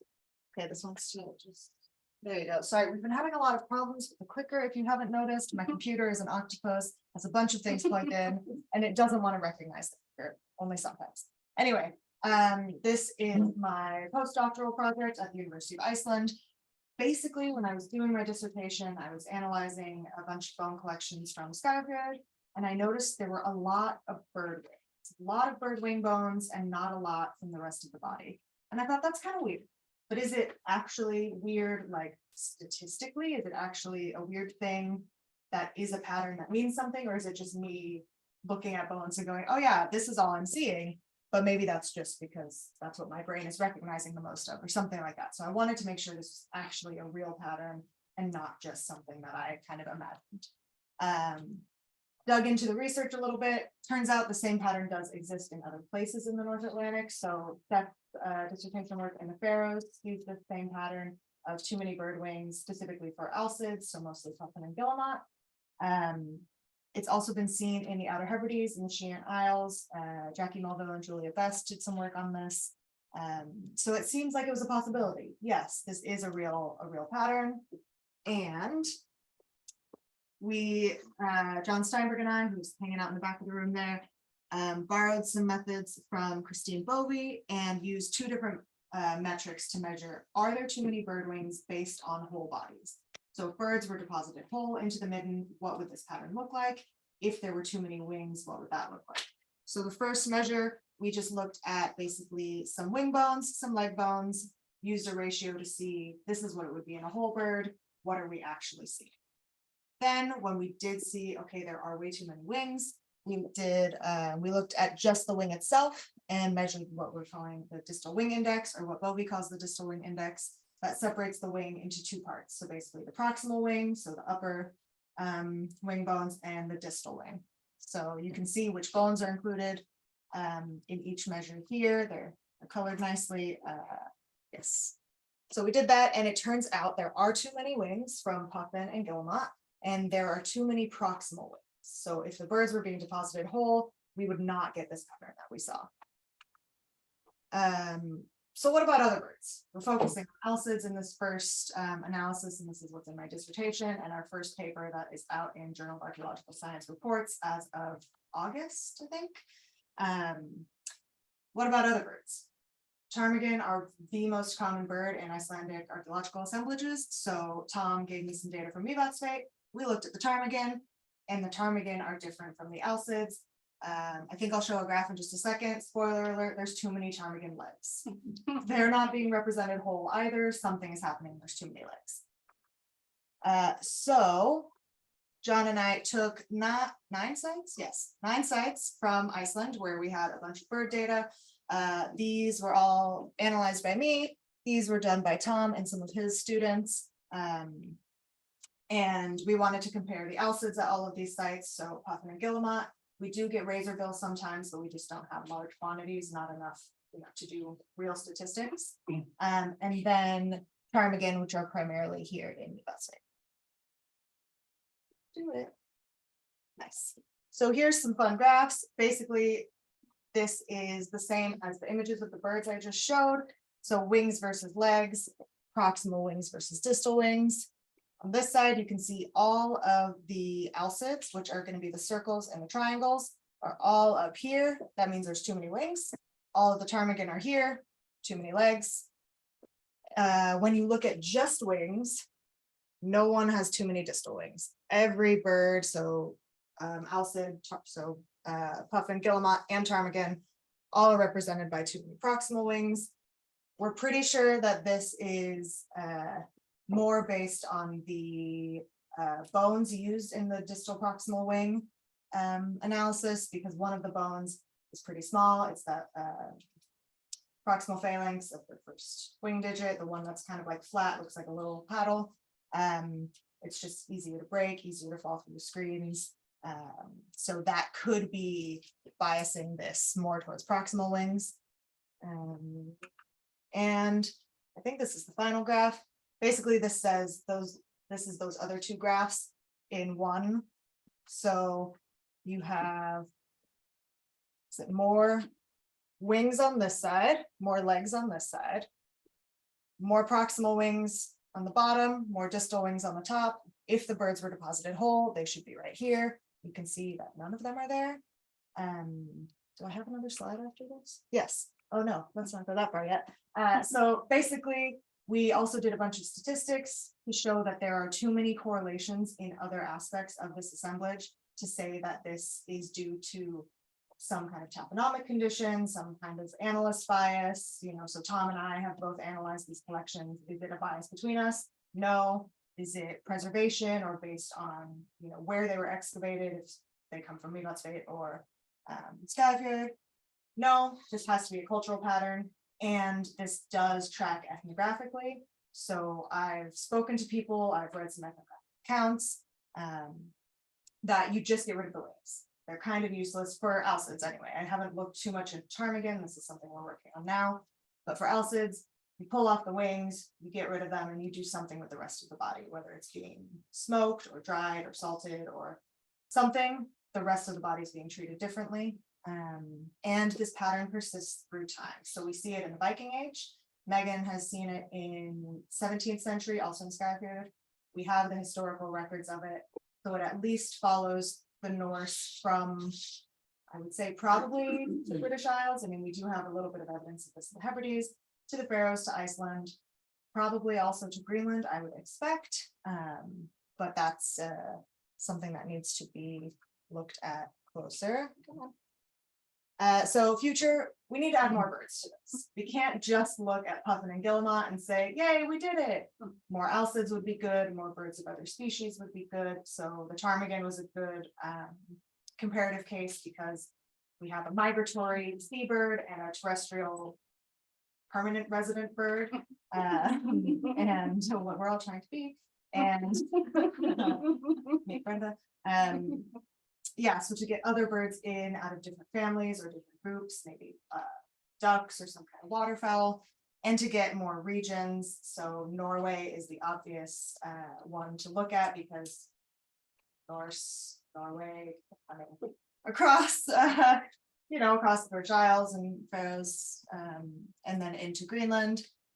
Other regions in Iceland would also be good to look at. So right now we just really have two. There was one sort of outlier that you might have remembered seeing on the map that was sort of down in the south, that was Bergstad, and that's a really specialized site, so it almost doesn't count, but it was data that we had, and it was another sort of special case of birds being bird wings, alcid wings being used in a specific way for probably a very specific purpose, whereas the others, we don't know what the purpose was yet.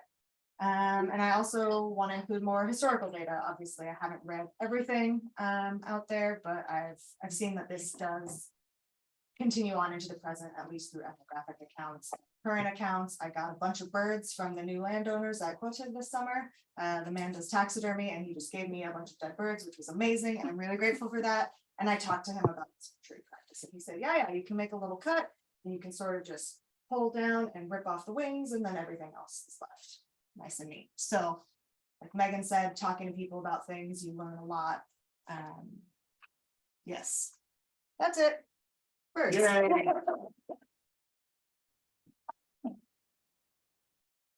Great. Okay, now we have Conrad. Conrad, which one are you? Field school? No. Yes. Yes. So I just wanted to mention very briefly in 5 minutes about the project I've been involved in for a couple of years now in Norway. It's a huge title, and the idea is to go to this one island and look at for history and archaeology and history all the way to what some of these guys are calling the oil age, because it is on top of the main pipeline from the North Atlantic that's pumping billions of dollars of oil every day under the site. If you go next, can I click it? It might work, or it might not. Yeah.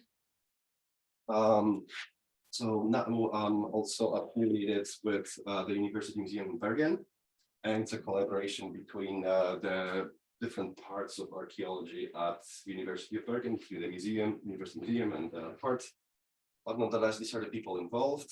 The driving force behind it is Morten Ramstedt of the University Museum, and I want to hire someone of what they call the teaching department.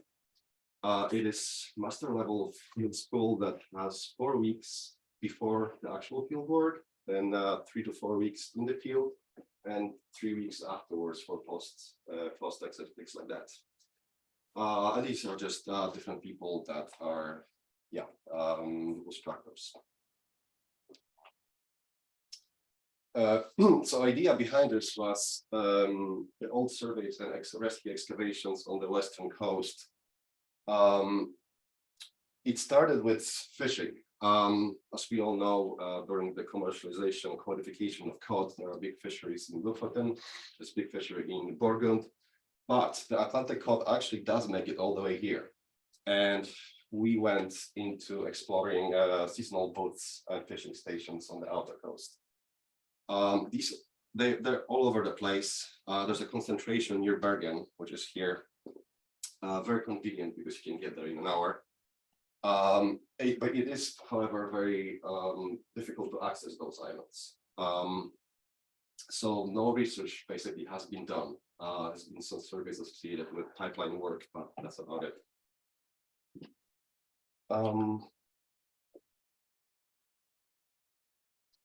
The ones that have been excavated in 60s, 70s, they all come in these shapes and forms. It's a very familiar pattern to us, square or rectangular. They all sit in this base and they're facing the North Atlantic outwards. These are the artifact assemblages usually associated with it. You don't see any bones here. That's because Western Norway does not have any preservation of bones. It's the soils are too acidic. It's only white bird bone, nothing else, except rock shelters and caves, and there's a different microclimate happening, and the bones are actually preserved. So just to place us here, Bergen is in this area. The fishing boats, the fishing sites are in this area, and our site, an island of Hjartøy, is about an hour's drive from Bergen.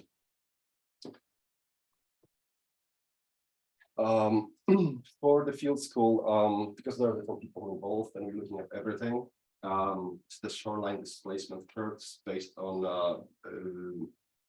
rebound from the last glacial age. The prehistoric archaeologists are able to figure out where different Stone Age people have lived based on topography. So these sites are these medieval fishing boats. The inland sites are all Stone Age sites. By this time, it's third year that we finished this year. So I think the Stone Age people basically were able to cover the whole island. We've already done the survey all around, so we know where the fishing places are, and we started excavating one of them 3 years ago. Oh yeah, again, so this is the red is the sort of Norse Viking Age fishing. The green ones are confirmed Stone Age sites. And as you can see, it's an island, so we usually just drive in here, small boats, we cross here, and get the boats and equipment to site while people walk. I'll just mention it briefly. There's also a contemporary archaeology part involved with this, and it's a fishing factory or herring canning factory that's there. That was operating in the herring during the herring boom time. And after that, when it's closed down, it became a place when you grow salmon from salmon roe, and eventually became something else towards the end. So people are coming in, and one of the archaeologists is taking them inside and looking at the stratigraphy of the building, because there's different things from different time periods, and it's kind of pretty cool to experience. Next, please. Like I mentioned, the excavation actually focused on the fishing boats. I just included this photo for showing how the landscape is. We're in this bay here, and then just out is shuttles. Next, please. So we have, to a certain degree, excavated 6 houses, 3 of them completely, and another 3 have been trenched. They're already carbon from all of them. Confirmed. Some of them based on the elevation are earlier, and then we have this Viking Age pattern here. And this is obviously one of the Viking Age ones.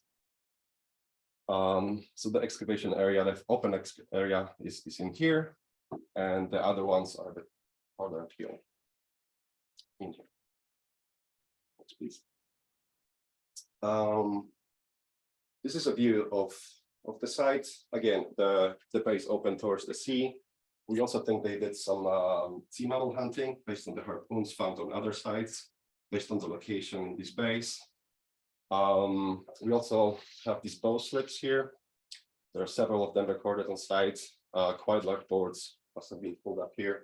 We think it's winter fishing. They're going for Atlantic cod, probably. The bones that we have, they're all white burned, and it's going to take a long time to go through them and have something meaningful extracted from them. And yes, and we think that the actual fish is air dried. And this is like a tradition, and they have their own name, Fjellmannatufte, meaning the mountain people houses.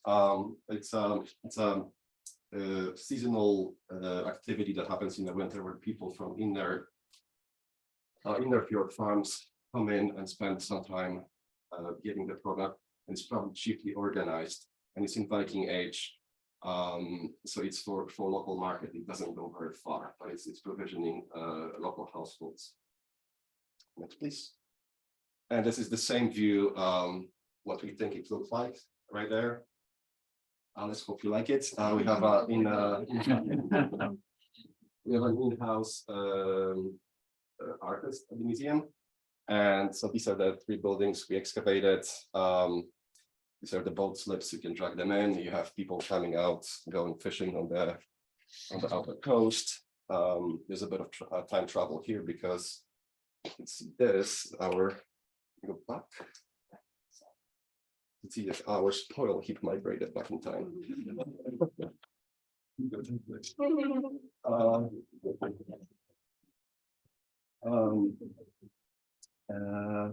And next one, please. So for me, it's very interesting. There's a low potential of archaeology, but maybe great potential for the stuff that Karen's been talking about. For geomorphology, we have floor layers everywhere. And it's an island environment, even though it's much milder than Greenland. There's basically no soil cover, so it's actually quite easy to get to. We can go there anytime, basically. For the first time, I appreciated doing fieldwork in your own country. It's so easy, guys. Where you live there.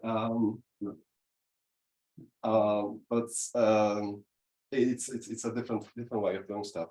But what I'm interested in personally from my research is the fact that all of these places are in these bays, and of course it makes sense. It has to be sheltered area. You have your boat suit. That's where you're staying. All of them are facing to the outer ocean, and in the small bones we did see some whales. So I think what is happening here is that they may be doing something similar that the Faroese are doing, and maybe doing something similar that the Norse may have done in Greenland, when they're chasing schools of whales into these places and killing them as well. And that is, please, very well documented in that archipelago. This is from 1945. They've been killing orcas with crossbows with poisoned tips up until the end of the war. And this is happening on an island south of there. Next, please. So this is just more or less of the same, but just to show, in this area, we've done a survey of this island and several of those sites. This bay is actually closed on low tide. On high tide, you can actually sail through. It's also one of our favorite places to go kayaking. It's a nice camp. And it's really good for that kind of activity. And there's also another place, this is just for interest to our North Atlantic story, Havnar, from which boats crossed Atlantic to go to Greenland. We have gone to that area to survey it. We found 2 houses, and we will go back again at some point when we have time. Go next, please. And then this is just located in here. So from here, on a good day, we can take a small boat and actually go and survey these places. We've been there only once, but we have to come back for the night. That's it.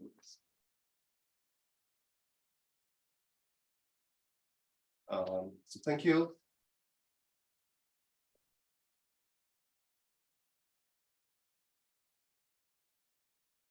And I think we also will be interested in collaborating with people. There may be some possibilities for student exchange for some of you guys to come and have a look at things.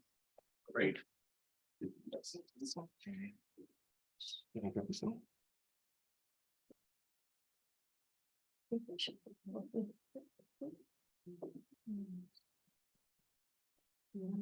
Okay, so this is Wendy. Do you need to see? No, okay, see. Yep. Oh, perfect. Hi, everyone. I'm Wendi Coleman. I'm from the Graduate Center in Keene, New York. I'm a PhD student. Oh, it's hard. So instead of doing a PowerPoint, which I did have one, but it looked really kind of funky, figured I would just demonstrate how to actually use an iPad in the field. And since we're talking about field collection, there's obviously lots of ways that you can collect data. And I'm not saying that this is a better way or that, but it is a way that could be really useful for people who want to focus on like a free software and they're using their iPad. EpiCollect 5 is a free software for if you are also not using iPad or Apple products, because numbers is only allowed on Apple products currently.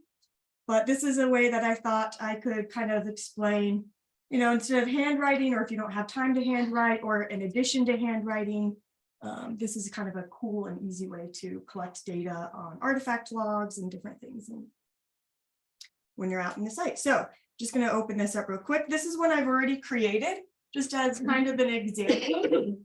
This is, it's gonna be hard. Okay, so in numbers, you can create what's called a form. And forms exist on other things. I know some of you use different programs. Some of those are paid. So if you don't want to pay for a really expensive program that you have to kind of set up on the back end, numbers is a great way to create a form. And you can create a form that has different entry areas. So for example, you can put in the date, the site, the unit, any kind of information that you want. This is an example of an artifact inventory. So maybe you have a few different items found together. And then you can also include different ways of adding data. So this date is going to auto add as a date. If I put in a date, sorry, it's the USA standard, not the European standard for dates, but that's because I'm in the US region. I could put in the site name, I can put in the unit. When I come down to artifact description, so I don't have to do a lot of typing, I don't have to have a keyboard in the field, you can create a drop-down menu. And this drop-down menu, you can include anything that you want to include. You can edit it, you can take things out, or you can do something that I feel like is, you know, kind of useful, other not listed. And then you can include here what that other item might be. And then you can even categorize by type, if you want to categorize by type. For example, if you're sending them back in certain boxes or they're going to different people, you can add any additional information boxes. But essentially, the reason I want to show you this is because this is all customized and all really easy to create. So if I were to create one, I could just hit this little plus in a brand new numbers, just blank spreadsheet, and hit new form. And it comes up with a blank form, which I can create here. And I can name and create all different types of fields that I want. And I can kind of change those fields from being, you know, just text to maybe I want a drop down, a pop-up menu like the one I showed you. Maybe I want a checkbox like, you know, we wrapped it, like we analyzed it, we added it into the system.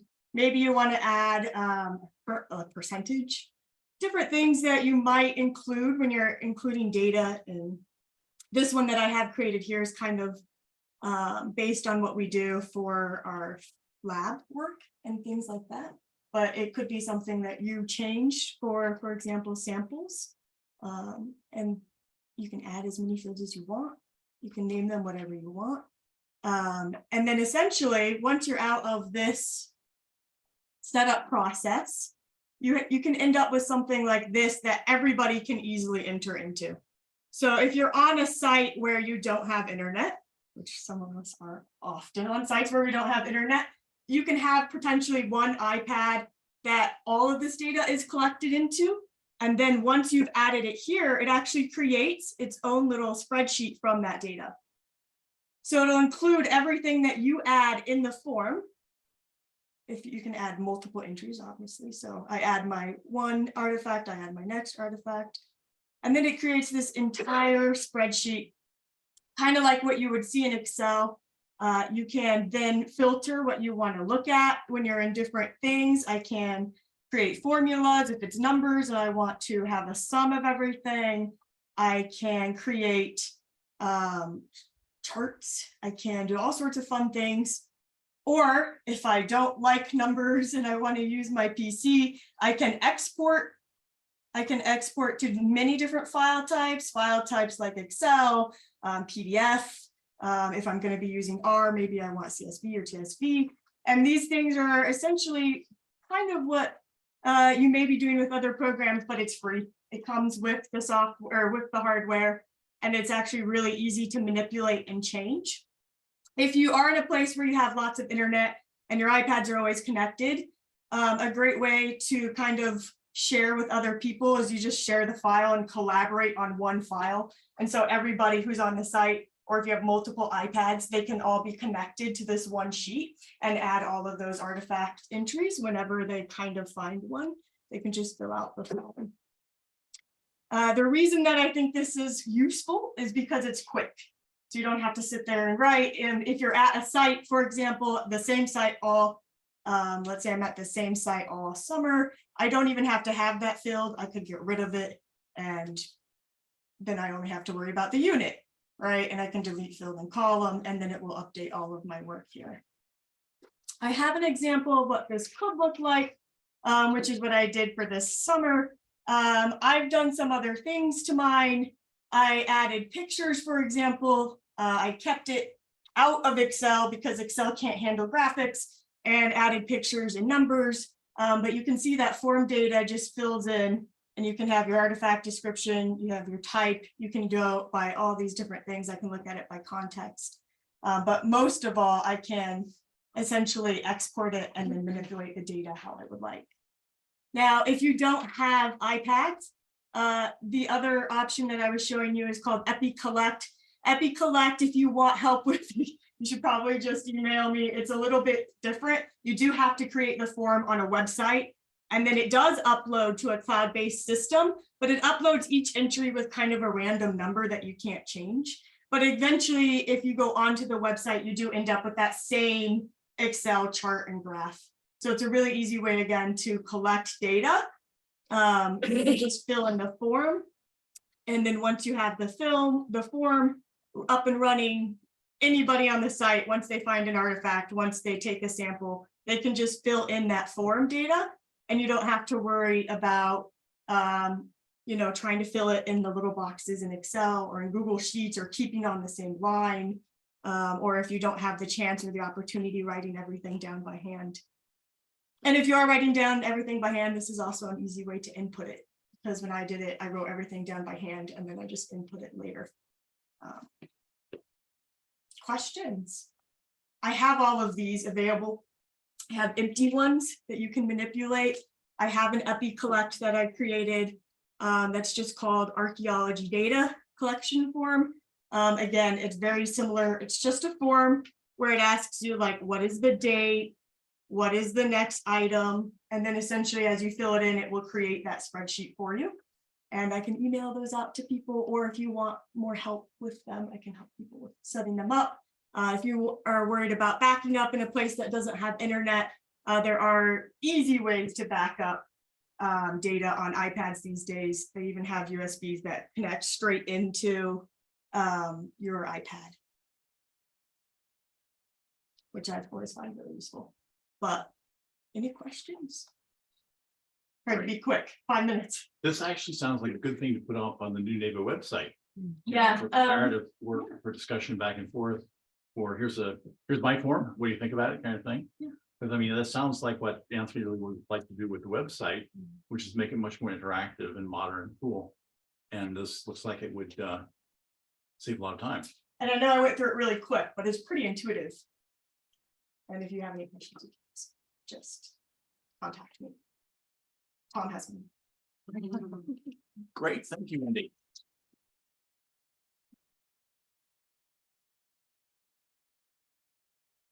Did you stop entering? Okay. Yes. Yeah, I don't want to take over the rest of the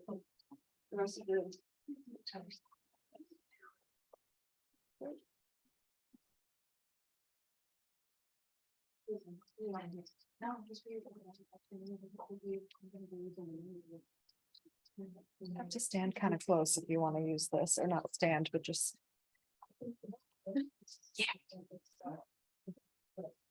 All right, so the project I'm going to talk about is hopefully for a postdoc starting in January. I'm saying hopefully because I'm not a doctor yet. So if I don't tell you more about this in the next few years, because I The idea was to, well, I'm just gonna start by the basics. So it is founded by a French, Pissen, the Fondation Pissen. I will be working mainly with Kostela and Michelaki at ASU and with them at the University of Stavanger.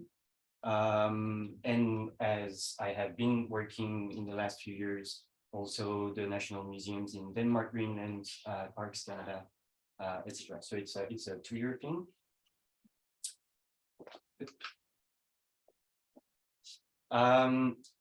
Yeah, the idea was we all have heard, of course, of Lancer Meadows, great archaeology, a lot of things going on, interesting for many reasons. But I have been thinking recently a bit more, mostly after a Patience paper in 2019, I think, talking about like, how do you define the shillings, the sites, these kind of things that we are dealing with.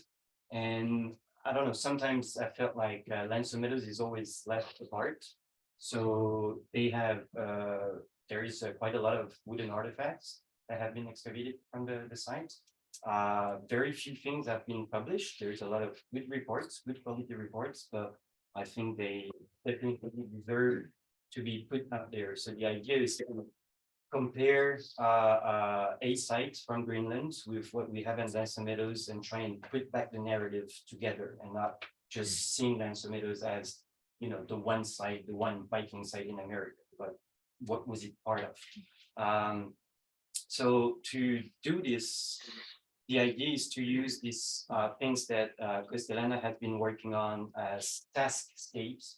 So for me, looking at wooden artifacts, the idea would be to not only just look at what kind of wood it is, how it was worked, or where it might have come from, but it's also to see where are you in the landscape and where are things around you. And from, if you're going from your farm to the shores to pick up driftwood, for example, what are all these million things that might happen during the travel to go get your things. So looking at this, for me, would be looking at, so it's like a woodscape kind of perspective. 3 main objectives, I think. The first one, to define local diversity, accessibility. So far, I've been putting like B51 as Sandness. I think after what I've seen yesterday with all the wood 171, I don't think Sandness is, I mean, Sandness is there. The collections are not going anywhere, so maybe thinking about using different sites would be better. But that's, it's not, it doesn't matter at the moment. What kind of wood do we have? Where is it? And what does it look like? Because we have, a few of us here have been working on wooden resources. And one of the things that we always kind of ended up struggling with is, well, you know, it's just like, what does it look like? We don't have enough numbers, in my opinion, to, if I say like, well, I'm using a piece of driftwood, I would like to know more about like, what's the size of it in terms of diameter, in terms of length, like what are the things you can make with, and going back to where the resource is. So I think that's the first objective here. Yeah, thank you. Second objective, the woodscape from these 2 sites, so Lancer Meadows and whichever it's going to be in Greenland. What are the things that are made with the wood, and from what are the things made? Can we see patterns in terms of specialized activities, less specialized? Like what can we see? What was the wood used for? Really. Third and last objective would be, of course, to go back to the main things, like how does Lancer Meadows kind of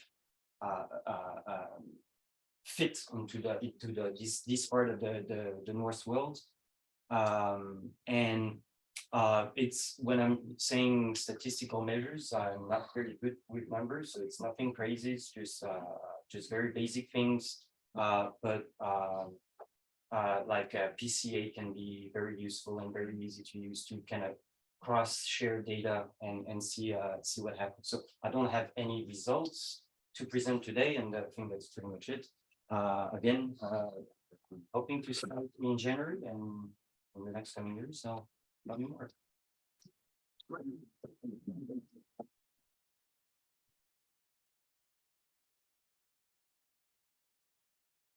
That's really good. Good luck.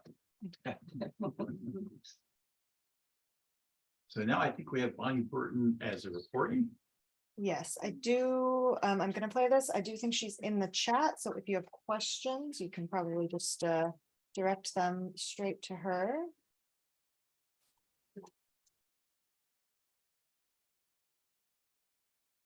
Hello, and I'm Bonnie Burton. I'm a PhD student from the University of Bradford. The PhD is partnered with Leeds University Historic Environment Scotland, Swansea Árni Archaeological Trust and Visualising Heritage. And the project is investigating the loss of archaeological heritage to coastal erosion by using multidisciplinary 3D digital approach to develop a new digital recording framework for fragile coastal archaeology. And the project is focusing in the Árni Islands. So the aims and objectives, the aim is to integrate a 3D multidisciplinary approach to critically assess each 3D technique. And this assessment will be carried out by investigating the loss of cultural heritage from coastal erosion and to then develop a new digital recording framework. So really quickly, these are the techniques. So at the top, we've got terrestrial laser scanning, collects billions of points of a given surface, and these measurements create accurate geometric shapes.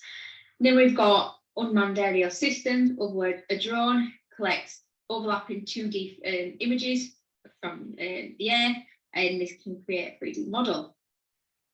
Very similar, structure for motion photogrammetry, an off-the-shelf camera can be used to collect a series of 2D images, which are overlapping again, to create an accurate 3D model. So the significance of this assessment is to provide a cost, time, resource effective methodology, series of flexibility and recommendations which can be adopted worldwide. As many of these techniques are either high costing, low costing, and then it's a software as well. Some are open source, some are again rather expensive. So this can't always be feasible for researchers. As well as these techniques might not be appropriate for specific sites. So the case studies look vary in erosion processes as well as different geomorphology, different soft and hard sediments as well. And so this methodology will be put in place so any researcher who may need to quickly record a site can look at this methodology and use it. As we're seeing climate change increasing, there's going to be a need for methodologies which are needing to be adapted as techniques are always changing. Methodologies need to be changed as well. This feeds into Scottish climate change and the UN climate change deal by using 3D methodologies to safeguard our heritage, this being in a 3D world. And the outcomes is to have a 3D record of the site to aid in monitoring and management, promote learning and tourism in Árni, providing awareness for climate change. So really quickly, these are the case studies. As you can tell, they're very different. We've got on Rousey, North Swansea, South Howe, Mid Haverock and Yorgan. On the western shore side, we've got the North Swansea, which is a scheduled ancient monument. So a scheduled ancient monument protected by Historic Heritage Scotland, but it's not constantly monitored and managed by Historic Heritage Scotland, as a property and care site is. So the site is very different. It's low lying, so it's been digitally recorded since 2015, which allows us to compare legacy data sets and modern data sets to see the impact of coastal erosion. So we're seeing sediments being sucked out, the slumping of the site, we're seeing massive boulders being ripped away as well. So this is on soft sediment, which is going to erode quicker. And then just further along, we've got South Howe, which is an Iron Age rock, with Iron Age houses in 19th century midden as well. And this is very different to Swandraw. It's on a short section face, cliff face, and it's on harder geology, which is going to erode slower. We've again got from 2010 legacy data sets, we're able to overlay data and see change. We're seeing collapse, sediment being ripped out from storm events. And then we're seeing this vegetation change. This vegetation is providing a possible level of protection from animals, from walkers, as well as it tends to get people walking over it. Then we've got Midhow which is a property in care. It's got a sea defence around the site, so it's protected. But what we're seeing to the left and the right, we're seeing boulders being pushed into the site. So it's actually eroding around the site, even though we're protecting the front face, it's still slowly eroding. These beach materials are being pushed in from the forces of the sea. And then we've got the Broch of Bearsay, which is on, we've got Yorville again on Rousey, and this is a burnt mound. Again, a very different erosion processes from the other sites. It's sediment eroding out the section phase, there's the vegetation, a level of protection from the vegetation as well. Then we've got the Broch of Bearsay, a tidal island, possible Pictish power centre, a lot of archaeological material here. Again, there's you can't see it on this image, but there is a sea defence on the cliff, providing some sort of level of protection as well. So all these sites provide a different level of erosion processes, which allows us to assess the digital techniques, what's appropriate, what isn't. So finally, this is just some 3D point clouds, what's generated from terrestrial laser scanning of the North Swandraw. As Swandraw is closed each year after excavation, we're able to revisit the site by using 3D data. We're able to analyse the impact of change, wearing of stones, the cracking of stones, compare that to 2015 and see the changes, what's happening. As well as that, is for interpretation of the site, we're able to draw plans from it as well. And so there's a lot of a lot of things we can do with the 3D data. Thank you very much for listening.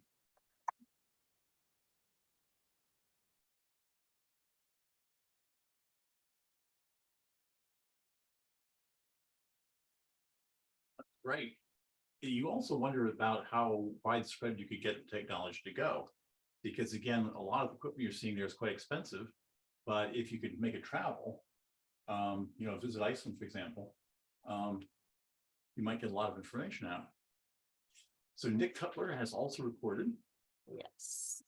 And it looks like the PowerPoint and the audio came as 2 separate files. So I think I'm going to have to switch slides manually. So good luck. Hello, I'm happy to present it live if I can share my screen. Yeah, would that be okay? That's fine with me. And then I don't have to pretend to know where to go. Yes, so you should be able to just share your screen now. Somebody else is sharing, I think. I think I've stopped, so hopefully. Okay, let me try again. Oh, excellent. Great, welcome. Yes, greetings from Newcastle. Okay, so I just wanted to give a brief overview of a project that I'm planning with Doreen Yutuan Huang from Mayo and Richard Streeter from St Andrews and Andy Dugmore from Edinburgh, who I'm sure you're familiar with. And the overall aim of the project is to investigate the early human settlement of Iceland using ancient environmental DNA, which is preserved within the soil. So we're at a very early stage. We've done a feasibility study in Seljaland in South Iceland this summer. But I just want to give you an overview. And we're very keen to try and develop collaborations, and particularly with people that know Iceland better than I do, to suggest potential sites where we could carry this work out. So we're just at the grant application stage at the moment. So environmental DNA really has a huge potential for reconstructing past environments, including archaeological ones. So as I'm sure you know, living things constantly shed DNA into their environment, And technological advances over the past sort of decade or so mean that we can now quite easily extract that DNA and seek to identify it to give us an idea of the kind of things that were living on a site at a particular time. In principle, we think this signal should be quite local. So in contrast to other paleoproxies like pollen, it should give us a local signal which would be very useful in archaeological settings. In an Icelandic context, we're hoping to use DNA from archaeological sites to investigate the very earliest stages of human settlement. And we'll do this by looking for genetic material that could only have arrived with human colonists. The techniques we're planning to use are extremely sensitive. So in principle, we're able to detect traces of human settlement that would be invisible to more conventional paleo-environmental techniques. And we think the soil is an obvious place to look because it's obviously widespread and it's much more accessible than some other deposition environments like lakes. And in Iceland, we have really excellent dating control thanks to the tephra chronologists. On the slide here, you can see some tephra layers labeled by Andy, which enable us to have really good chronological control of the material that we're collecting. It's not all positive. There are challenges to overcome. The fate of environmental DNA entering the soil at the moment is quite poorly understood. We know much more about it in other sorts of settings. Specifically, we don't know precisely how long this DNA might persist in the soil, and we don't know how mobile it is. It might be moved to lower soil horizons quite readily, which would reduce its efficacy as a paleo-environmental proxy. So at the moment, it's quite hard to decipher what the soil DNA record might be telling us. Before I describe the project, I'll just give a very quick overview of the kind of techniques that we're planning to use, which we call generically molecular techniques. The first step is obviously to collect sample material from well-dated context using the tephra layers in the soil. The field sampling has to be as sterile as possible to prevent cross-contamination, and we spent a little bit of time this summer perfecting our best practice sampling and cleaning techniques, which is illustrated on the top of the slide here. After we've got the soil back to the lab, the next step is to extract all of the DNA that's present in that sample. And this will include a lot of material that we're not interested in. So in soils particularly, we get lots of microbial DNA, which is probably not going to tell us terribly much. So after that stage, we then use a technique called PCR to selectively amplify DNA from the taxa that we're most interested in. So for example, in these samples, we might look for domesticated plants or animals. But we can look for very broad groups, or we can target it very specifically using bespoke primers that we can design to pick out quite narrow ranges of taxa. Finally, when we got this DNA amplified, we can then sequence it so we can read the genetic sequences, and we should begin to get some idea of the organisms that were present and a hazy idea of their relative abundance as well. So the actual project itself, there's going to be two main strands to it. The first one is going to involve collecting soil from archaeological sites that have evidence that they might have been occupied very early on. We're going to focus our sampling around the land and tephra layer, which very helpfully is a marker of the main phase of Norse colonization. So we'll sample below that layer to look for traces of early and probably very sparse human settlement, or rather genetic signals associated with that settlement. And we'll sample above it so we can get an idea of the kind of ecological changes that happened immediately following colonization. And I think the use of that is because we can then calibrate that against other proxies that we have. DNA is not going to tell us the whole story, but I think if it's used alongside all the other various environmental proxies, we might get a more rounded idea of environmental changes. The second part of the project is to establish a long-term DNA application experiment. And the idea with this is to get a handle on how long DNA survives in the soil and how it moves through the soil as well. So the basic idea is to apply exotic, non-indigenous DNA to experimental plots, to come back and resample the soil from those plots over a period of a year or so at regular intervals, and to look at different depths as well. And then we should have an idea of how the DNA moves through the soil. Our hypothesis is that DNA is rapidly immobilized by clay minerals in the soil, and that those minerals work to preserve the DNA that they've absorbed. DNA which isn't sequestered in this way probably degrades very quickly. And if this idea holds, and we should be able to test it through the experiment, then that should get rid of the kind of temporal smearing which might occur if the DNA is mobilized by leaching, for example, and moves down to lower horizons. So that's our project. Thank you very much for listening, and welcome any offers of collaboration or advice from anyone that's had experience of similar kinds of techniques.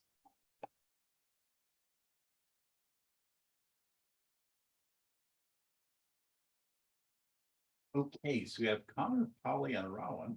I think that Andy is going to be channeling. I'm going to be channeling. No, Rowan's going to give his talk, but I'm going to channel over two. Yes. So, oh, I'm not sharing it yet. Hold on. Oh, geez. Pressing all of the wrong buttons. Does it take to work? If you get close, sometimes. So otherwise I will be the clicker. Okay. So looks good. So for Polly and Connor's too, Polly's busy writing up a present and Connor's actually just started. So it's a sort of late stage PhD and early stage PhD. And of course, you've had the spoiler already. This is about looking at how we can use various characteristics of tephra layers to infer something about past environments. And so at Edinburgh, Anthony and I basically supervising Polly and Connor with the great assistance of Nick, who you've just heard of, and Richard as well for Polly's PhD, and Clive Oppenheimer and Erin on with Connor's work. So let's just say Anthony does lots of other things besides working on databases and websites. Right, so with Polly, there you can see it's the idea of using the morphology, and I'm going to have a click. So this is basically a slide that some of you have seen already. It's the idea of how we go from that tephra deposit on the surface to strange wiggly things that may happen within the stratigraphy and what we can learn from that. And the next slide is basically, you've seen this one again already, stuff happens on the surface, stuff happens below the surface, and it's trying then to tease those apart and see how we can use them. And there is a paper that came out in 2020 that actually gives more detail about that. Next slide. So this is one of Polly's figures, which again shows this idea of when the tephra falls, how the vegetation then begins to determine how it may be preserved, and indeed how the layer may change in a variety of different circumstances. So the next slide then. So with what she's done is to basically do a series of tightly controlled experiments. And some of these are to look at the issue about slope angle, because we know at the low angle of repose, vegetation has this big effect. Then what happens when things get steeper? And so that's been determining the slope angle, the angle of repose of various different tephra layers. Some really sophisticated experiments there. And then one of the things you do during COVID, anything else, is the idea then of going to IKEA and getting lots of little plastic boxes and cutting the bottom out of them and getting turf, so the vegetation is uniform, and then creating slopes of all sorts of different angles and see what happens next. And then having left those for months to monitor the development of the layers to get this more tightly controlled data, which shows exactly how the tephra layers do respond in terms of slope angle to their preservation. Next slide. And then Polly's taken that to look at changes that are happening above the ground. In this case, these wonderful fuva, use the term slightly ironically, those things that break your ankles, of course, but all of these frost lumps. And this is the idea about being able to establish, which she's been able to do, that it's to see where we can tell whether the tephra layer has fallen over variations that are actually on the surface, as opposed to when it's been a flat surface, and then the variations occur due to cultivation below the ground. And so, again, it's the idea about being able to identify those surface forms. And she's written that up in a paper that's out in Boreas last year. And the next one, and then going below the ground, of taking these ideas of seeing whether the rate of burial really affects the rate of preservation. So the idea being, if it's buried swiftly, the tephra layer may be preserved in a different way to if it's buried more slowly. So again, it's finding a series of sites where the vegetation is the same, the slope angle is the same, the rates of burial are different, And this is data on one of those, which is the capital 1918 tephra layer. And actually, fortunately, it does show that rate of burial doesn't matter that much. So that's one of the complications that we can actually avoid. And then moving on. And then to also look at these novel ways of using 3D X-ray microtomography to look at the tephra form to very high resolution as well. And this is effectively taking the soil micromorphology sections that we all know well and going big with them. So this, we're able to actually cut out blocks of soil in the field, take it back to lab, do this zippy things with it, and you can actually distinguish tephra in soil. You look at those structures in 3 dimensions at very high resolution. Next slide. And then to roll this out across actual landscapes. And so this is looking at a series of farm sites. And in this case, they've got the 1947 tephra layer. You can see the zip area across the side. And so this is an example of where I touched on this earlier, Bolstad here, where we can see actually the preservation of the layer is super preserved. It's thicker than what fell originally. But again, the preservation in different activity areas is different. This is probably a thickening that's taken place where actually the vegetation is able to trap far more of the layer that actually falls, so that materials mobilized in the immediate aftermath elsewhere gets trapped there. And we see this enhanced thickening of the layers, which differs in different parts of the landscape. Next slide. And then to go along and look at where we can begin to distinguish between tephra fall. There's the original thickness shown as the bar. Then there's a variety of data about measured in different parts of the farm site. And here you can see that on the site that was occupied in 1947,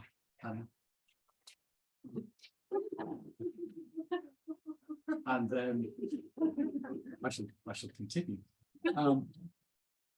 Sorry, and then thanks to work with Daniel, yes, no, anyway, we got the archival work to support this in terms of looking at records from the farm. We know the efforts they put in to clear the fields, and you can see it there. So an occupied farm, we can begin to tell when they've actually interfered with the tephra. No, mobilized it, tamed it, cleared the fields. Whereas here at Canastadia, the farm abandoned long before 1947, but we had the much thicker sward of the old hayfield, and see there how the preservation was actually there or thereabouts the original fallout, but again, different parts contrasting with the surrounding heath and different parts of that field system. So then if you go along, this potentially raises the possibility of back to these 3 lovely guys about the possibility of looking at farms which are actually managed in different ways and thinking about the possibilities that under certain circumstances, they all may have home fields, and who's putting the pedal to the metal in terms of the degrees of exploitation, which may be affecting quality and structure of vegetation, and that can be affected in terms of tephra that falls over the side. And they're all policy details, and I know you should be interested in review back. And we could go on to Connor. Yay!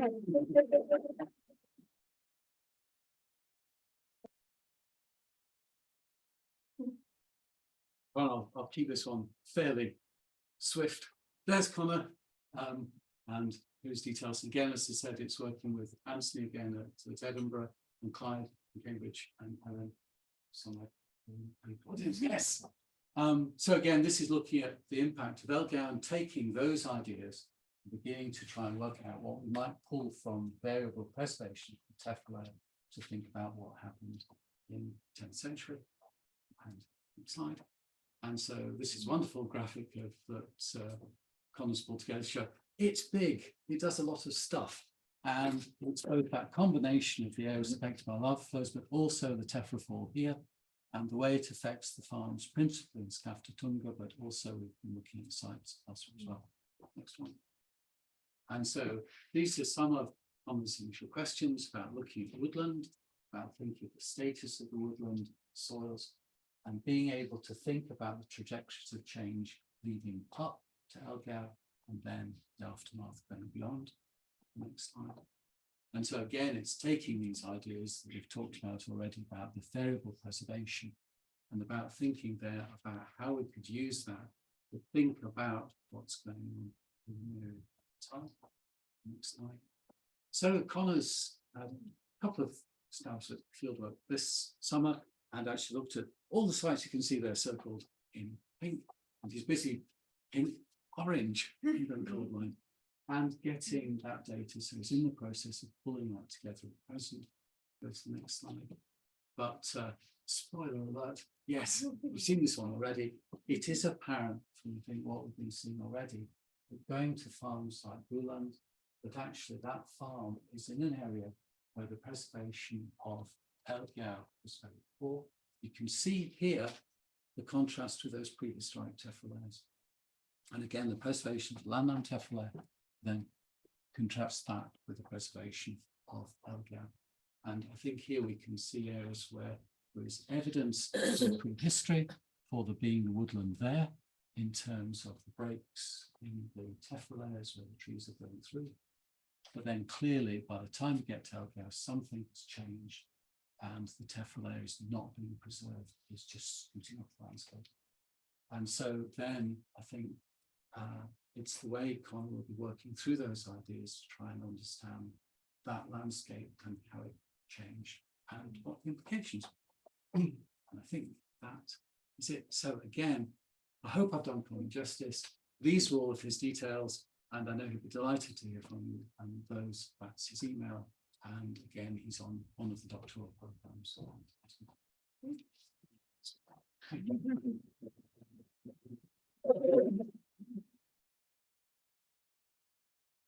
Yay, our last lightning strike is from Rowan, who I think is live online. Oh, hi everyone. Yeah, sorry, I was originally going to record this, but sadly I hadn't found the time amid teaching at the beginning of semester. So you're going to have a live show instead. Right, hopefully you can see that. Hopefully everyone can see. Thanks very much. Yes, the shared screen there. So hello everyone. So I'm Rowan Jackson. I'm a university teacher at the University of Edinburgh, which is why I'm currently showered in teaching and lots of admin at present with the new academic year. But I'm going to talk about something hopefully more interesting. Talk about objects of adaptation. The role of play objects in multi-generational adaptation to environmental change in the North Atlantic Islands. So I'm going to present collaborative research between Professor Andrew Dugmore and myself, who you just heard from, though this also involves Professor Felix Rieder from Aarhus University, who's been doing a lot of work on adaptation and social learning in multiple different cultural contexts, but also within the North Atlantic through our work in recent years. So our paper is going to examine the utility of objects of play in socialization and adaptation to new environments in the North Atlantic. We briefly focus on the expansion of the Norse across the North Atlantic in the 9th and 10th centuries and look at the changes associated with child material culture between the milder east of the North Atlantic and the comparatively harsh conditions of the West North Atlantic, before briefly discussing the contrast between the miniatures that we find in these Norse contexts and the sorts of miniatures that we see in Inuit contexts around the end of the settlement period in Greenland. So, oops, this is going to work. There we go. So in a 2018 paper that we were involved in, we talked about environmental modification as playing a critical role in the Norse demise because they transported a mode of production that was perceived to be suited to long-term change, but gradually suffered because of increasingly limited and inefficient strategies, namely hunting with farming, and the reduced energetic returns as a result of this dietary shift. We want to understand how these adaptive strategies become entrenched and how new approaches become incorporated. So as a result, we might decide to try and focus on the relationship between continuity and change, and particularly how adaptive strategies are practiced and learned in Norse Greenland. So we put forward the question, can miniatures and toys tell us something about this continuity and change? And we build upon Robert Park's work on the Inuit in Western Greenland in 1998 and 2005, but also recently in studies in 2018 and 2022 on the role of miniatures and toys and ethnographic evidence for understanding the role of play and experimentation by children, which might lead to innovation in material culture. So this is reiterated in Reed and co-author's paper in 2018. So this is Felix's paper again, where he talks about the role of social learning and particularly innovation in the pre-adolescent years. So he's trying to look for this sort of perfect period where you might experiment and play around and have the opportunity to play with material culture and bring in innovations. So an example of this in contemporary society that we might look at is the role of miniatures and toys. And we can see a miniature and toy on the top left-hand side with the lawnmowers there. Of course, lawnmowers would be far too dangerous for a small child to operate and probably too big for them to be able to push around the garden. So as a result, they might use memes or copying behaviors, but work with these miniature toys in order to learn that practice. So objects of play, these miniatures, play an essential role in the transferal of information from the adult world into children's behaviors. So we can see this in games that emulate strategies, processes, and behaviors. We see this in ethnographic records across circumpolar cultures, and also looking at objects that reflect the environment or society of that individual group. How are they socialized to grow up in that society? So for this reason, we were focusing on social learning. So we were interested in looking at the acquisition of skill and knowledge by copying others. Social learning strategies include imitation, emulation, and teacher-led learning.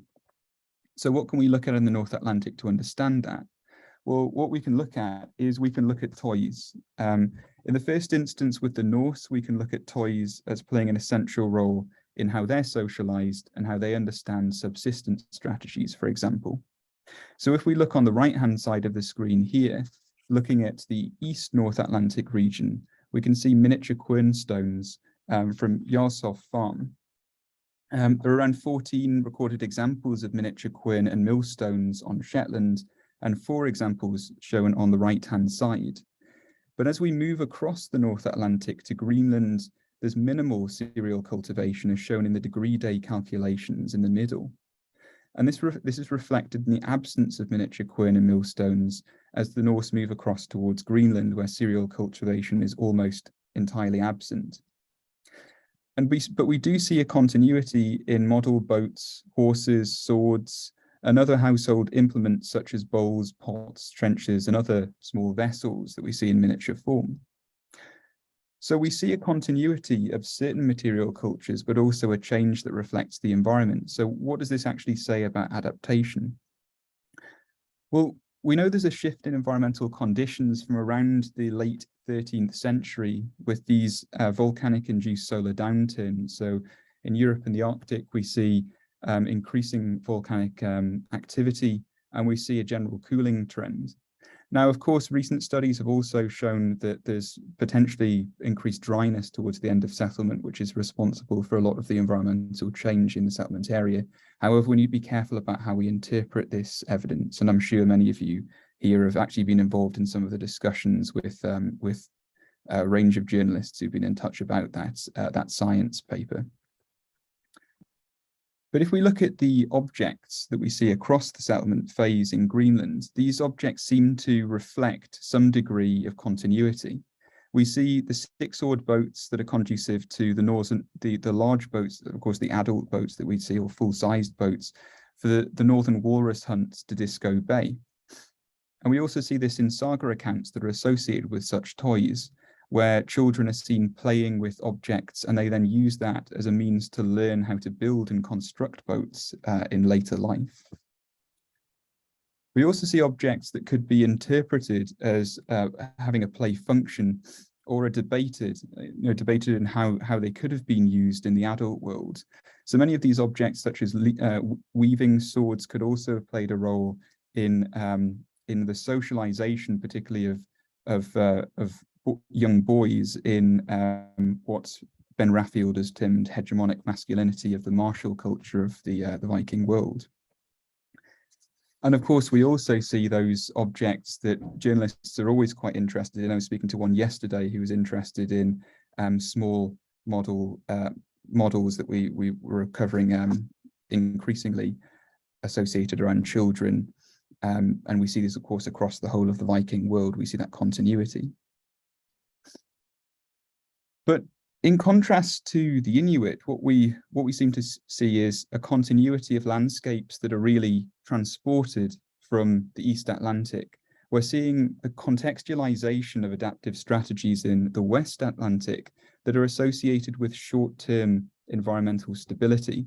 And as things transition towards an increasingly difficult adaptive strategy, it seems that the children, at least, or at least the limited material culture that we do have, is very much constrained within the existing adaptive strategy of the Norse. So we have a generalist strategy that doesn't really change so much, and they're actually potentially constrained by that in the long term. So we might say they're victims of success. They're able to ride out short and medium term changes, but in the long term, it starts to become maladaptive.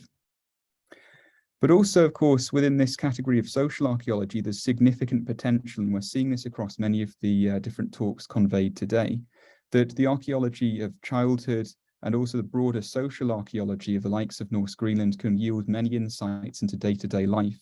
I mean, Elie was just talking about taskscapes, of course, and the way we start to interweave these different records of material culture, historical documents, and ethnographic evidence can allow us to do cross-cultural comparisons, but also start to look at how day-to-day life affects these broader scale changes that we might be looking at associated with adaptation to climate change. It's probably also worth having a, I mean, I'm sure many of the questions can go to Andy because sadly I won't have much time to stay on afterwards, but we've also been working on models such as information flow, which is a work with Stephanie Crabtree, looking at how we can start to understand and characterize the relationship between individual households and different cultural groups and their surrounding environment. How much information do they have about their environments? And what sort of constraints are there, cultural constraints about how they perceive their environments? So we're developing mathematical or calculations, but also potentially mathematical models to try and quantify the relationship between cultural perception of the environment and the degree to which these strategies would be successful in that context. So thanks very much for listening, and I'll hand over to, I'm sure, is it Tom probably at this point?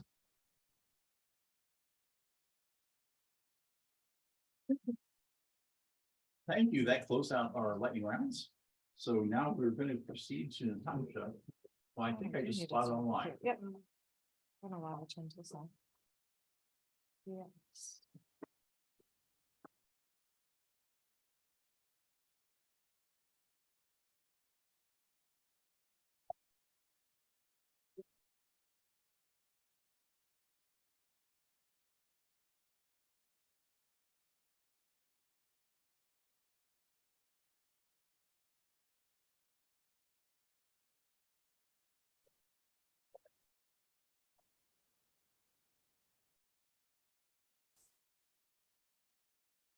Can't hear you.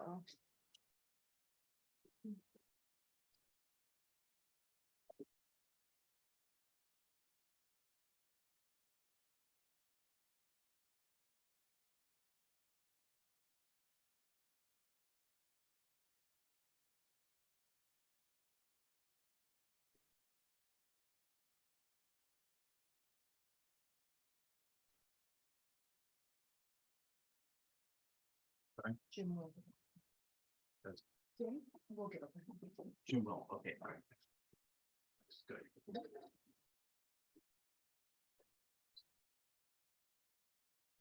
I think we're having a sound problem.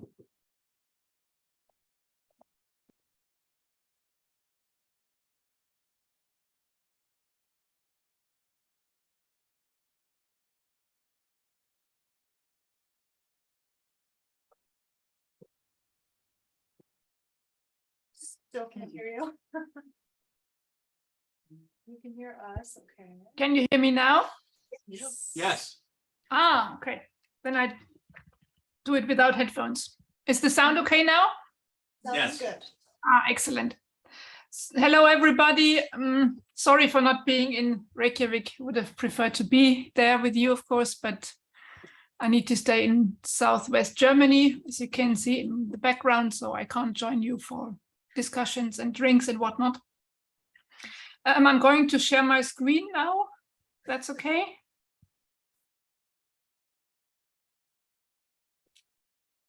How does this look? Can you see this? Yes. Yes. Okay, excellent. So thank you for having me and giving me the opportunity to give you a very brief glimpse into a project that has been going on for a year, 1.5 years or so. The official title of the project is very long and complicated. It's Looking in from the Edge, the impact of international commercialization on Northwest Europe's peripheral communities in the period 1468 to 1712, production, commerce, and consumption in Orkney and Shetland. But because this title is so terribly long, we always refer to as the LIFTI project from the acronyms. This project is funded by the German Research Council or Foundation, the DFG, and the AHRC. We are basically, or more or less, in the middle of our project, and there are, of course, many people involved in this. The project is led by Sarah Jane Gibbon, which you've heard yesterday, and she's also here in the chat, and myself. So Sarah is basically the lead for the Orcadian team, and I'm the one for the German team, which you can see on the left side. These two gentlemen are our postdocs in the projects, Bart Holtermann and Philipp Grassel, and the familiar face in the black. Mark Gardiner at Lincoln University, who's also part of the project. On the right side, you see all the Orcadians involved, more or less everybody. And the lady in the circle, that's Farah Skimani, our master student who does her master thesis within our project. So what's LIFTI about? It's basically, in a nutshell, it's about the economy of Shetland and Orkney in the early modern period. And that's the period where a world system of capitalist trade gradually extended and now also started to include peripheral places into the European trade networks. And this transformed their largely subsistence and low-level trading economies to commercialized surplus production ones. And this spread of commercialization had profound effects on local communities, as it required peripheral lands to increase the scale and nature of production, but also made imported goods and materials available to these communities. So we are using Orkney and Shetland as island laboratories, as we call it, to study the introduction of consumer commodities and their impact on the mechanisms of production and exchange and consumption in these places. I use this map of Dutch cartographer Johan Blauw from 1654 to provide you with a bit of historical context in case you're not familiar with it. Like Iceland, Shetland had been very closely connected to the German, or let's say Hanseatic cities of Bremen and Hamburg during the 16th century. But Orkney, on the other hand, was not, and trade there was controlled by Orcadian or Scottish merchants. And in the 17th century, the Dutch herring fishing vessels start to dominate the waters around Orkney and Shetland. And then the economy is very much influenced by this shift.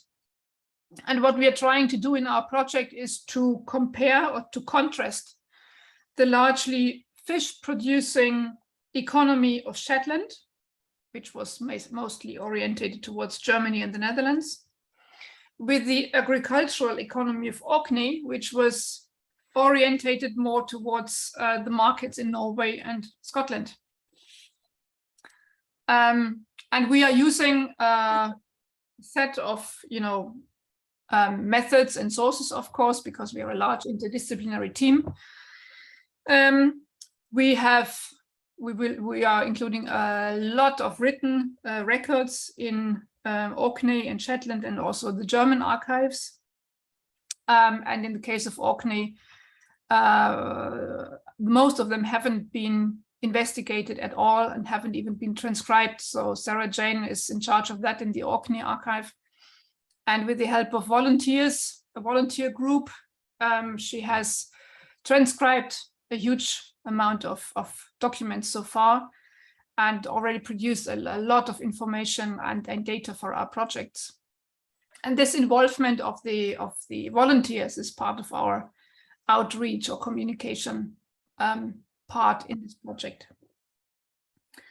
Jen Harland, which has been here yesterday as well, and Julie Kessens and Ingrid Mainlang, they look at animal bones and mostly, of course, fish bones.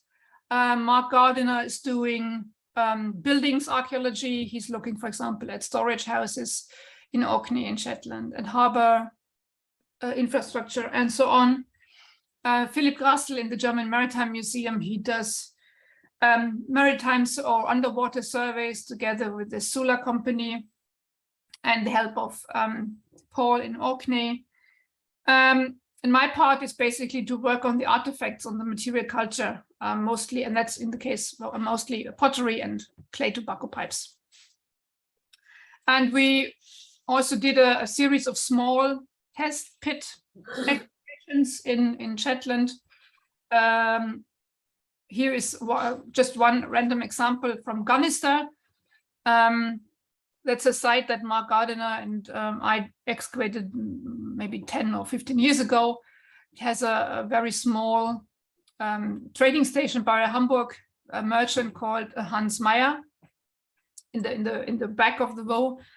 And the nearest settlement is the Gunnister farm, which is basically like a huge farm mound. And we did a series of test pits, which you can see here on the image, basically to get finds and artifacts and bones, which inform us about consumption and whether this had a connection with the Hanseatic trading station. We also did some pits in Lerwick in the city center. You can see here a map from Lerwick, 1766. Lerwick was by the time, or at least in the 17th century, a Dutch place, basically. And with the help of locals, residents in Lerwick, we were allowed to dig in their gardens and also see what comes out of the soil to inform us about consumption in the time. We got a lot of finds from these test pits. We have put them all in a database and processed them, but I hope you don't mind that we cannot send you results yet. It's still work in progress. As I said, sorry, this is the wrong slide. I'm mostly interested in ceramics in this project, and there is, for the Orkney and Shetland material, there's the same problem as we have with the ceramics in Iceland and Faroes at the time, 16th, 17th century. It's mostly redwares with glaze or slip decoration, and it's very difficult to provenance them, especially because they have, very often they're small fragments, and very often they're just very broadly characterized as stemming from either northern Germany or the Netherlands or southern Scandinavia, or even all three areas. So we are applying a couple of chemical analysis to find out where selected pots are from. We did a couple of samples from Iceland and Faroe, and we're hoping that we can work on that together with Gavin on his material, and because we need to know where these pots were produced and in which trade networks they were involved. So these pots are giving us a bit of a headache. But what is emerging is that, or there's a certain pattern is emerging. We can see that in Shetland there are more northern continental redwares than in Orkney. The Orkney material is much more dominated by Scottish ceramics. and the other way around. There's less Scottish material in Shetland than in Orkney. And that's very much, it's the same with the picture we get from the written sources. That fits very, very well. The same is true for the clay tobacco pipes.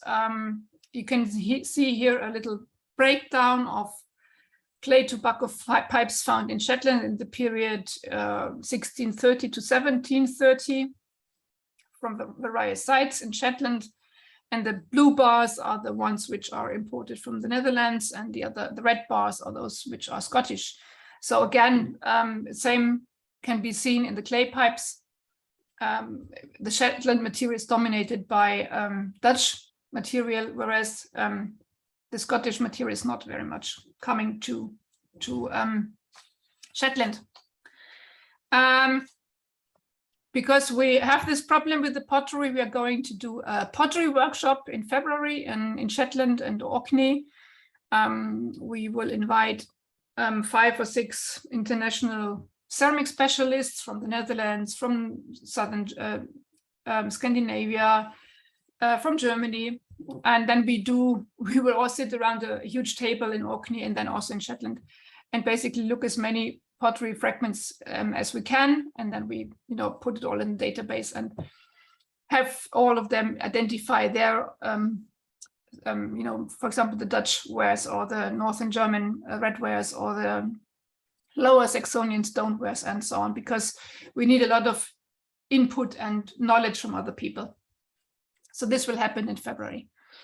There's of course much more to tell, but I just gave you a brief overlook on the artifact analysis. If you need to, or if you want to find out more about the fish bones, then please contact Jen Harland, or if you want to know more about the storage building, best if you write to Mark and so on. And I am also pointing out that part of our outreach project or of the program is a exhibition which is also funded in this project. Will be a large exhibition about the project and about trade in the North Atlantic in general. It will be opened in the German Maritime Museum in Bremerhaven on 23rd of March. So should you be around, please drop us a mail and we put you on the list of people to invite, and then you can have a smashing party afterwards when the exhibition is open. And now I hope you don't mind, there's a short commercial break at the end of my presentation. I'm having a commercial break now because I haven't been to Iceland for a long time, for a couple of years, and haven't seen many of you. So I thought it is maybe useful to point out a couple of recent publications and activities which you might not have heard of. So that's why I'm pointing out, for example, this book by Bart Holtermann. He was the PhD in the previous project. And he has now published his PhD, The Fishlands, German Trade with Iceland, Shetland, and the Faroe Islands. And it's open access. You can download it for free on the website of the publisher. And on the right side, you can see a very, brief glimpse on his, what's the book about. So, if you're working with fish and you want to learn more about how the interaction between the Icelanders and the fishermen and the German merchants, how they interacted in Iceland, I can very much recommend to look in this book. And also if you want to learn more about the harbors and the trading places they frequented and what license they had and how the Icelandic bureaucracy, or how the Icelanders played a role in this. Basically, the same time also was published this book here, edited volume, which is a broader perspective, not just Iceland, but also on Shetland and the Faroes. This is also open access, so you can take a look at it and download it. And what is also of great use now in this project is another output from the previous project. It's a database on all the written sources which relate to the trade between Iceland and Shetland and the Faroes with the German cities at the time, or the Hanseatic trade. And it's a database which is called Handstock. It's open access, of course. So it contains a lot of material from archives in Scotland, in Britain, in Denmark, in Iceland, in Germany, and so on. And you can search for commodities and people. And very often you get the images of the documents, but always you get a transcription. If you are able to read Middle Low German, you will be very happy. But there are also other documents in Old Danish and whatnot, and English and so on. So yeah, I just wanted to recommend this database to you for anything, in case you're working on something which falls into this area. And my last slide is, and this the end of my commercial break. At the University of Tübingen, where I'm based, we are now starting a master program in archaeology in English. So you don't need to learn German. If your students are interested in studying abroad, you're very welcome to Tübingen. It's one of the strongest archaeology places in Germany. We have an archaeology department, we have an archaeological science department, we have an archaeometry department, and so on and so on. And the tuition fees for Europeans are none, and Durham students, for strange reasons, Durham students would be free. Any other students outside Europe, the tuition fee is 3,000 euros per academic year. And the best thing is, I think, that you can study in a castle. The archaeology departments are all located in the castle of Tübingen, which is right in the city center. And it's probably the best place ever to study archaeology. Thank you.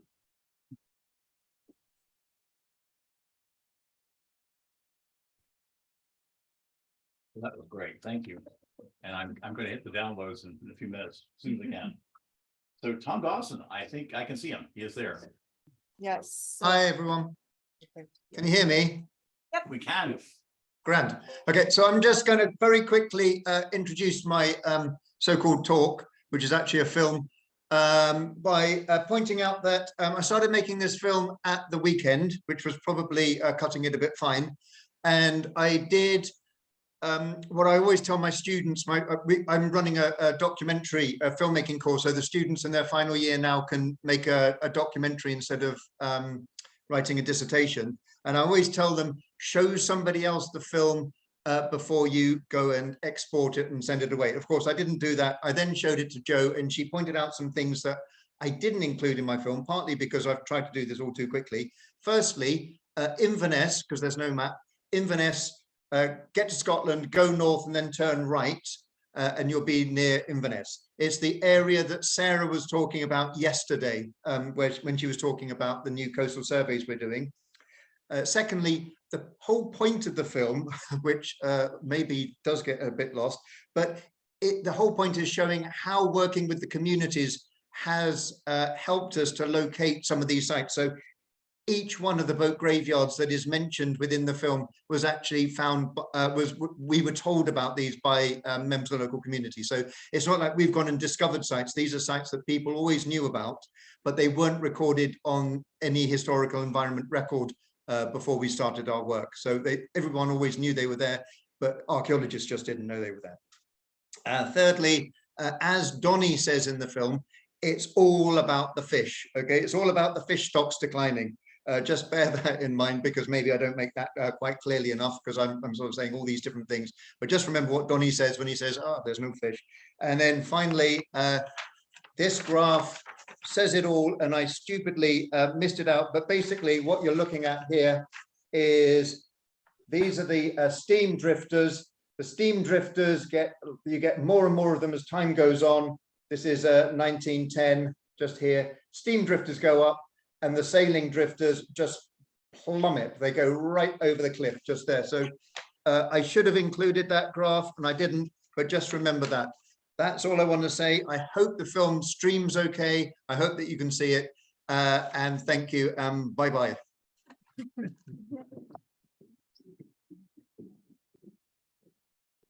But don't be put off by the slick graphics, man. Just get the screen shared.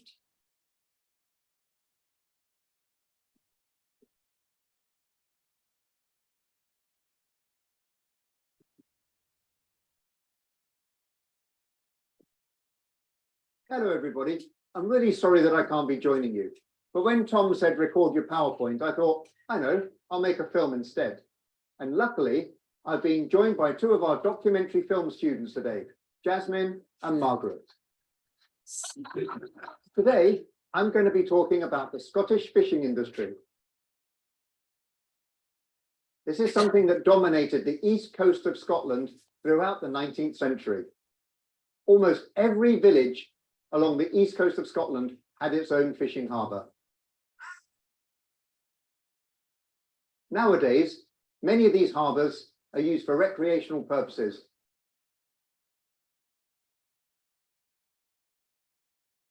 While others lay abandoned, threatened by erosion and coastal processes. We've recently been doing some surveys up on the northeast coast near Inverness, and we've been particularly interested in looking at remains to do with the fishing heritage. At one place we stayed, near Culloden, our landlady introduced us to her 90-year-old father. Although I wasn't able to film him, he told me all about his life living with his grandparents. Anyway, I'll let Donnie introduce himself. 40 years here, and before that, we lived on and off. All my descendants is from the fishing village in Ock, and I stayed with my granny and grandfather when I was 9-year-old for 3 years, and I learned an awful lot from the old people. We go back hundreds of years and all, but I don't know when it started, when they came up. I think there's some books will tell you when the Cornish name, it was Cornish name, it came up for the oyster fishing. That's what I've been told. No water, no electric, no money. It was terrible, terrible. But there's plenty of fish in the sea, plenty of fish there. See, from here in Lochie Bay, it's quite a bay at the mouth of it. I used to go to Lochie Bay. This was in really hard times for the Wilkes. That was really the pits. Yeah. And I'd go there, we were having a boat, and he'd say, look after the boat, because I was just a young boy. I didn't know how to walk or anything. I couldn't work there. Just playing it, watch the boat for the tide coming in, you see. From off, there was a sandbank in the very low tide, you can see it. And it was full of sprats in the sand eels, they call it. And it used to be full of them, and that's where they would fish with the tide coming in for the flounders. And they called the good flounders, one with the red spots in it, they called them splashers. One of the things that we were interested in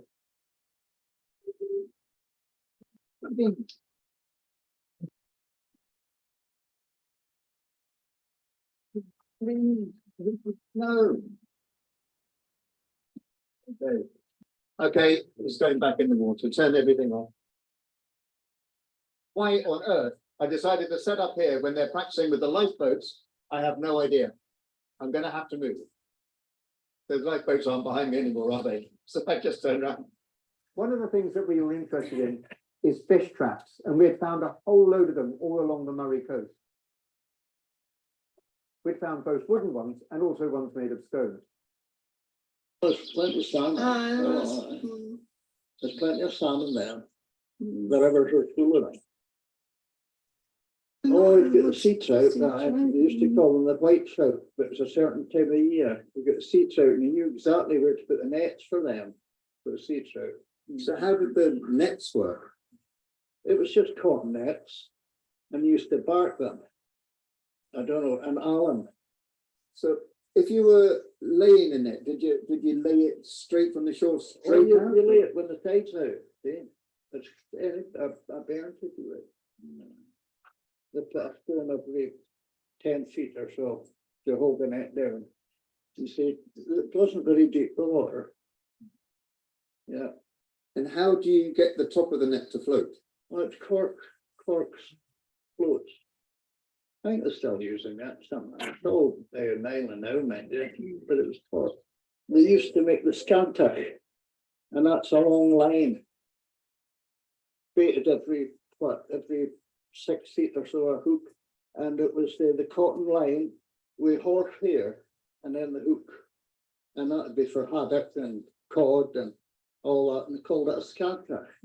And the women used to make them up. It was an oblong box with a slope in it where they put the baited with the legworm and the hooks line just ready for thinging out scantach, they called it. But the main prize was the silver darlings, the herring. Oh, the horse was full of herring up till about what, 30, 40, 50 years ago. You put down a pail and you bring up a pail for anywhere, a pail of herring. And what sort of a boat did they use? At the beginning, everyone had a skifty, they called it a skifty, a flat bottom boat. Big boats, big skiffs. By skiff, Donny probably means a scaffy, a clinker-built boat. These were very popular all along the northeast coast. They had a curved stem or bow and a steeply sloping stern or back. Their short keels gave them great maneuverability, which meant that they were excellent for going in the small harbours. From the 1850s onwards, many fishing crews went to the much larger Feeley, and there is a fantastic example of one in Anstruther, which is being run by the Anstruther Fisheries Museum. And if you are ever over here, I do recommend that you go and visit. Over time, the Feeleys had decks. One of the great things about these new deck fishing boats was that they had bunks. Fine, all equal. But then one man says, I'll get a bigger boat. And they got what they called the Zulus, was a big yawl with sails in it. In 1879, the first Zulu was built during the Zulu Wars, after which it is named. This combined features of both the Feeley and the Scaffy. And it became the preeminent boat on the northeast coast. The Zulus were very, very large boats, very large indeed.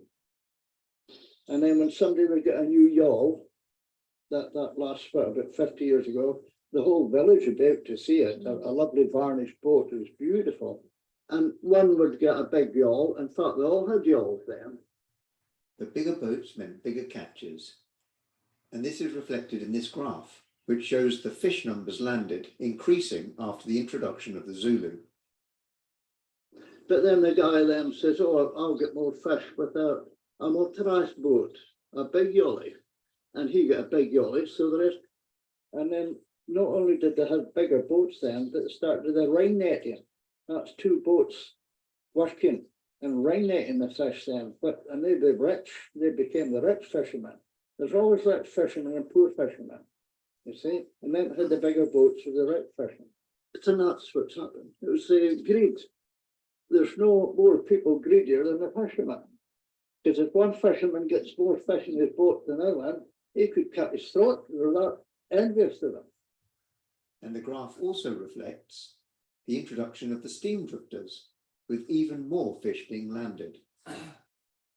Larger catches meant larger profits, and this money could be reinvested in order to buy even bigger boats. Oh, times the hundreds of boats.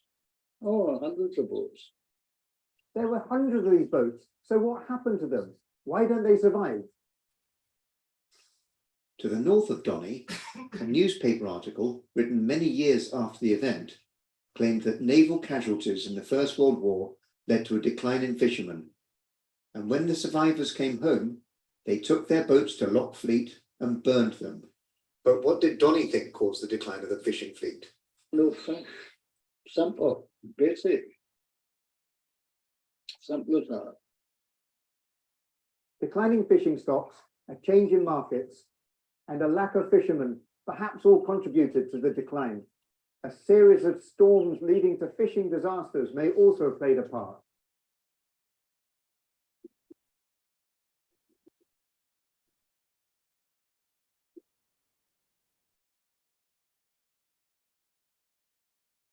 But probably the biggest influence was the introduction of the steam drifters. The sailing boats could not compete.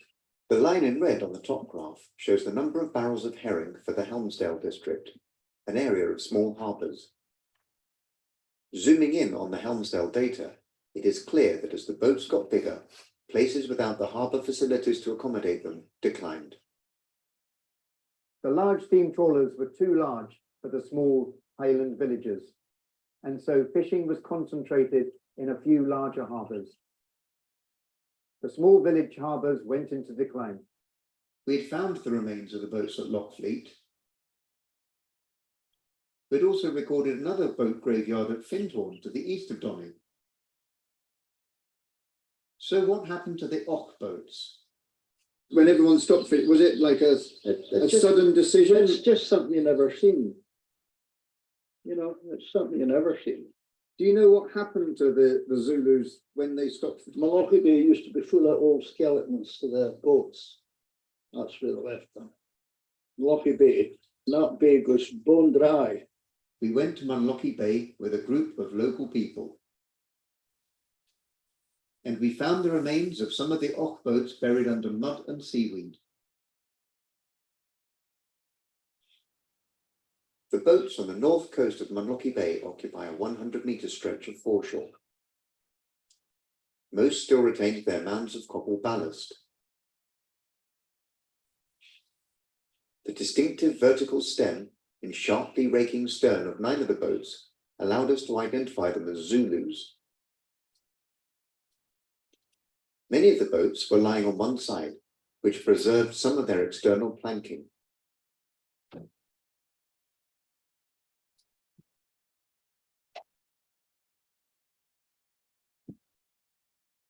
Most of the vessels lie more or less in their original position, perpendicular to the coast, with the front of the boat on the shingle.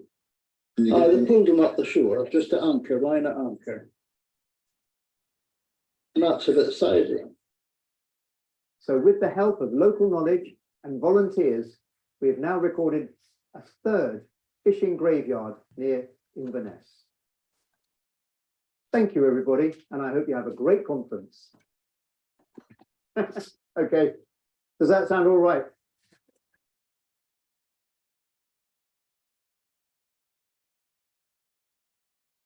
Now that is a presentation of authenticity. Thank you. Okay, we are overdue for a coffee break. So let's go ahead and do that and we'll come back. Maybe in interest of time, we can maybe do a 10-minute coffee break. Yep. Okay.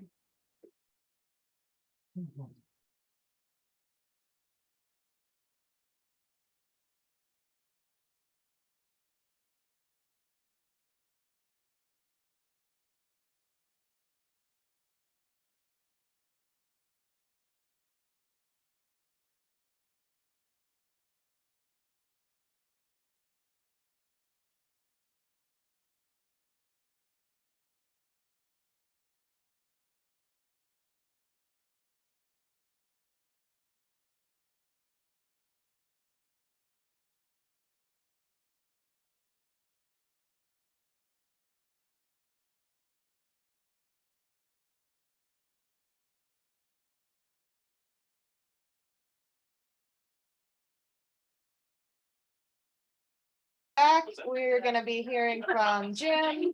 We're all gonna be done talking. So Jim, you can just share your screen and it should be good to go. All right, Rowdy, calm down back there. Calm down. Hello, everybody. Can you hear me and see me? Yes, we can. Excellent. Okay, I would love to be in Reykjavik with you, but I'll have to say hello, Sæl blessað, og blessaður, to all of you via the little screen. I'm going to pull you out of central North Atlantic to the western North Atlantic to talk about Labrador. I was hoping to talk about Svalbard originally, but because of being moved, my lab being moved, I haven't had the access to collections needed to generate some new data. So I'm going to talk to you about what's on my desk and what I've been up to in Labrador this last year and a couple of recent years during our recent COVID encounter. So I'm going to talk about give you a little overview of what is up in with historical archaeology, historical ecology and archaeology projects that I'm working with in the Nain region of Nunat-Siavut in north central Labrador. Our region here is here's the coast of Labrador, central Labrador here, the northern part of central Labrador, and its archipelago. You see the islands here, the community of Nain, the northernmost community capital of Nunat-Siavut now, and a number of islands with archaeological sites scattered amongst them. This is a place I've been working for in this particular area for over 20 years now, and I've managed to accumulate, working with students and colleagues, quantitative data that is the foundation for the projects that are going to be talking about today. These projects are complex and multiple, and they involve a great number of people. I can't possibly name them all here or go through them in detail. So I'm just going to sketch them out as 3 big funded projects.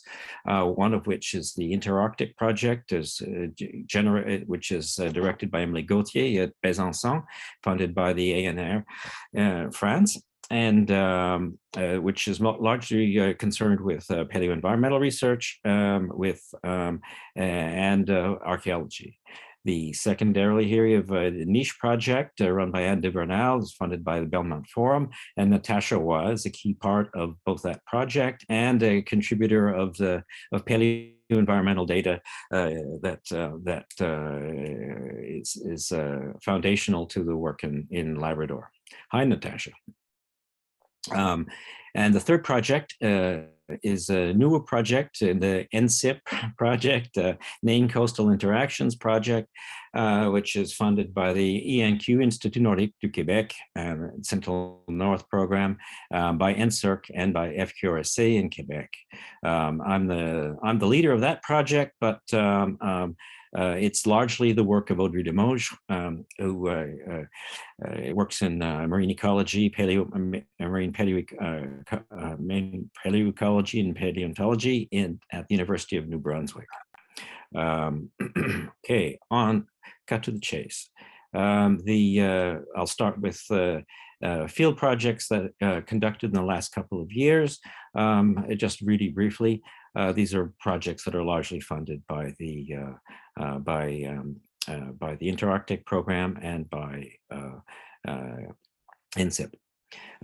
In the last 2 years, you've been able to develop a community archaeology program involved through a direct collaboration and planning of projects with the Nunat government's archaeology office headed by Lena Onolik and my PhD graduate student, Heloïg Barbel, who is responsible for the zooarchaeology of a couple of the sites I'm going to be mentioning.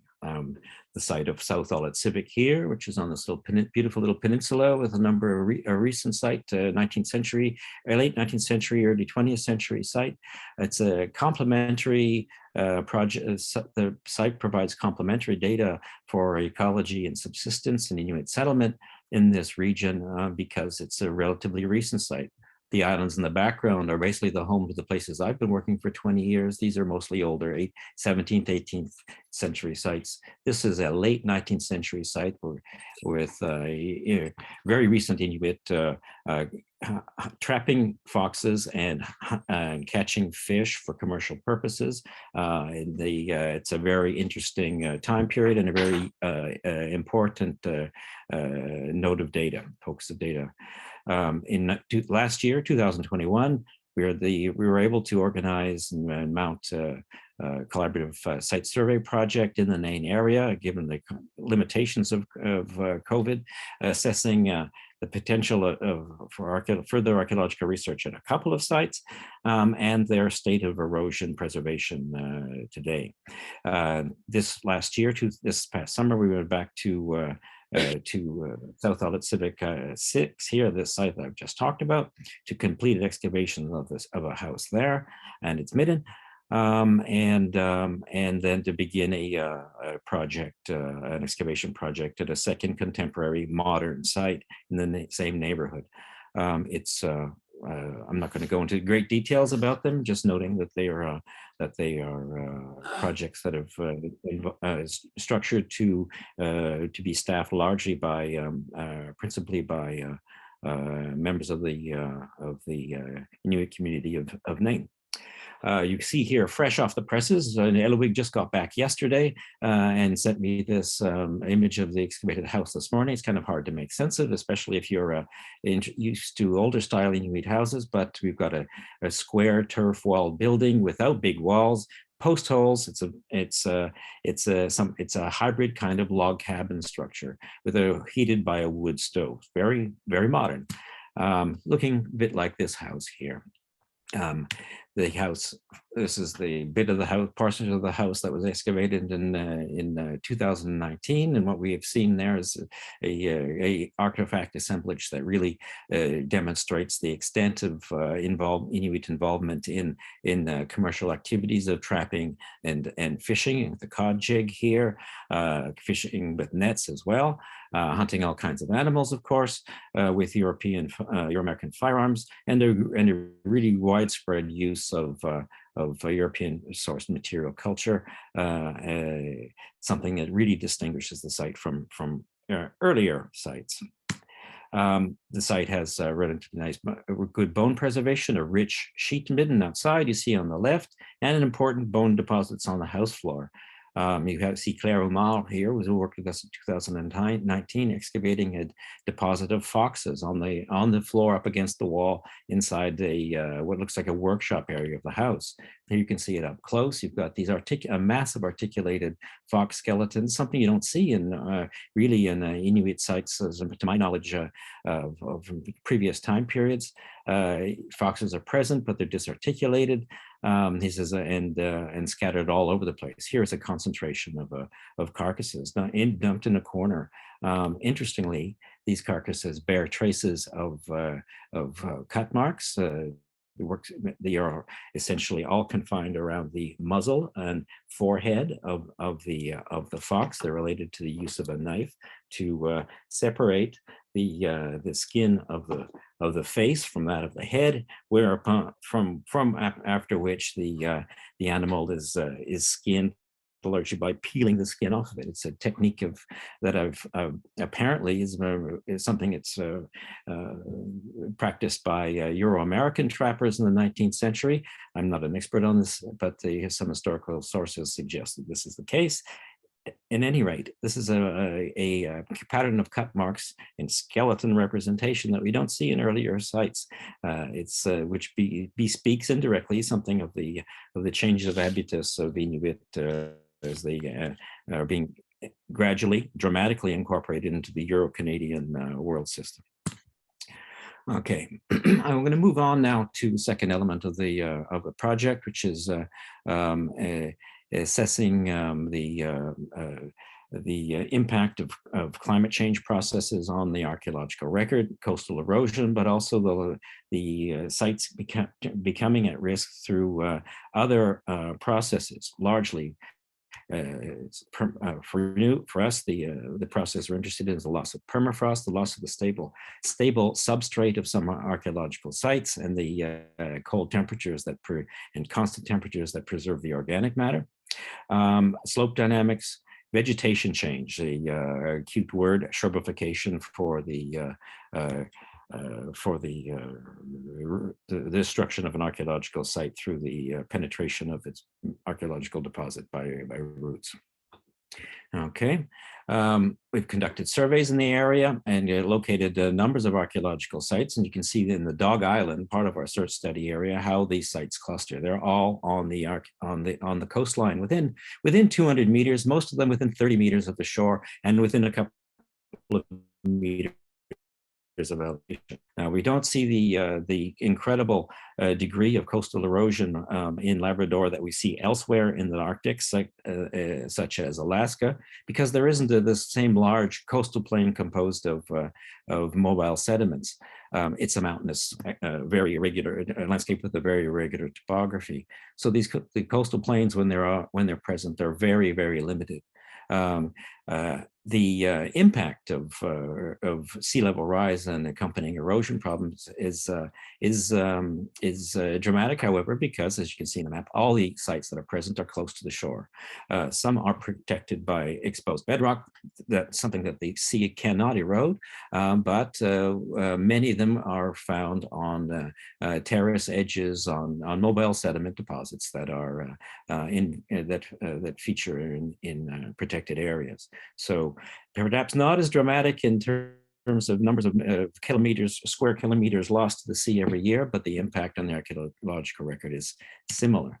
Here's a first draft of a projection of site loss in that same study area, given two scenarios of sea level rise. First, if I can get my slide to advance. There we go. These are the sites that are present between 0 and 2 meters above sea level, more or less, in the study area. They're composed largely of tent rings, the red, but other classes of sites: cabins, modern cabins, older wooden sod house structures, cemeteries, docks, and things like that. You have this is the sites that would be impacted directly by sea level rise of 3 to 4 meters, or the impact of further sea level rise above 2 meters. We don't have to have sea level rise up to 4 meters to impact these sites. You just have to have the upslope effects of waves during storms and erosion undercutting the substrate of these sites. So one can easily anticipate the loss of a huge proportion of the local archaeological record with sea levels even at projected conservative modern projections. Half of the 19th century fishing and trapping cabins, over half of the existing tent ring sites, a significant proportion of existing graves, all the cemeteries, and caches, docks, and things like this. At sea level rise above 2 impacts almost everything, and it erases not simply the great majority of Inuit archaeological sites, the physical heritage of their occupancy of this landscape, but also whole categories of their archaeological record, which would leave us with something very fragmentary, partial record that resembles something like the European Paleolithic, which is very hard to understand in terms of actual operating cultural systems. Okay, just to quickly look at a couple of sites evaluated this past year. A tent ring site on a coastal terrace in a very exposed location facing the north. It's an interesting site, never documented before. Lots of tent rings, lots of beautifully preserved architecture, installations of all kinds, tent rings, caches, and things like this, covered in lichen. They are some of these are likely to be quite old, and these terraces here give the possibility of dating some of these structures through horizontal stratigraphy. You can see the site here on the edge of this eroding bank, and you can guess what my next slide looks like. Some of these tent rings have been literally eaten in half or even more by ongoing coastal erosion. The site's barely been discovered, documented, and it's already a significant portion of it's gone. You can see the amplitude, the extent of the erosion here in this photo. At sea level, the erosion front's over 150 meters long. You go into some other classes of sites, the Inuit sod houses, which are dug into beach terraces. They're normally in protected places. They might stand up to to erosion preferentially, less exposed, but we see large-scale erosion affecting them as well. You can see the site is actually, Long Pond Brook is on this little green terrace here, surrounded by trees, and this bank here is being undercut, and it's slumping into the sea. This is a place where sea ice is present, landfast ice is present in the wintertime. Potentially it's being scoured in the spring by ice flows, but it's completely exposed to easterly storms in the summer. And anecdotal evidence suggests that it's these waves pushed by winds in the summertime that are in fact doing the dirty work. Two quick looks at the shoreline just beneath the site. The house structures up here. It's actively slumping. It's protected from the north winds in the winter, but not from the summer storms. Okay. Second point I can make here is that we're almost in the same place here. In this particular spot, the erosion since 2019 and now this year isn't terribly remarkable. There's active slumping going on still in 3 years, but the trees are much bigger. The vegetation is much higher and richer. In 3 years, the vegetational community here has changed remarkably. The place is becoming a forest in front of our eyes, which is a second and maybe even more important factor, less controllable factor even than marine erosion itself. Okay, these erosion problems along destabilized banks reach inland as well, based on my surveys from the last couple of years. This is a site on a campsite, a late prehistoric Indian Aboriginal tent ring and hearth site on a bluff above a river, a little stream. It's being undercut and slumping into the sea. You see a nice hearth, originally on a flat surface. It's now on a plane like this, and it's sinking. The whole thing is sinking, probably because the permafrost substrate is gone. It's extremely well drained now, and the site is collapsing. It's on the edge, and the edge is collapsing. Okay, so the point I want to make here is it's not simply the coast. It's on all of these water-mediated linear landscape structures, ravines, stream edges, things like this. This kind of erosion problem reaches far into the interior. It's not simply the ocean side. I want to, for the last couple of words about the coastal erosion site loss problem, is we've used a well-documented site, one of my favorite sites, the Oaks Bay sites on Dog Island around Maine, site with permafrost and a really complex, rich archaeological record, as a sort of observatory, a monitoring site, in order to get a feeling about what is the rapidity of coastal erosion on in a protected site, a site in a protected location at the end of a bay, and what's the rate of anticipated rate of what is the rate of erosion of a site that we can expect that's in permafrost. So we have done a lot of use of drones to compile high definition, precise photogrammetric maps and digital surface and elevation models of this site, and we in order to monitor its change year from year to get an idea how fast the thing is actually eroding. Here's one of these beautiful maps. Photogrammetric maps. You can see the house structures and the edge of the beach here, where that is slumping into the sea. There is also slumping going on the two sides, drained by small streams.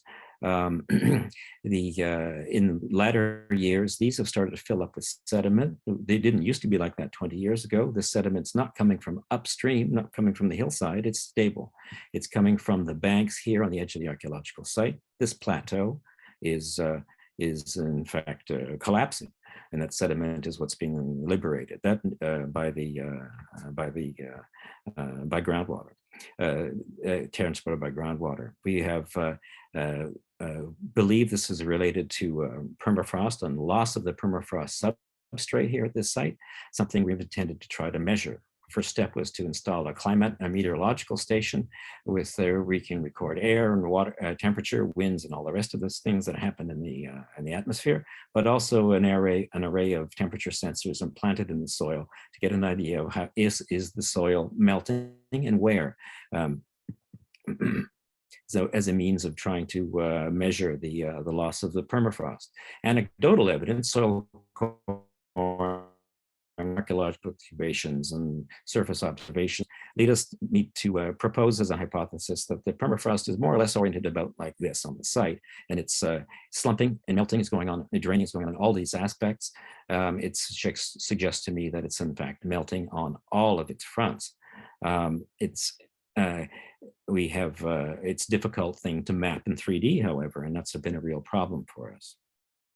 We can measure the rate of erosion, the slumping on the bank, and to get an idea how fast that bank is disappearing and how many years it might be in order before it gets into the archaeological site itself.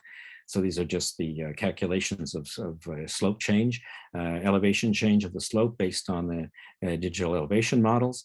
You can see the slump fissure here. This fissure you can see on the bank here is this fissure on the photogrammetric map, and here we are with measurements of the various points related to that fissure. An extrapolation of slope movements produced based on the 2 years of observations, 2018 and 2019. The blue here are parts that are moving quickly. And the calculation that we had with that 1 year was basically a measurable retreat of the bank edge by something like, something exceeding 40 centimeters in 1 year. So that's a moment of, it's actually quite fast. The sites, the archaeology, the structures begin about 10 meters away, the middens and walls. Some of them are as far away as 20. If that holds up, we're going to be losing the actual integral part, central part of the archaeological site in between 20 and 40 years, say. It means that this is a site that is comparable to sites further north. It's in a protected location and it has consolidated by permafrost, and yet we have this rate of loss, which is actually pretty alarming. I think you can agree. It's useful, however, to be able to put a clock on it. We've gone back to the site this past year, redid the map so that with the intent of recalculating the rate of movement and seeing if this was just a really bad year in 2018 to 2019. And to try to create a longer term, a 4-year, 5-year average of retreat. That data, that analysis is not yet completed. Data is collected, however. We also tried to map in 3D the massive permafrost itself by using various methods, electromagnetic induction, ground penetrating radar, and electrical resistivity tomography. Here's our colleagues from France that work in the field with the very heavy equipment that had to be carried in the small boats, but sure worth it once we got it set up and now that we have the data in hand. Initial data, here's a quick look of the initial data coming from the site. We have basically transects where you can measure the changes, variations in resistivity along the profile, where there's lots of resistivity, not much conductivity, indicated by these blue-purple shades. Yeah, this is the shoreline, edge of shore, and this is the beginning of the archaeological site. We've got permafrost, measurable permafrost between about 1 meter and in excess of 2.5 meters below surface here, and in the first archaeological site. It's deeper, further up, the permafrost reaches deeper. By doing these measurements year after year, or at least a couple of episodes, we'll be able to map the retreat and shrinking of this mass of permafrost that's stabilizing the site. Note that here, there's no permafrost by the edge of the ocean. So the sediment here is completely available to slumping. Lots of water runs through it. This is a scenario where we can actually measure what part of the site is actually at risk of moving in a hurry. Once we have this part here, blue turning red or orange, then we'll really know that all bets are off for the future of Oaks Bay 1, Panganito. We've done the same thing at another site, just to have an idea how limited is the mass of permafrost potentially at some of these sites. It's not a large mass. The foundations of these archaeological sites, the best ones, at least from the zooarchaeologist's point of view, it's not big and it's in peril. No surprises. The last bit is to talk briefly about the niche, the Nain Coastal NCIP. I've got too many project acronyms in my head. The Nain Coastal Interactions Project. I've named the principal members of this research team here. There are students, Margaret Atkinson, who was working with master student who was working with Audrey Limoges on the oceanographic data. Mariah Miller, who's working with Paul Spack on seal isotopes, environmental isotopes found in seal skeletons. Basically, this project is intended to be a multidisciplinary look at the interactions of the marine climate, the marine ecosystem, and human occupancy, human subsistence, viewed through the lens of sea ice. We're looking at the study area right here in the summertime, but of course in wintertime it's different. It's sea ice, and that is the basic conditioning feature of the ecosystem here, and through over half the year. Variations in that sea ice will open and close certain parts of this geographical space, habitat to certain species and to hunters, giving them access, and sometimes interdicting access in others. The presence of sea ice will favor certain species, producing biogeographical change. It also will affect the productivity of the environment. So we have a whole nest of features can be interesting features, interconnected features are available to us if we can actually map sea ice in the region in the past. Sea ice, you can imagine, is a very fugitive kind of phenomena to try to reconstruct in the past. We're doing it indirectly through marine microinvertebrates in the water column in the area here, identified through the fossil record, through ocean core sampling in the study area, not off on the continental shelf. Those studies are, or at least those records are available. We're adding new ones, but in the inshore region, right around our archaeological sites, lots of them.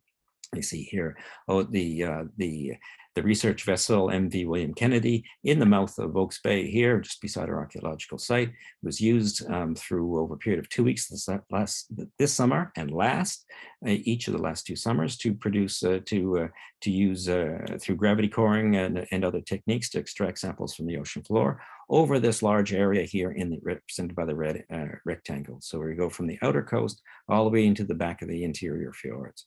It's, so far as I know, a unique kind of program, except George has already told us about a project that has some parallels. Okay, now the motivation for the project comes from archaeological data, a cluster of archaeological sites with yielding zooarchaeological data that provides means of characterizing Inuit seal hunting profiles from place to place and over time. These note changes in the species present in the catch, changes in the seasonality and the age profile of that catch. As you can see in these graphics, Tom's hair is going to curl because he knows once I see this graph, I have to talk for 20 minutes. So I'm going to force myself to move to the next one, which is characterizing subtle changes in the size of ring seals over time. So there's not just the changes in the ecosystem, changes in the hunting patterns, changes in the seals that are maybe geographic seals are present, but also in the life history, maybe the health and nutrition of those animals, leading us to some periods of time where these little small runt seals, these called pudding jars, which I won't go into detail now because it's too fascinating. I won't be able to stop myself. The animals are changing. The archaeology provides a way to see them, see those changes, and that change is related to sea ice. Here's the same environment with archipelago, with the islands and archaeological sites in red. The dark red ones are ones we already have some zoological data, zooarchaeological data available. The lighter ones are sites that exist that have not been sampled yet, but are sampleable. Some of them may provide additional data points. And here we have a period of time, or at least the 16th century up until the 20th century, thanks to Eloig's work, adding 2 new important data points for the recent history right here. What I really want to note here is that distribution of sites corresponds to 3 big zones: the ice edge, the fluid seaward edge of the landfast ice, with certain marine environment with certain species and certain seasonality. We have the white here of the landfast ice, a smooth platform that people can use for transport route and for hunting ring seals. So it's a place where only certain species that are available, lots of different ones are available, and age class is available here. Note, finally, these little dark spots here. There's 2 there, There's two big ones here, another one over there. And these are, they call them rattles locally. These are polynya, small enclosed spaces that, because of currents and wind, remain open, ice-free throughout much of the wintertime. They are little focal points for marine productivity in the wintertime, and of course attract lots of animals that people like to hunt, so they attract people too. Our archaeological sites cluster in places where the open water is available seasonally, and perhaps around these polynyas as well. The NSIP project is focused upon trying to sample the distribution, the indirect proximity evidence of sea ice, microorganisms, chemical tracers on those organisms that indicates presence of sea ice. Around these areas of around these little rattles and around the outer edge, around the edge of the ice, in order to provide a historical, a proxy historical map of sea ice distribution. Tells us about where sea ice was predictably developed, where it was, how far it extended, when this extension was not predictable, and when these little variable features of the inner bay sea ice environment become important, or open and close. Okay. These relate eventually, of course, to seal habitats, to reproductive habits, and all kinds of interesting ecological phenomena. And also they structure the Inuit taskscape. And that's my particular interest, is trying to understand how that taskscape was reoriented or reorganized during periods of environmental variability. I can't give you all the last slide, honest. I can't give you, we have data in process and we don't have anything final to say at this point. Lots of analyses remain to do in the wintertime, this winter. These maps show coring locations in 2021 in the main area related to the study. Again, these little black dots here, and the profiles of various microorganisms in the paleontological record.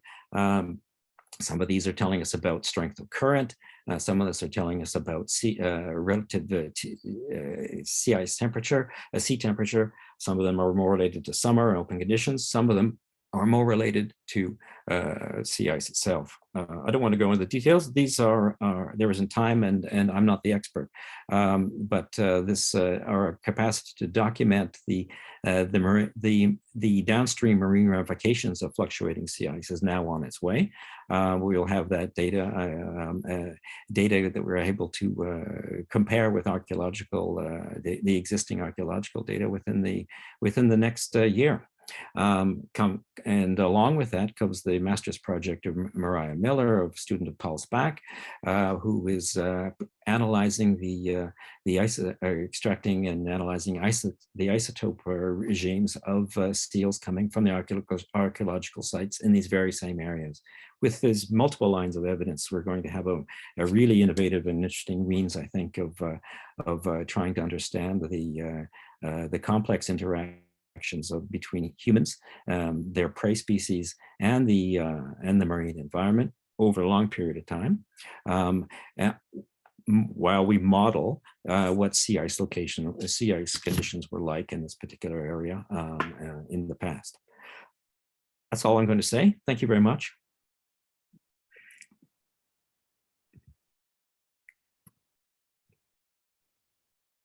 Jim, that story keeps getting better and better. It's also a reflection of the benefits of going back to the same place for 20 years.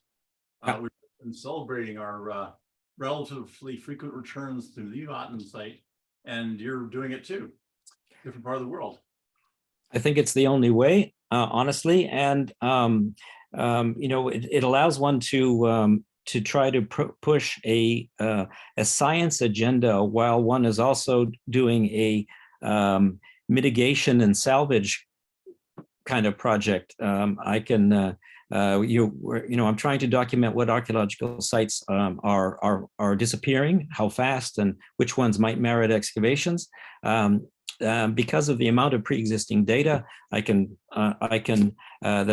already exists, I can I can do both research-oriented work while we're doing the surveillance kind of work that is really necessary to do as well, and can do them both at the same time. Well, Carol Crumley's been telling us to do a longitudinal research strategy. You keep coming back to the same place over and over again. And of course, she picked Burgundy, and we all picked cold, wet places. So I think maybe she's winning that one. But I think that you're absolutely right. This is how we are really accumulating the density and the of information in a place. And of course, when people see us coming back year after year, they begin to realize we are crazy, but we're friendly crazy. We might be people to work with. I think maybe a point to add to that is obviously that familiarity, that long roots is a necessary foundation for a rich community archaeology project, which I'm really happy to see finally happen. The other part is that while we're doing surveys of trying to identify sites that we don't know about and that may be disappearing, like that tentering site. These are interesting points of data, but those tentering sites are hard to interpret on their own because their archaeological record is really thin. But once you have a whole lot of the neighborhood sketched out already, they actually become very useful points of data that you can work with, because at a certain point of time, you have people in this place. We already know where they were elsewhere at other points of time. That you have a means of making sense of the thin archaeological sites, the meager ones that are kind of hard to interpret all by themselves. And here, most of the archaeological sites are these tent rings. So I wouldn't know possibly how to understand them if you didn't have a good inventory of the richer archaeological sites already in hand. Well, thank you, Jim. That was really great. My pleasure.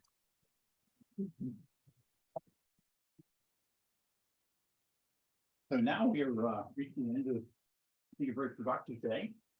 I suspect it's also a very long day for many people, especially those of you who, like me, are beginning to have the jet lag kick in again. So I think I'll just ask if there's any questions you'd like to pose now. And if not, I think it might be beer time. Okay, here, ringing silence. Anything you have online? Questions, you can just unmute yourself or put anything in the chat. At the moment, I don't see anything. We've also lost most people. Yes, I think they're all making. Well, thank you, everybody. This is really splendid. What a great 2 days this has been. Thank you for the wonderful hospitality. We'll come back and do Sticks and Stones tomorrow. And I think more fun coming. So meanwhile, have a good evening, and we will reconvene tomorrow. Yay!